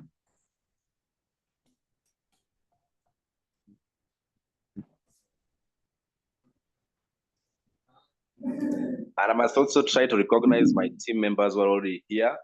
Like I've seen Jemima. Thank you so much for joining. Beatrice, I think you're going to give me a chance to tell us about the summit coming up. Isaac, wow, I didn't see this earlier today. Okay, Isaac, you're welcome. Thank you so much for joining us. Annington is still there. Thank you so much. Bonwell, thank you. And thank you, Wellington. I also see Wellington there. Thank you so much. And I hope Kenya stays with you. Okay. Bill, are you there? Okay, I might have to drop out so that the settings can then apply. Sharing. I'll rejoin shortly. I didn't get that clearly. Okay.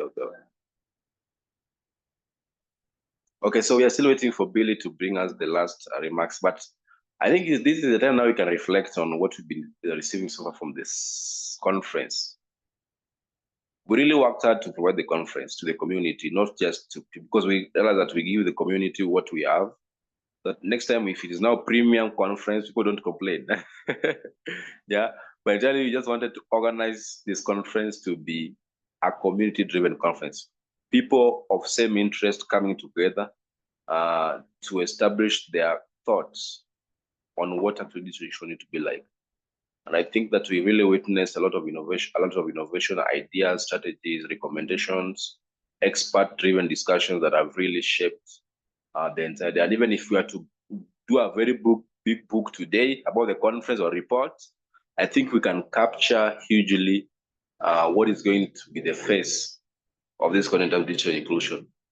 From the first level where we had Mr. Ibrahim from Nigeria, Anissa from the US, discussing about what actually Connected Africa is. And Anissa was establishing that Connected Africa has to be built beyond architectural framework. It has to come from a point of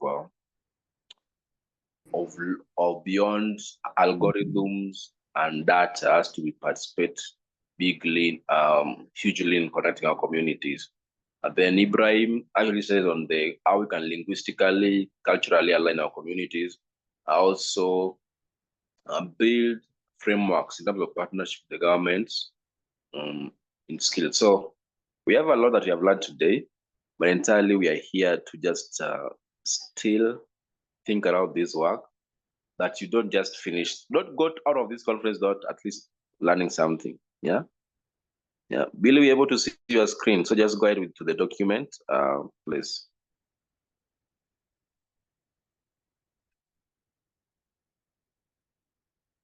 Yeah, I want to see that one.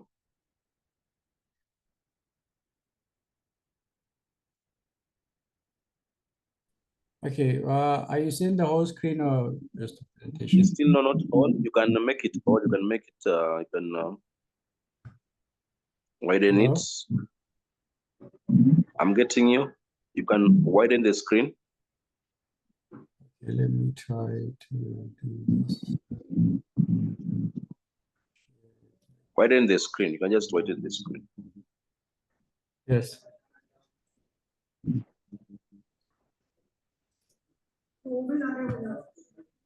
Okay, I'll be sharing attendance list in a few, so don't worry. How is it looking? Yeah, now we can read everything now. It's visible.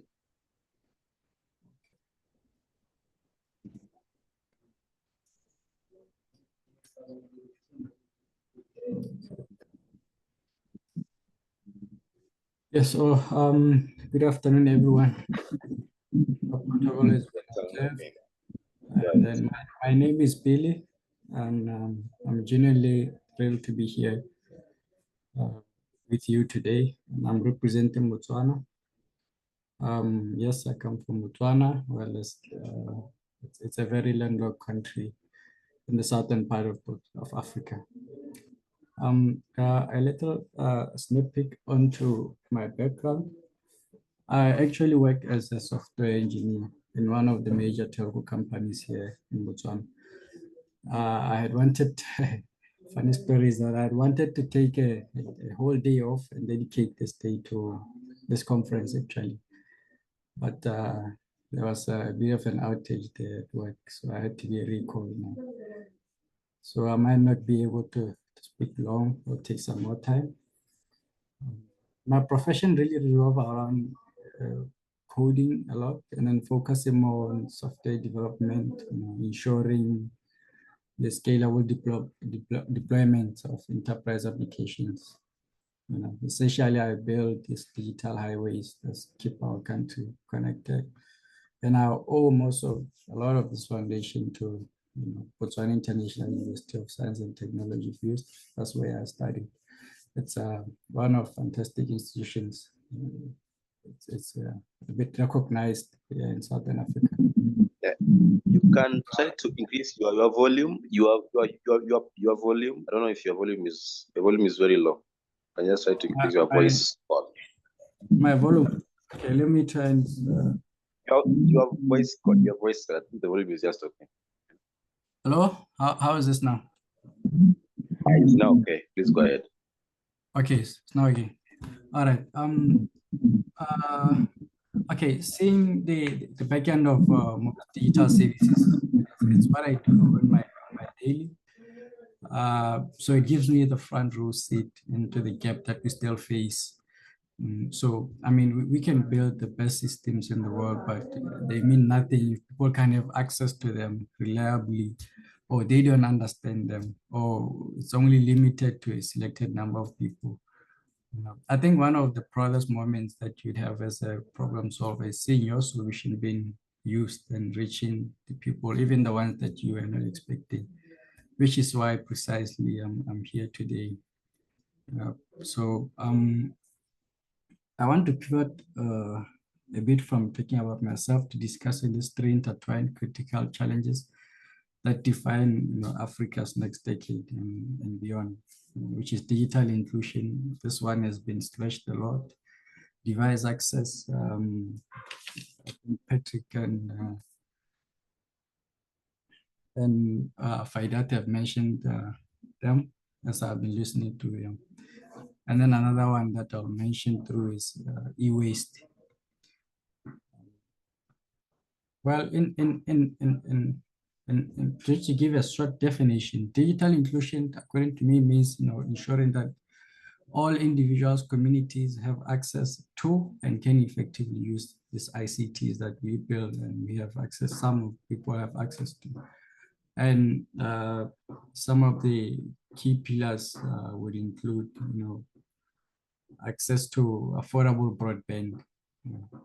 Not just access to broadband, but it has to be affordable so that we have that element of inclusiveness in it, since we come from different backgrounds, of course. And then we have also devices So, smartphones, laptops, computers, phones, all these, they give us a gateway to the digital world. And then literacy, something that something that we might leave behind. We can't just give people access to devices and then give them access to affordable broadband or internet connection, if I may put it, and then they don't know how to use them. It becomes like pouring water down the drain now, if they now cannot use them because they don't know how to use them. So these devices, one may speak of, or one may ask, why do we think that there is a need for device access? First of all, they enable communication. So if we collaborate and then we are able to share news, share ideas, get together in gatherings like this ones for betterment of our communities and our livelihoods. I mean, we face a lot of challenges in this life, but once we talk to each other, share experiences, solutions can be cultivated, innovation can emerge. And of course, we have a lot of content that is coming from Africa.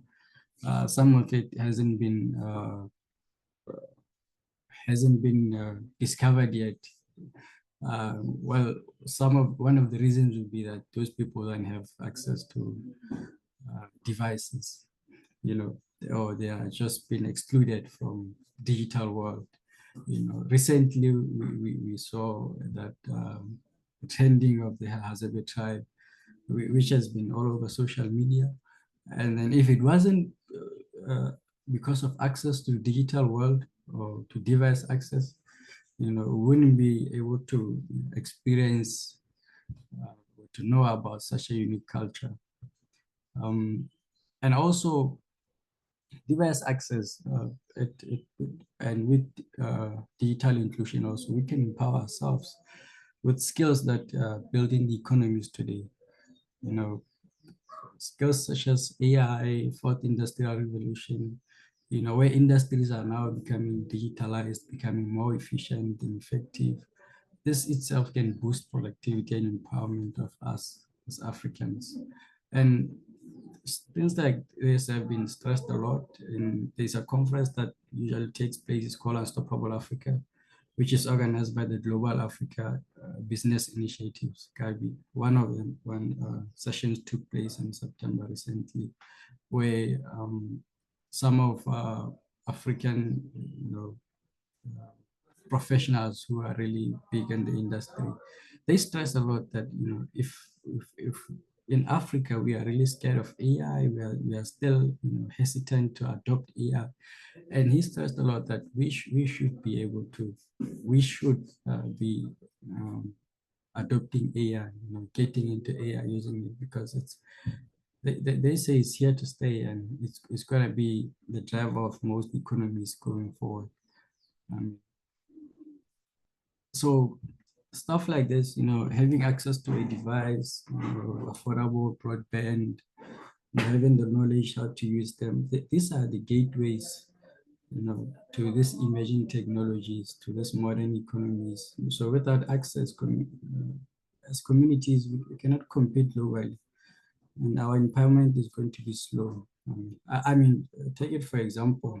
What if this person that really has, his brains are really good in terms of innovation, he's able to solve this physics mysteries, quantum computing, or even has the cure for cancer, and then they're sitting somewhere in an excluded community, and they don't have access to knowledge or how to use a computer because they are in an excluded community, because now we are being disadvantaged because Africa has a lot of talent, as mentioned before in some of the speakers. And then given the opportunity, they can amaze you, and that all of that talent, it's going to waste because everything nowadays is digital. Access to information, access to funding, funders, you meet funders online, data, collaborators, all of these things that are online, are digital. So if some people are being excluded, this puts us in a disadvantaged position. Which is why an organization like IDEA exists at all, because it's really pushing, it's helping to take devices, digital world to people that are excluded. So I'm going to move on and speak about the state of device access in Africa. So right now, if we speak, the internet penetration is very low. Africa's internet penetration is about 38%, which is of course far below the global average of 68%. But it is deemed fast growing since it's growing more at a faster rate than the global average. And then in Africa, there's, most people use mobile devices than any other device. 74% of the web traffic is over a mobile. And also it can be advantageous and also disadvantageous because you can't do much on a phone as compared to when you have a laptop or access to computers, machines, stuff like that. But still, in Africa as a whole, there's a study by the Afrobarometer. Afrobarometer it's a Pan-African survey research network that provides reliable data on African experience, democracy, governance, quality of life. So they conducted a study on the adaptation of devices. So they done this over 39 countries, and they found that only 18% of respondents, only 18% of respondents own a computer. And in that 18%, 15% have access to a computer in a household. Maybe maybe they know someone who has a computer, and then that's only 15%.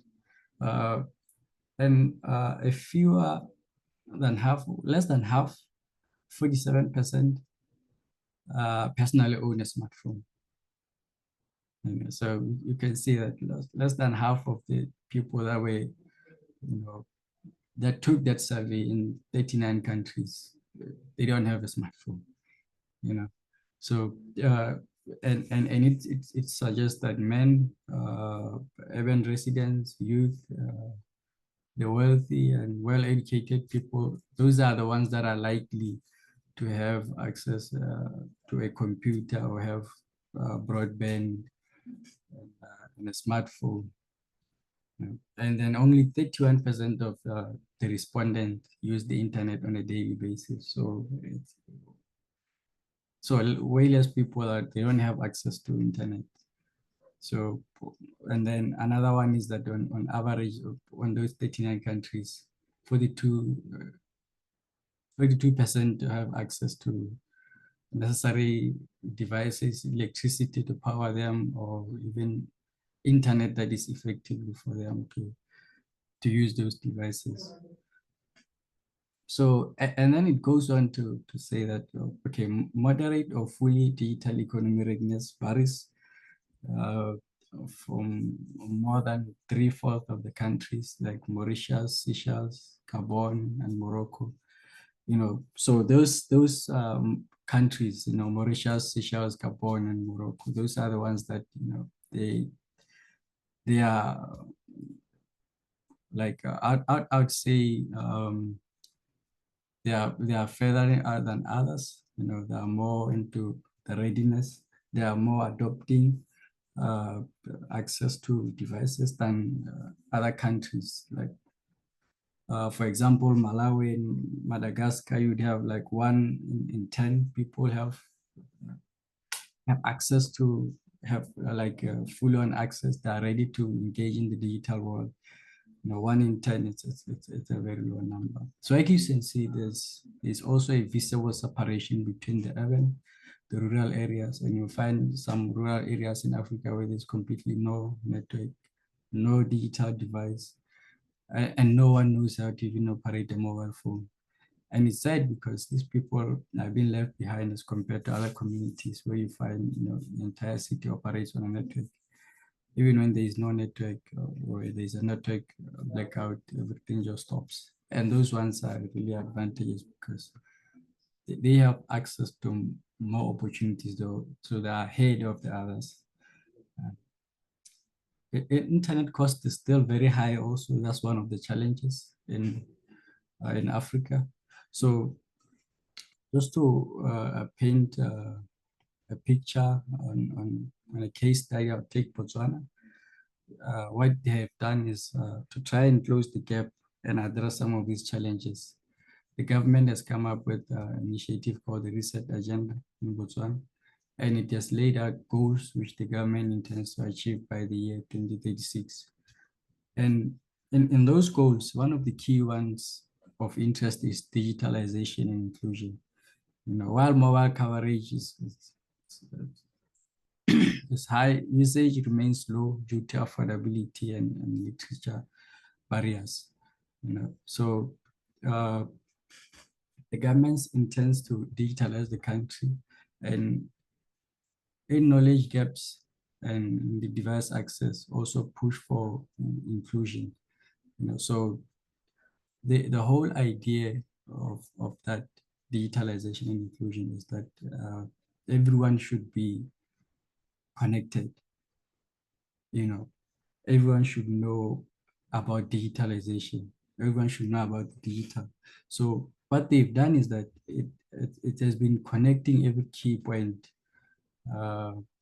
such as schools, local clinics, hospitals, village, public spaces, with internet. And the internet is quite usable. It's high speed. You can even go there and then do your studies there.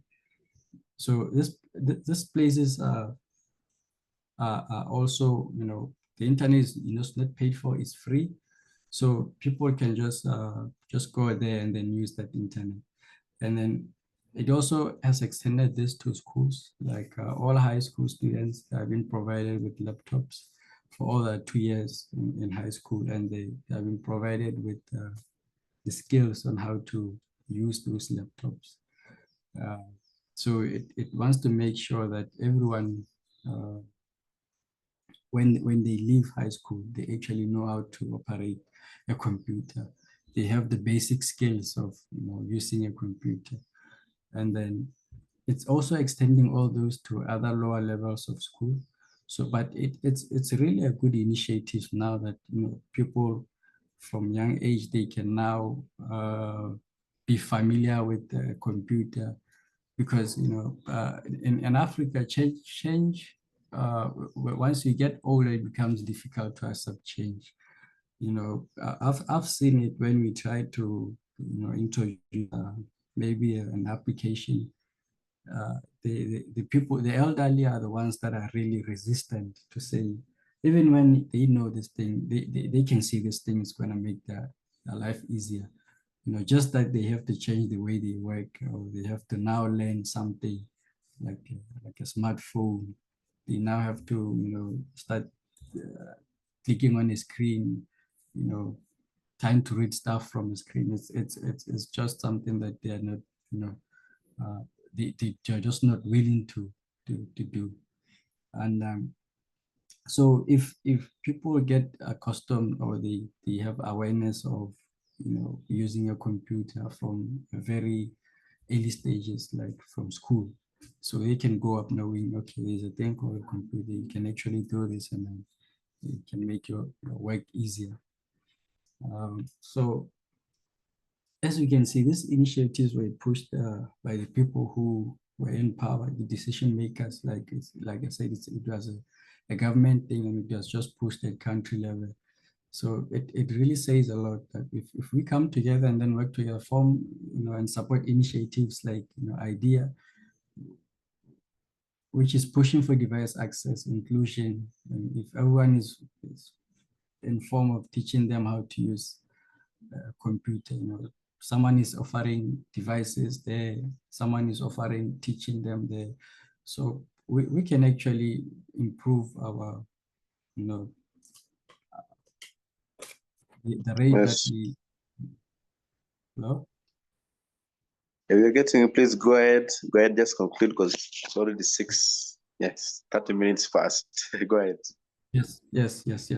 Yeah, like I was saying, if we work together and support initiatives like this one, where someone is teaching people how to use a computer, someone is giving people access to devices, we can get somewhere as a country. We can empower ourselves. And I've seen it happening in Botswana. People now, when they go out of school, they already know how to use a computer. So it becomes easy, even when you want to teach people other stuff like programming, which is more of just basic stuff of learning computer.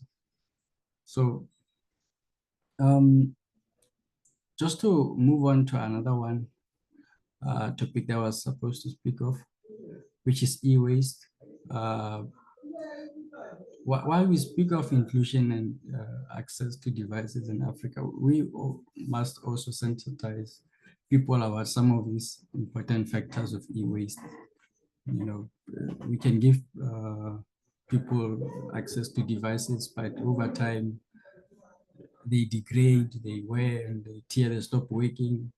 And it's the nature of technology. Over time, it becomes just useless, if I may say. So if right now you take a phone that was developed maybe 15 years ago, you can't use it. It becomes unusable in today's world. And and these devices, they're actually made of materials that can be poisonous in our environment, such as lithium, lead, and so forth. So the development of legislative policies in Africa right now, it's not strict, including how you dispose your e-waste. So right now, if in where I am in Africa, you can just have my laptop is working. Once it dies, I find a way how to repair it. And if now it's unrepaired, I can no longer use it. It's unrepaired. I just throw it in the dustbin or in the trash somewhere, And that is not good because we're really not aware. Awareness is not really there yet, and currently with the study that was done in 2019, we were generating 2.9 million tons of e-waste, and that was in 2019. And like I say, adaptation has been growing, devices have been coming to Africa that are growing. So you would imagine by now this number is just huge. And then also importing of this waste, some of them it's imported from other developed nations. And on top of that, this growing number, it becomes worrisome. And so informal recycling exposes, us, our communities, to toxic substances, which can over time cause severe health and environmental damage. Solutions include circular economy practices, strong policies, formal recycling centers. But before we can even craft policies and trying to enforce them, we need to engage with people, the ones that are at the bottom of the chain, the ones that are actually handling these devices, and then let them know that this thing, once it stops working, becomes waste that can be dangerous. So they need to be aware. Everyone needs to be aware, even the ones everywhere, like everyone who hands a device, they need to be aware that once this thing stops working, it becomes waste that is potentially can harm you over time. So before we even trying to impose those strict policies, I know right now, in Botswana is not that strict. Even the charges are very low if you on how you dispose this e-waste. So I believe with the engagement of rightful stakeholders, we can raise the alarm on this kind of issues, including digital inclusion. So this topic must also be included, so we don't want to find ourselves in destroyed environment in an effort to empower ourselves. Learning from other developed countries like the EU, they don't have strict regulations for no reason. They actually found that why. So just to come to an end, digital divide and managing e-waste. My presentation emphasized more on the mass and importance of affordable devices access, such as broadband, promoting digital literacy, raising awareness, strengthening e-waste policies, and fostering partnerships across sectors. I worked in a private sector. So where I worked, I actually was involved in a project that's called Community Wi-Fi. So what we did, because it's a telco, so we actually provide internet access. So I personally work on a project that provides free Wi-Fi. It's called Community Wi-Fi, free Wi-Fi to some of disadvantaged parts of the city. So because the city it's divided, there are some parts that are that have been fortunate. Some of them, the livelihoods there is still low, so we provide free Wi-Fi internet connection there. So anyone who has a mobile device can just go there and then access it. Mostly, they will find we are pushing content like educational content, mental health stuff. So they always see all those things, which is good, which is why we really need collaboration within the sectors. So together we can really create an inclusive, innovative, and sustainable digital economy. Let me not take long, and yeah. Thank you for your. It's wonderful. Okay. Thank you. Thank you so much. And you've given us the picture of what digital inclusion, device access, and e-waste management is.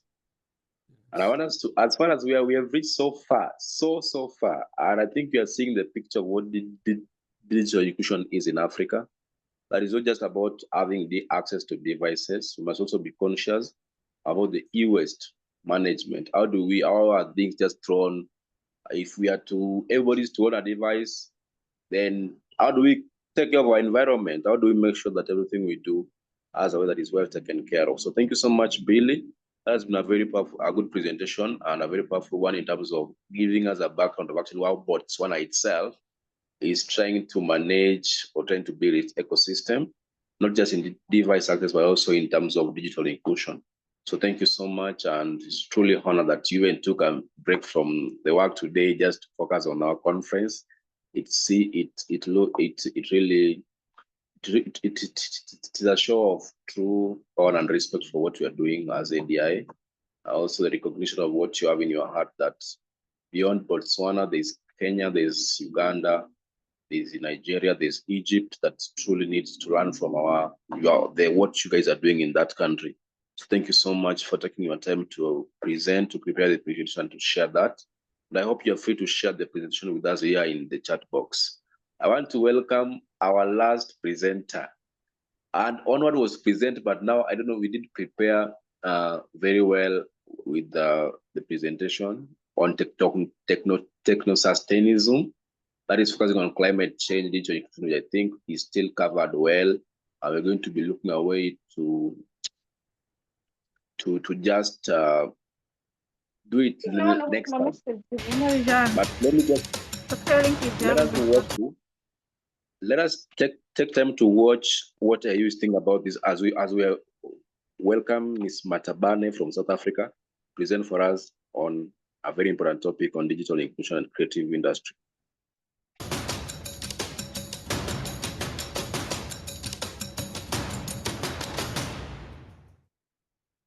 As we are experiencing the fourth industrial revolution, digital technologies and data are redefining African societies and economies. From our interactions with our friends and family, to how we learn and how we work on the continent, how we produce and make business within and out of Africa, digital technologies and data are transforming every part of human life. Africa has already shown major advantages for leveraging technology to transform the continent. From combating Ebola to tackling the coronavirus, from better serving her people to opening new worlds of opportunities, digital technologies and data have already shown massive promise for unleashing the continent's bright future. With untapped natural resources and a youthful population structure, Africa, the youthful continent, has a wealth of resources to harness digital technologies and data for a better future. With fewer legacy challenges that come from having dated technologies and related barriers, Africa can more easily and quickly adopt technologies to reap the promises of digitalization and innovation. Digital transformation can therefore help us create the Africa we want and deserve, an integrated, prosperous and peaceful Africa, driven by its own citizens and representing a dynamic force in the international arena, if we Africans are committed and join our hands and resources. To do that, the African Union carefully crafted a strategy to guide the continent on this path to socio-economic development. The Digital Transformation Strategy 2020 to 2030 enables the continent to harness digital technologies and innovation to promote Africa's integration, generate inclusive economic growth, stimulate job creation, bridge digital divides, and eradicate poverty. To do so, the strategy facilitates a comprehensive, inclusive, and homegrown approach which builds on existing efforts and is based on a collaborative and multi-stakeholder approach led by African institutions for African citizens. The DTS also enables Africans to safely harness the opportunities of digital technologies, mitigate the risks that accompany digitalization, and participate equally in increasing global economies. How will it do this? The Digital Transformation Strategy for Africa aims to serve all Africans by developing a strong digital transformation framework based on 5 foundational pillars. 1. Enabling environment. 2. Policy and regulation. 3. Digital infrastructure. 4. Digital skills and human capacity. 5. Digital innovation and entrepreneurship. Critical sectors and cross-cutting themes are selected to fasten the realization of the DTS across the continent. The Digital Transformation Strategy for Africa uses this framework to enable the power of digital technologies and data to continue to positively transform Africa for all Africans. The strategy is designed to bring Africa forward that is prosperous, integrated, united, secured, safe, and the best place for Africans to be. It also lays the foundations to make Africa the key player in the digital economy and society, Africa as a technology producer and leader in the digital space.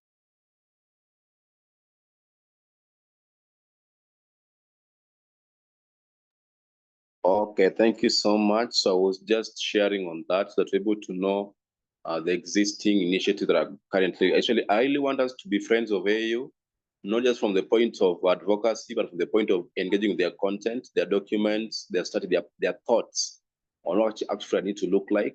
But also, our actions need to align with that because they've been really building so many plans, strategy, though a big percentage has not been implemented, but they give us a picture of truly what it means to be digitally cohesive as a continent.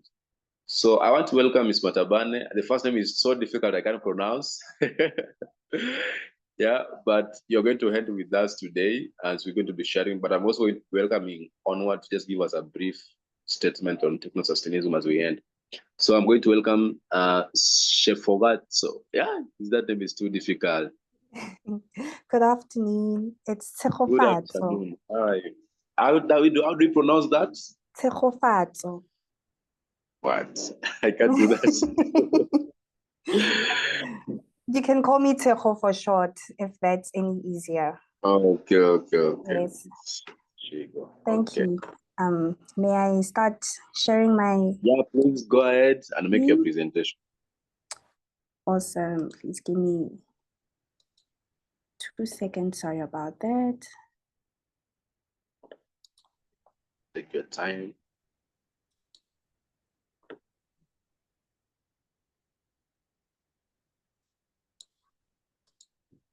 Okay. See, digital-ish. Let's be good. Let's take your time. Don't complicate. Take your time to build on it well. Okay, it is not allowing me to show my Just screen. sharing, is the button for sharing not possible? Are you able to share? To share my? Share in the Zoom. Just sharing. Is it bringing some hiccups? Yes, it's the computer that I'm using that is not allowing me to share, which Okay, you can share. raises Okay. these questions that we are trying to sort out, you know.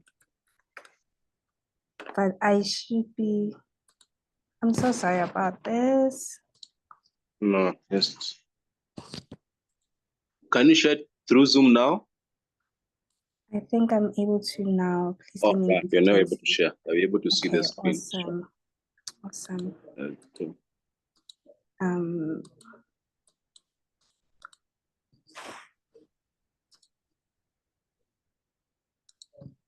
Oh, so sorry about this. Let's try this again.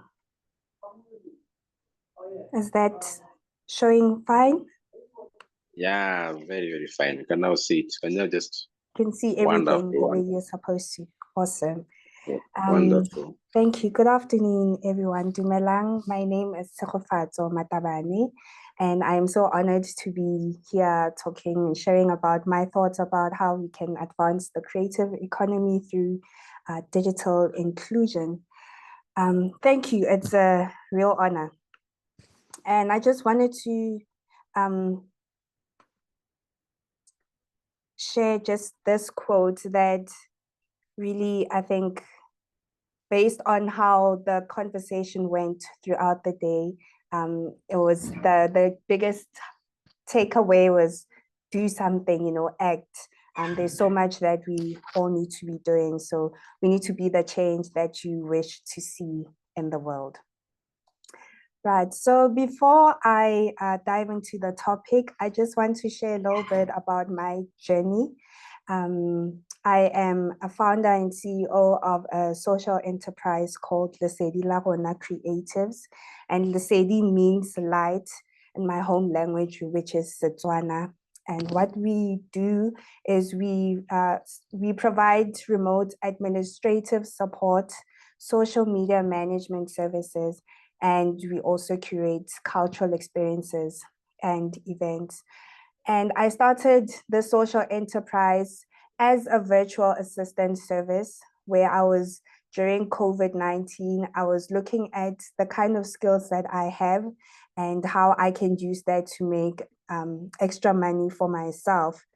And one of my biggest, I looked at the resources that I had at the time, and it was access to internet and a laptop and my brain, of course.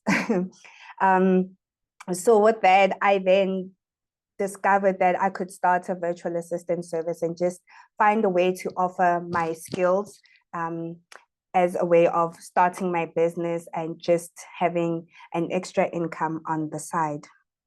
So over the years, it has built up to be what it is now, which is Lesedi La Rona Creatives, and we do way more than virtual assistant services. And also just looking more into the social media space and how I can leverage the skills, the knowledge that I have to just having a stream of income on the side that I've created myself. So access to the digital tools has allowed me to see gaps in the creative economy. And as I've taken a proactive approach to creating solutions that really didn't exist before, my work focuses on empowering creatives by providing these skills and opportunities and visibility. And this experience has shaped how I think about digital inclusion, which is not just about participation, but it is about shaping systems and opportunities that support creativity and growth. And also just to give you a background about my educational backgrounds, that I've been in the humanities sector and just always been so passionate about working with people for people. And this is just how the journey has been going. And I'm currently just doing my master's in cultural policy and management. So I'm always bringing these kind of ideas into all the different spaces that I find myself in. So when it comes to understanding digital inclusion, there's a paper that I've been reading. It's called Moving from Digital Divide to Digital Inclusion. And it has been shaping my understanding of digital inclusion as I was preparing for this presentation. So the creative economy is rooted in people and how they express themselves, their heritage, their culture, their identities. And this is fused with digital skills, innovation, and technology. So in this paper, they explain digital inclusion as they explain digital inclusion as providing equitable access, skills, and opportunities for participation. And then they also differentiate between formal access and effective access, where formal access is about having the tools and the connectivity. Effective access is having the skills, disposable income, and the confidence to fully participate. Because what I've been seeing is that people can have access to internet, to data, but the tools, not being able to use the right tools to help them with productivity, help them make their systems better and more effective. So that also is just another way of looking at digital inclusion, exclusion. And in terms of understanding the creative economy,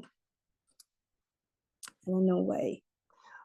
Ooh, okay. Understanding the creative economy, as I mentioned, that it's about using different skills and finding a creative and innovative way to respond to the kind of problems that exist in society. So music, film, design, which I think design is the most powerful one because it helps us shape the way we see the world.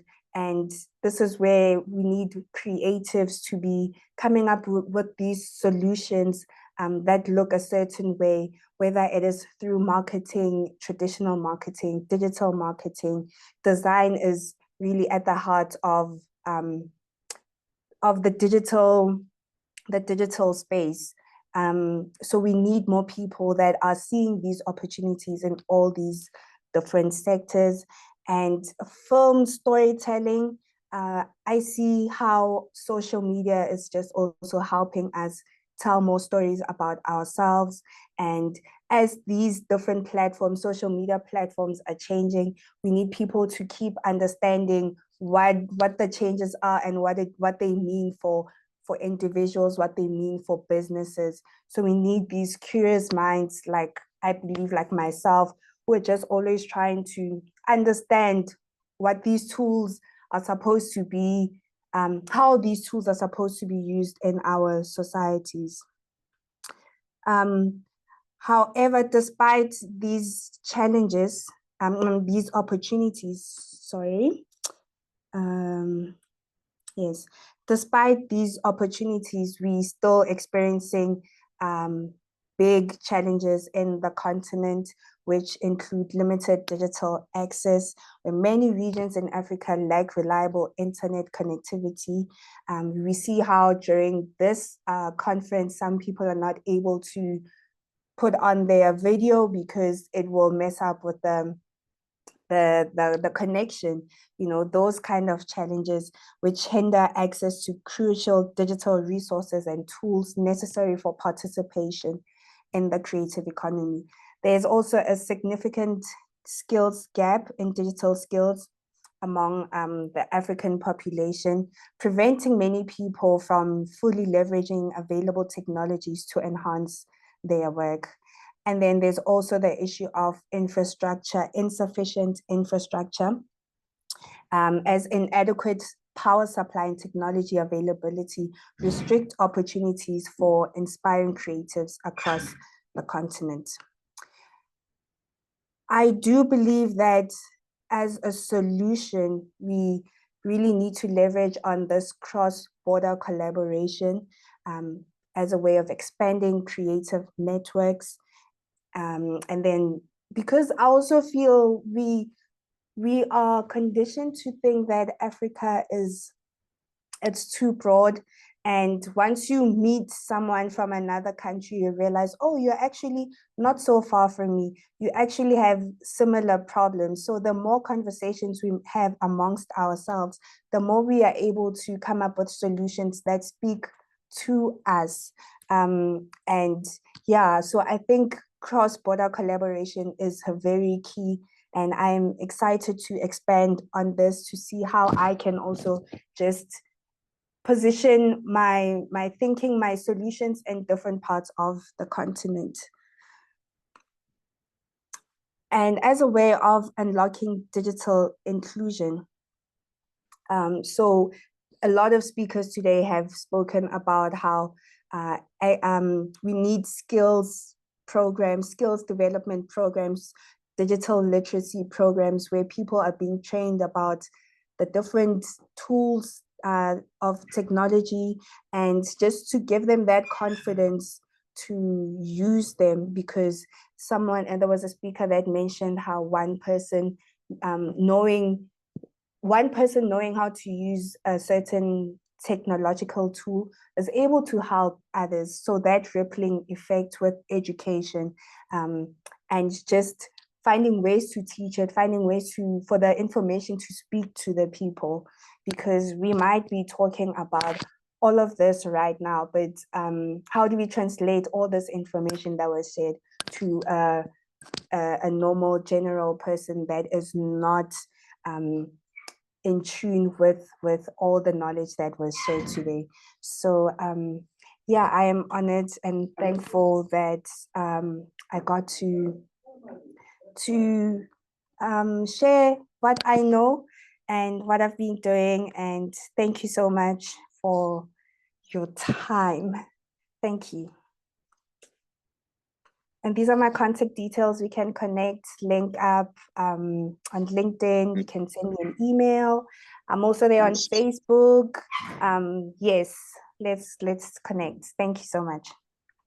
Wow, thank you so much, Matabane, for a wonderful presentation. I've really loved your presentation. You really did a very short, insightful presentation on your design was so amazing. I think I really liked how you really presented everything. And I know that creative industry is not just about country focused up with the way you say that you can go and meet somebody from another country and then you connect very well with them. So thank you so much for really giving a very powerful presentation on this area. And I hope we see you share with us your presentation, at least we're able to go on it. And it is very insightful indeed. Thank you, Patricia, for reinforcing that.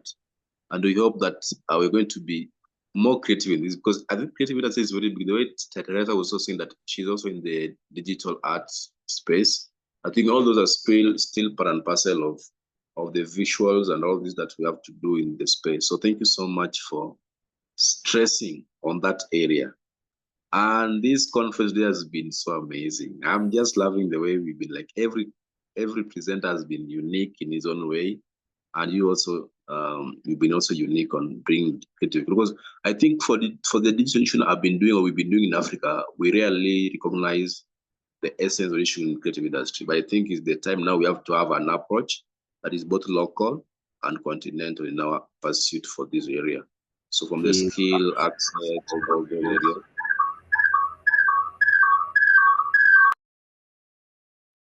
will allow us to actually build a framework that is going to grow this area very well. Yeah. So thank you so much. I really appreciate that presentation. It was very short. Thank you. Emotional, also well designed. Thank you. I want to give Onward 3 minutes. 3 minutes. Onward, are you there? And it's so bad that today my people from Zimbabwe has not spoken. It's too bad. How can we represent the entire continent and the most brilliant people in the continent? You know, the Zimbabwe people are almost 90% of the country is illiterate. Is literate, yeah. So we have to say, it's too bad. It's too bad. Okay. Anyway, just give us just some small token or just a brief description of what you mean by technology and digital inclusion. Then we're going to be focusing. We're going to prepare our workshops specifically for this, for what you're talking about, so that next time people will delve on it deeper. So please go ahead. Okay, thank you very much, Peter. I actually thought I was off for today, but I would just say technosystemism. I'll introduce myself first. I'm Onward Mtapurwa from Zimbabwe. Actually, I'm a believer. This makes me to think the way I think, and this makes me to believe in the way I think. So technosystemism is an idea which I believe that is taking precedence bit by bit in our international environment. We can also look back with some events such as COVID. Those are some of the bases which I can actually articulate that we are in a new era. And in a new era where we can all somehow understand that liberal democracy as it stands had been proven to be insufficient to solve some of our problems. So my focus today was technosystemism, focusing on the areas like digital divide and e-waste management. So my belief was technosystemism framework is a unique suited for African reality because it is anchored on fundamental principles that believe that meaningful change begins with molding behavior and conscientizing citizens to leverage existing local assets. This is just because it is anchored on values such as behavior. It is also anchored on redistributive innovation, and as well as its anchor lies on ecological ethics. So technosystemism, I was going to explore with regard to issues of e-waste, and it was much more based on the issues to do with a polycentric governance. So this polycentric governance is also much more inclined to provide a fertile ground for citizen participation because I believe for everything to thrive, we need the citizen, we need a commoner to understand what he or she is up to. So that was my idea on technosystemism, and I hope I've tried to put some of the things there because the other reason I was advocating for technosystemism in areas such as digital divide and e-waste management is that the approach moves digital inclusion from being solely a governance process to a collective behavioral issue. It also allows the continent to work towards advanced outcomes typically associated with global north, such as precision farming, efficiencies, and robust circular economies without much mimicking to the environmental or infrastructural pathways which might be extensive to African reality. Because I actually believe whenever we talk about digital divide, what comes up in our mind is other models like Eurocentric models. Yet we also tend to forget some of the models we can harness, which are also cost effective and cheap to our African ways, whilst working our way towards those models which we might consider best. Because by the end goal is to first reduce the divide, then we develop from there. Thank you very much. Thank you so much, Onward, for climaxing that in a very powerful way. At least we are now at a point where we want to close our conference for today, for this year actually. But before that, I'm still reminding us that as ADI, we've not been just sitting down to talk and go that way, but we want to engage us in a way that is very strategic and very impactful. And I think one of idea, just to highlight how our website look like, we have 4 organs there. I'm not going to be going into them deeper.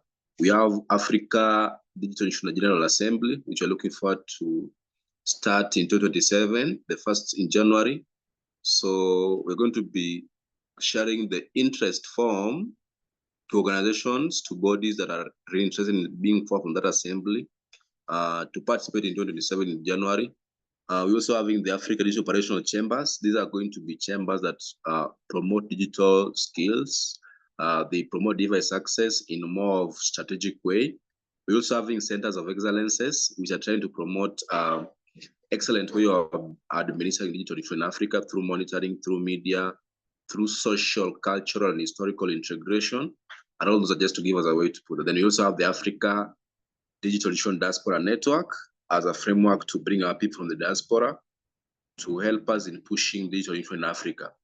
I've talked about the chambers. As you can see, we have chambers here. We have the Chamber of Skill Development. We have the Chamber of Device Access and Management. We have the Chamber of Technical Support Management, Chamber of Marginalized Group Inclusion. All these are just a way ADIA is structured to be effective, but you don't just come to this conference to talk and go that way. You're going to be seeing a lot of activities call from these chambers. They will want to engage in one way. For example, if I will go to this Chamber of Skill Development, this is still, our website is still under some stories. I won't click that. Then also the Center of Excellences, we have 4 currently in our website. The one is the Africa Digital Media. So we will want to engage you next year, not even next year, but even for the year, just to interview you on your work. And also we're going to be sharing stories across the continent about what is happening as a way to integrate our work to that. Then the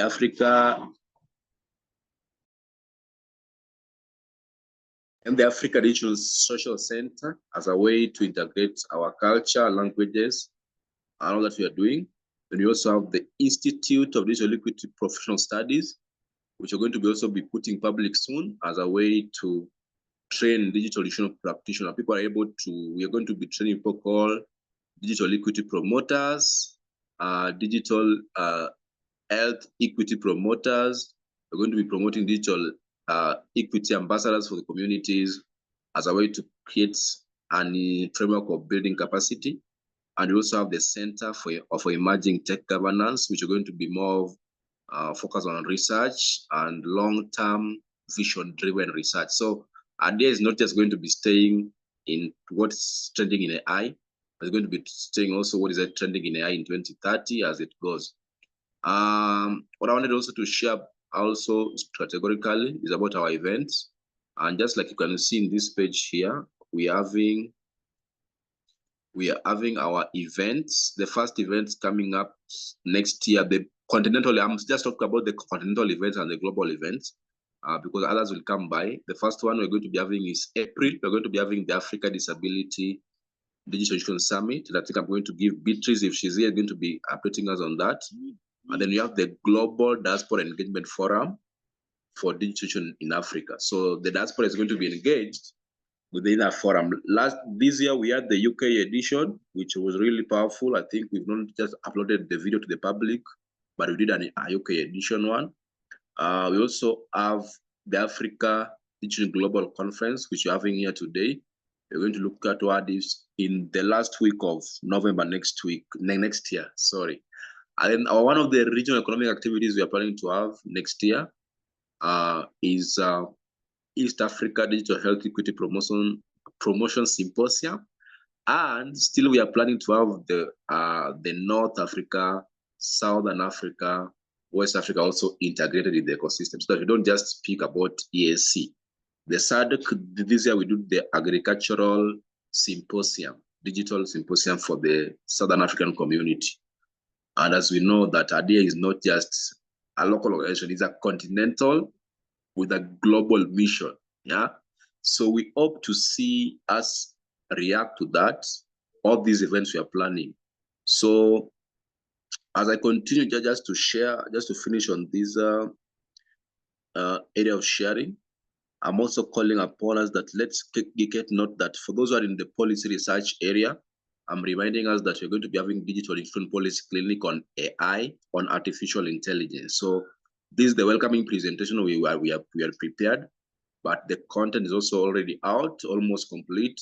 So we're going to be having the clinics set from February. We're going to be doing that training from February, but registration is going to be open from December. So be open to interrogate AI digitally. We have to see the inclusive nature of AI. How is it being shaped in the continent? I think Onward, FIDAT, and other practitioners have been very keen to put the best out for us. So if you get such link, please make sure you apply. We are not here to just talk and finish the conversation here. We want to be very practical, very pragmatic, and very vision oriented. We are not going to be focusing on anything. We're going to take any time slowing anything down. I also want to welcome Beatrice. I don't know, Beatrice, are you here? Beatrice? Hello, Victor. Please go ahead. Why don't you to share about the Disability Summit? How far, what can you tell us as members who are preparing, because we are from different parts of the continent and want to see how do we come to Zambia next year? Please go ahead as the chair of the summit. Yes. Good evening, my fellow leaders. Thank you, Victor. Thank you so much. I'm sure today I've enjoyed and I've benefited from this important conference. I'm sure the organizers and Victor, this is the true statement of your dedication towards promoting digital inclusion in Africa. Bravo, and continue with the same spirit. I've benefited a lot. I'm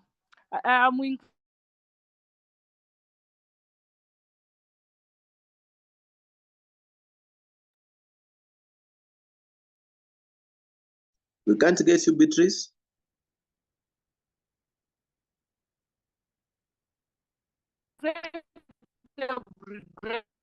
Grateful for giving this opportunity. Seems your connectivity is shaking. You are shaking, Beatrice. Oh. The connectivity is shaking. Are you there?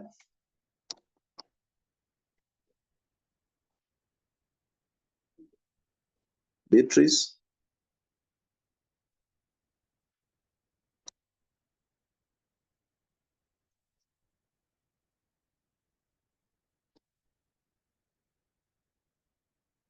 We can't get Beatrice.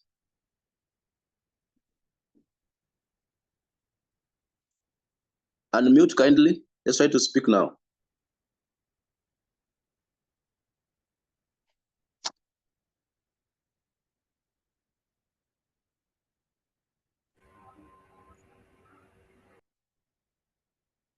Beatrice, we are not getting you. We're not getting you completely.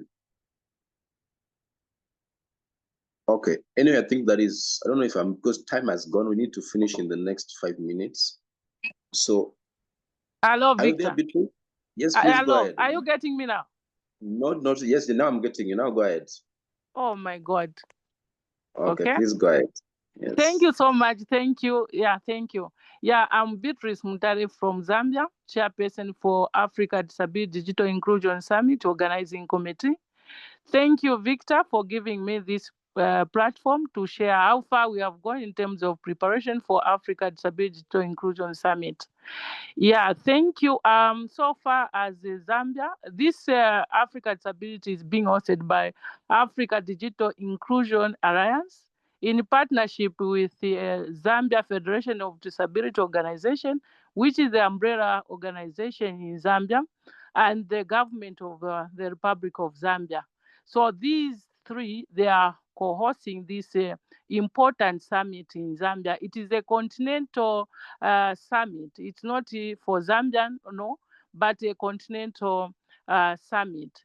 So this summit, we are expecting about 400 delegates from different countries, and we are already organizing. I'm sure we have already set, and the government, they are on top of things to ensure that there will be security, accreditation, and the issue of protocol. And as a regional and national steering committee, they are working day and night to ensure that everything is in place. So we are inviting all of you, ladies and gentlemen, to come and meet us physically. We need to meet physically. That is a symbol of unity. So we are expecting all of you to come to Zambia in April 2026 next year. We have just remained with a few months. So during this Africa Disability Digital Inclusion Summit, it's open for exhibition. So if you have some in line with the digital, if you have something to exhibit, you are welcome. We are going to put up the booth for you to exhibit, and there will be a competition in this line, and awards will be attached to that. And we are, hello? Yes. Yeah, so and then we are going to we are expecting all of you to participate, especially in call for abstract. I'm sure we can contact Victor. He's in charge of the abstract.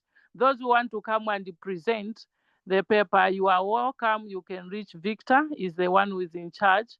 And during the summit, we are going to have oh my God, hello? We are getting you clearly, very clearly. All right. Thank you so much. And I'm inviting you, and we want to come. I want to know the number of delegates from the country. So if you show interest, please, you can reach me or you can reach Victor, so that we come up. We create a WhatsApp group so that we know the number of delegates who are going to come to Zambia, so that we start preparing for your coming. And in terms of the tickets. In fact, we are negotiating with international airports, so that if we do the negotiate with air tickets, so you can do this as quickly as possible, so that we know how many are coming from other countries. So we need to do the registration so that we know how many are coming in Zambia. We want to see you come and see beautiful Zambia in 2026 April. This is a continental. We are expecting all of you here to come to Zambia. Yes, Victor, unless there are other questions, I can respond. That is Yes. enough, actually. Thank you so much for update on that. So we expect to see everybody in Zambia next year. Let's meet in Zambia in April. Also, let's know that other activities are also there, like the global conference. At least we're planning this time around, it becomes physical in Nairobi. So let's also know that we're also coming in Nairobi also, Beatrice, yeah? Yes, I'll come. Yeah, and Zambia yes. is beautiful. Yeah, Zambia is beautiful. You're also planning to go. So we have so much to do next year. By the grace of God, if we're able to do everything well, it has to align by that standard. But I'm so much happy that the conference has been productive. We've learned a lot. A lot has been today. I think if you can just leave this conference without anything, then I feel like what have been sacrificed, we've been sacrificed as ADI has not been enough. So I want to say thank you so much to everybody. And I want to give, I don't know if Isaac is here. Yeah? Just to give some vote of thanks. And then from there, I also see Jemima, thank you so much. Mutisa, I saw, thank you so much. Teresa, thanks for being. So I want to give Isaac to give us vote of thanks. But before that, I'll give us vote of thanks. Then I want Jacqueline to pray for us. And then I'll have somebody from our Islamic community. I always don't love to do it just because I'm a Christian, so I have to do my Christian thing. Yeah. So do we have anybody from our Muslim community who can volunteer to pray?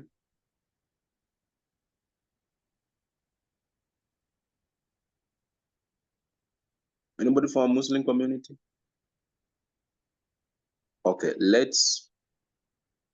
okay, so I'm going to invite vote of thanks from Isaac, then Jacqueline is going to pray for us.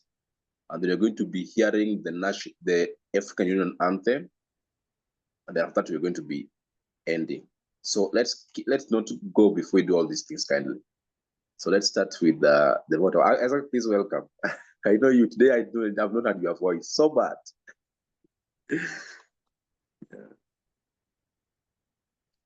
Isaac, are you there? Isaac?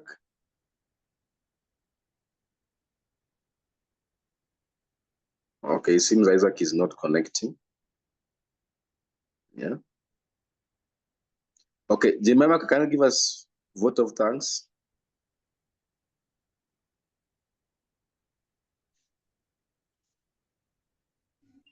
Jemima? Okay, thank you. Yes, go ahead. Yes. So thank you so much, everyone, for showing up, though we are not physically meeting. I believe one day we shall. I appreciate you all Next for year. yeah, sure. I appreciate you all for joining us in this movement, and with the passion for change, you are going to be there. Thank you all from Africa, from the overseas, from Kenya. Thank you. Thank you for coming on board. Thank you, Victor. Thank you.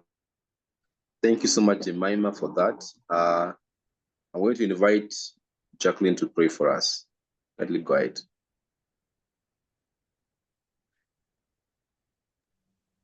Shall we all pray? Father, in the name of Jesus, we thank you for this wonderful moment that we have had throughout the day. We asked you, God, to be with us as we started our conference. You have been a good God. You have been so faithful. We've seen everything that has happened. We have taken a lot of wisdom. We've seen the actions that we are supposed to take as the region of Africa in advancing the digital inclusion and getting our communities connected. We pray that whatsoever, Father God, Jehovah, we have taken from this conference should remain in our heart and should be a call for action in our communities to amplify the digital inclusion amongst the people that are being fathers and blind. We pray for each and every speaker that, Father God, you increase in the wisdom, knowledge, and understanding, that they should always, Father God, carry the good work that they have already started. We also pray for Africa Digital Inclusion Alliance as the organization of the organizer of this conference, that, Father God, Jehovah, you multiply their finances, you multiply their expertise, so that, Father God, these kind of conferences should continue in the future in the mighty name of Jesus. We pray, Father God, that you keep on supplying us with life, and you also, Father God, Jehovah, make us to be the champions of this digital inclusion. You are good, you are great, and you're mighty. We thank you, Father God, for everything that has happened. We thank you till we meet again. We leave everything in your hands. In Jesus' mighty name we've prayed. Amen. Amen. Amen. That is very powerful indeed. May God help us to stand strong as a continent. Victor, don't forget to share your contact and my contact to those who have interest. Okay.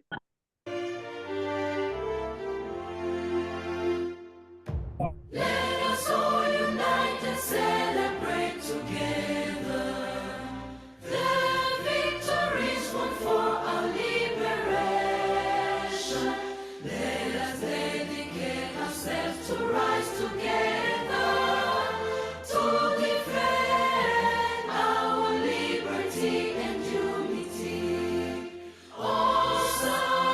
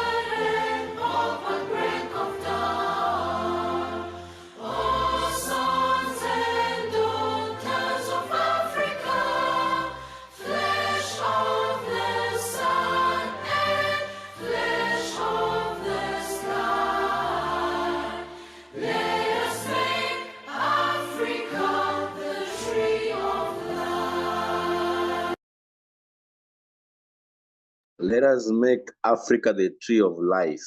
Thank you so much for taking time to join us for this our conference for second edition. Looking forward to the third edition in 2026. And bye-bye, everybody. Thank you so much.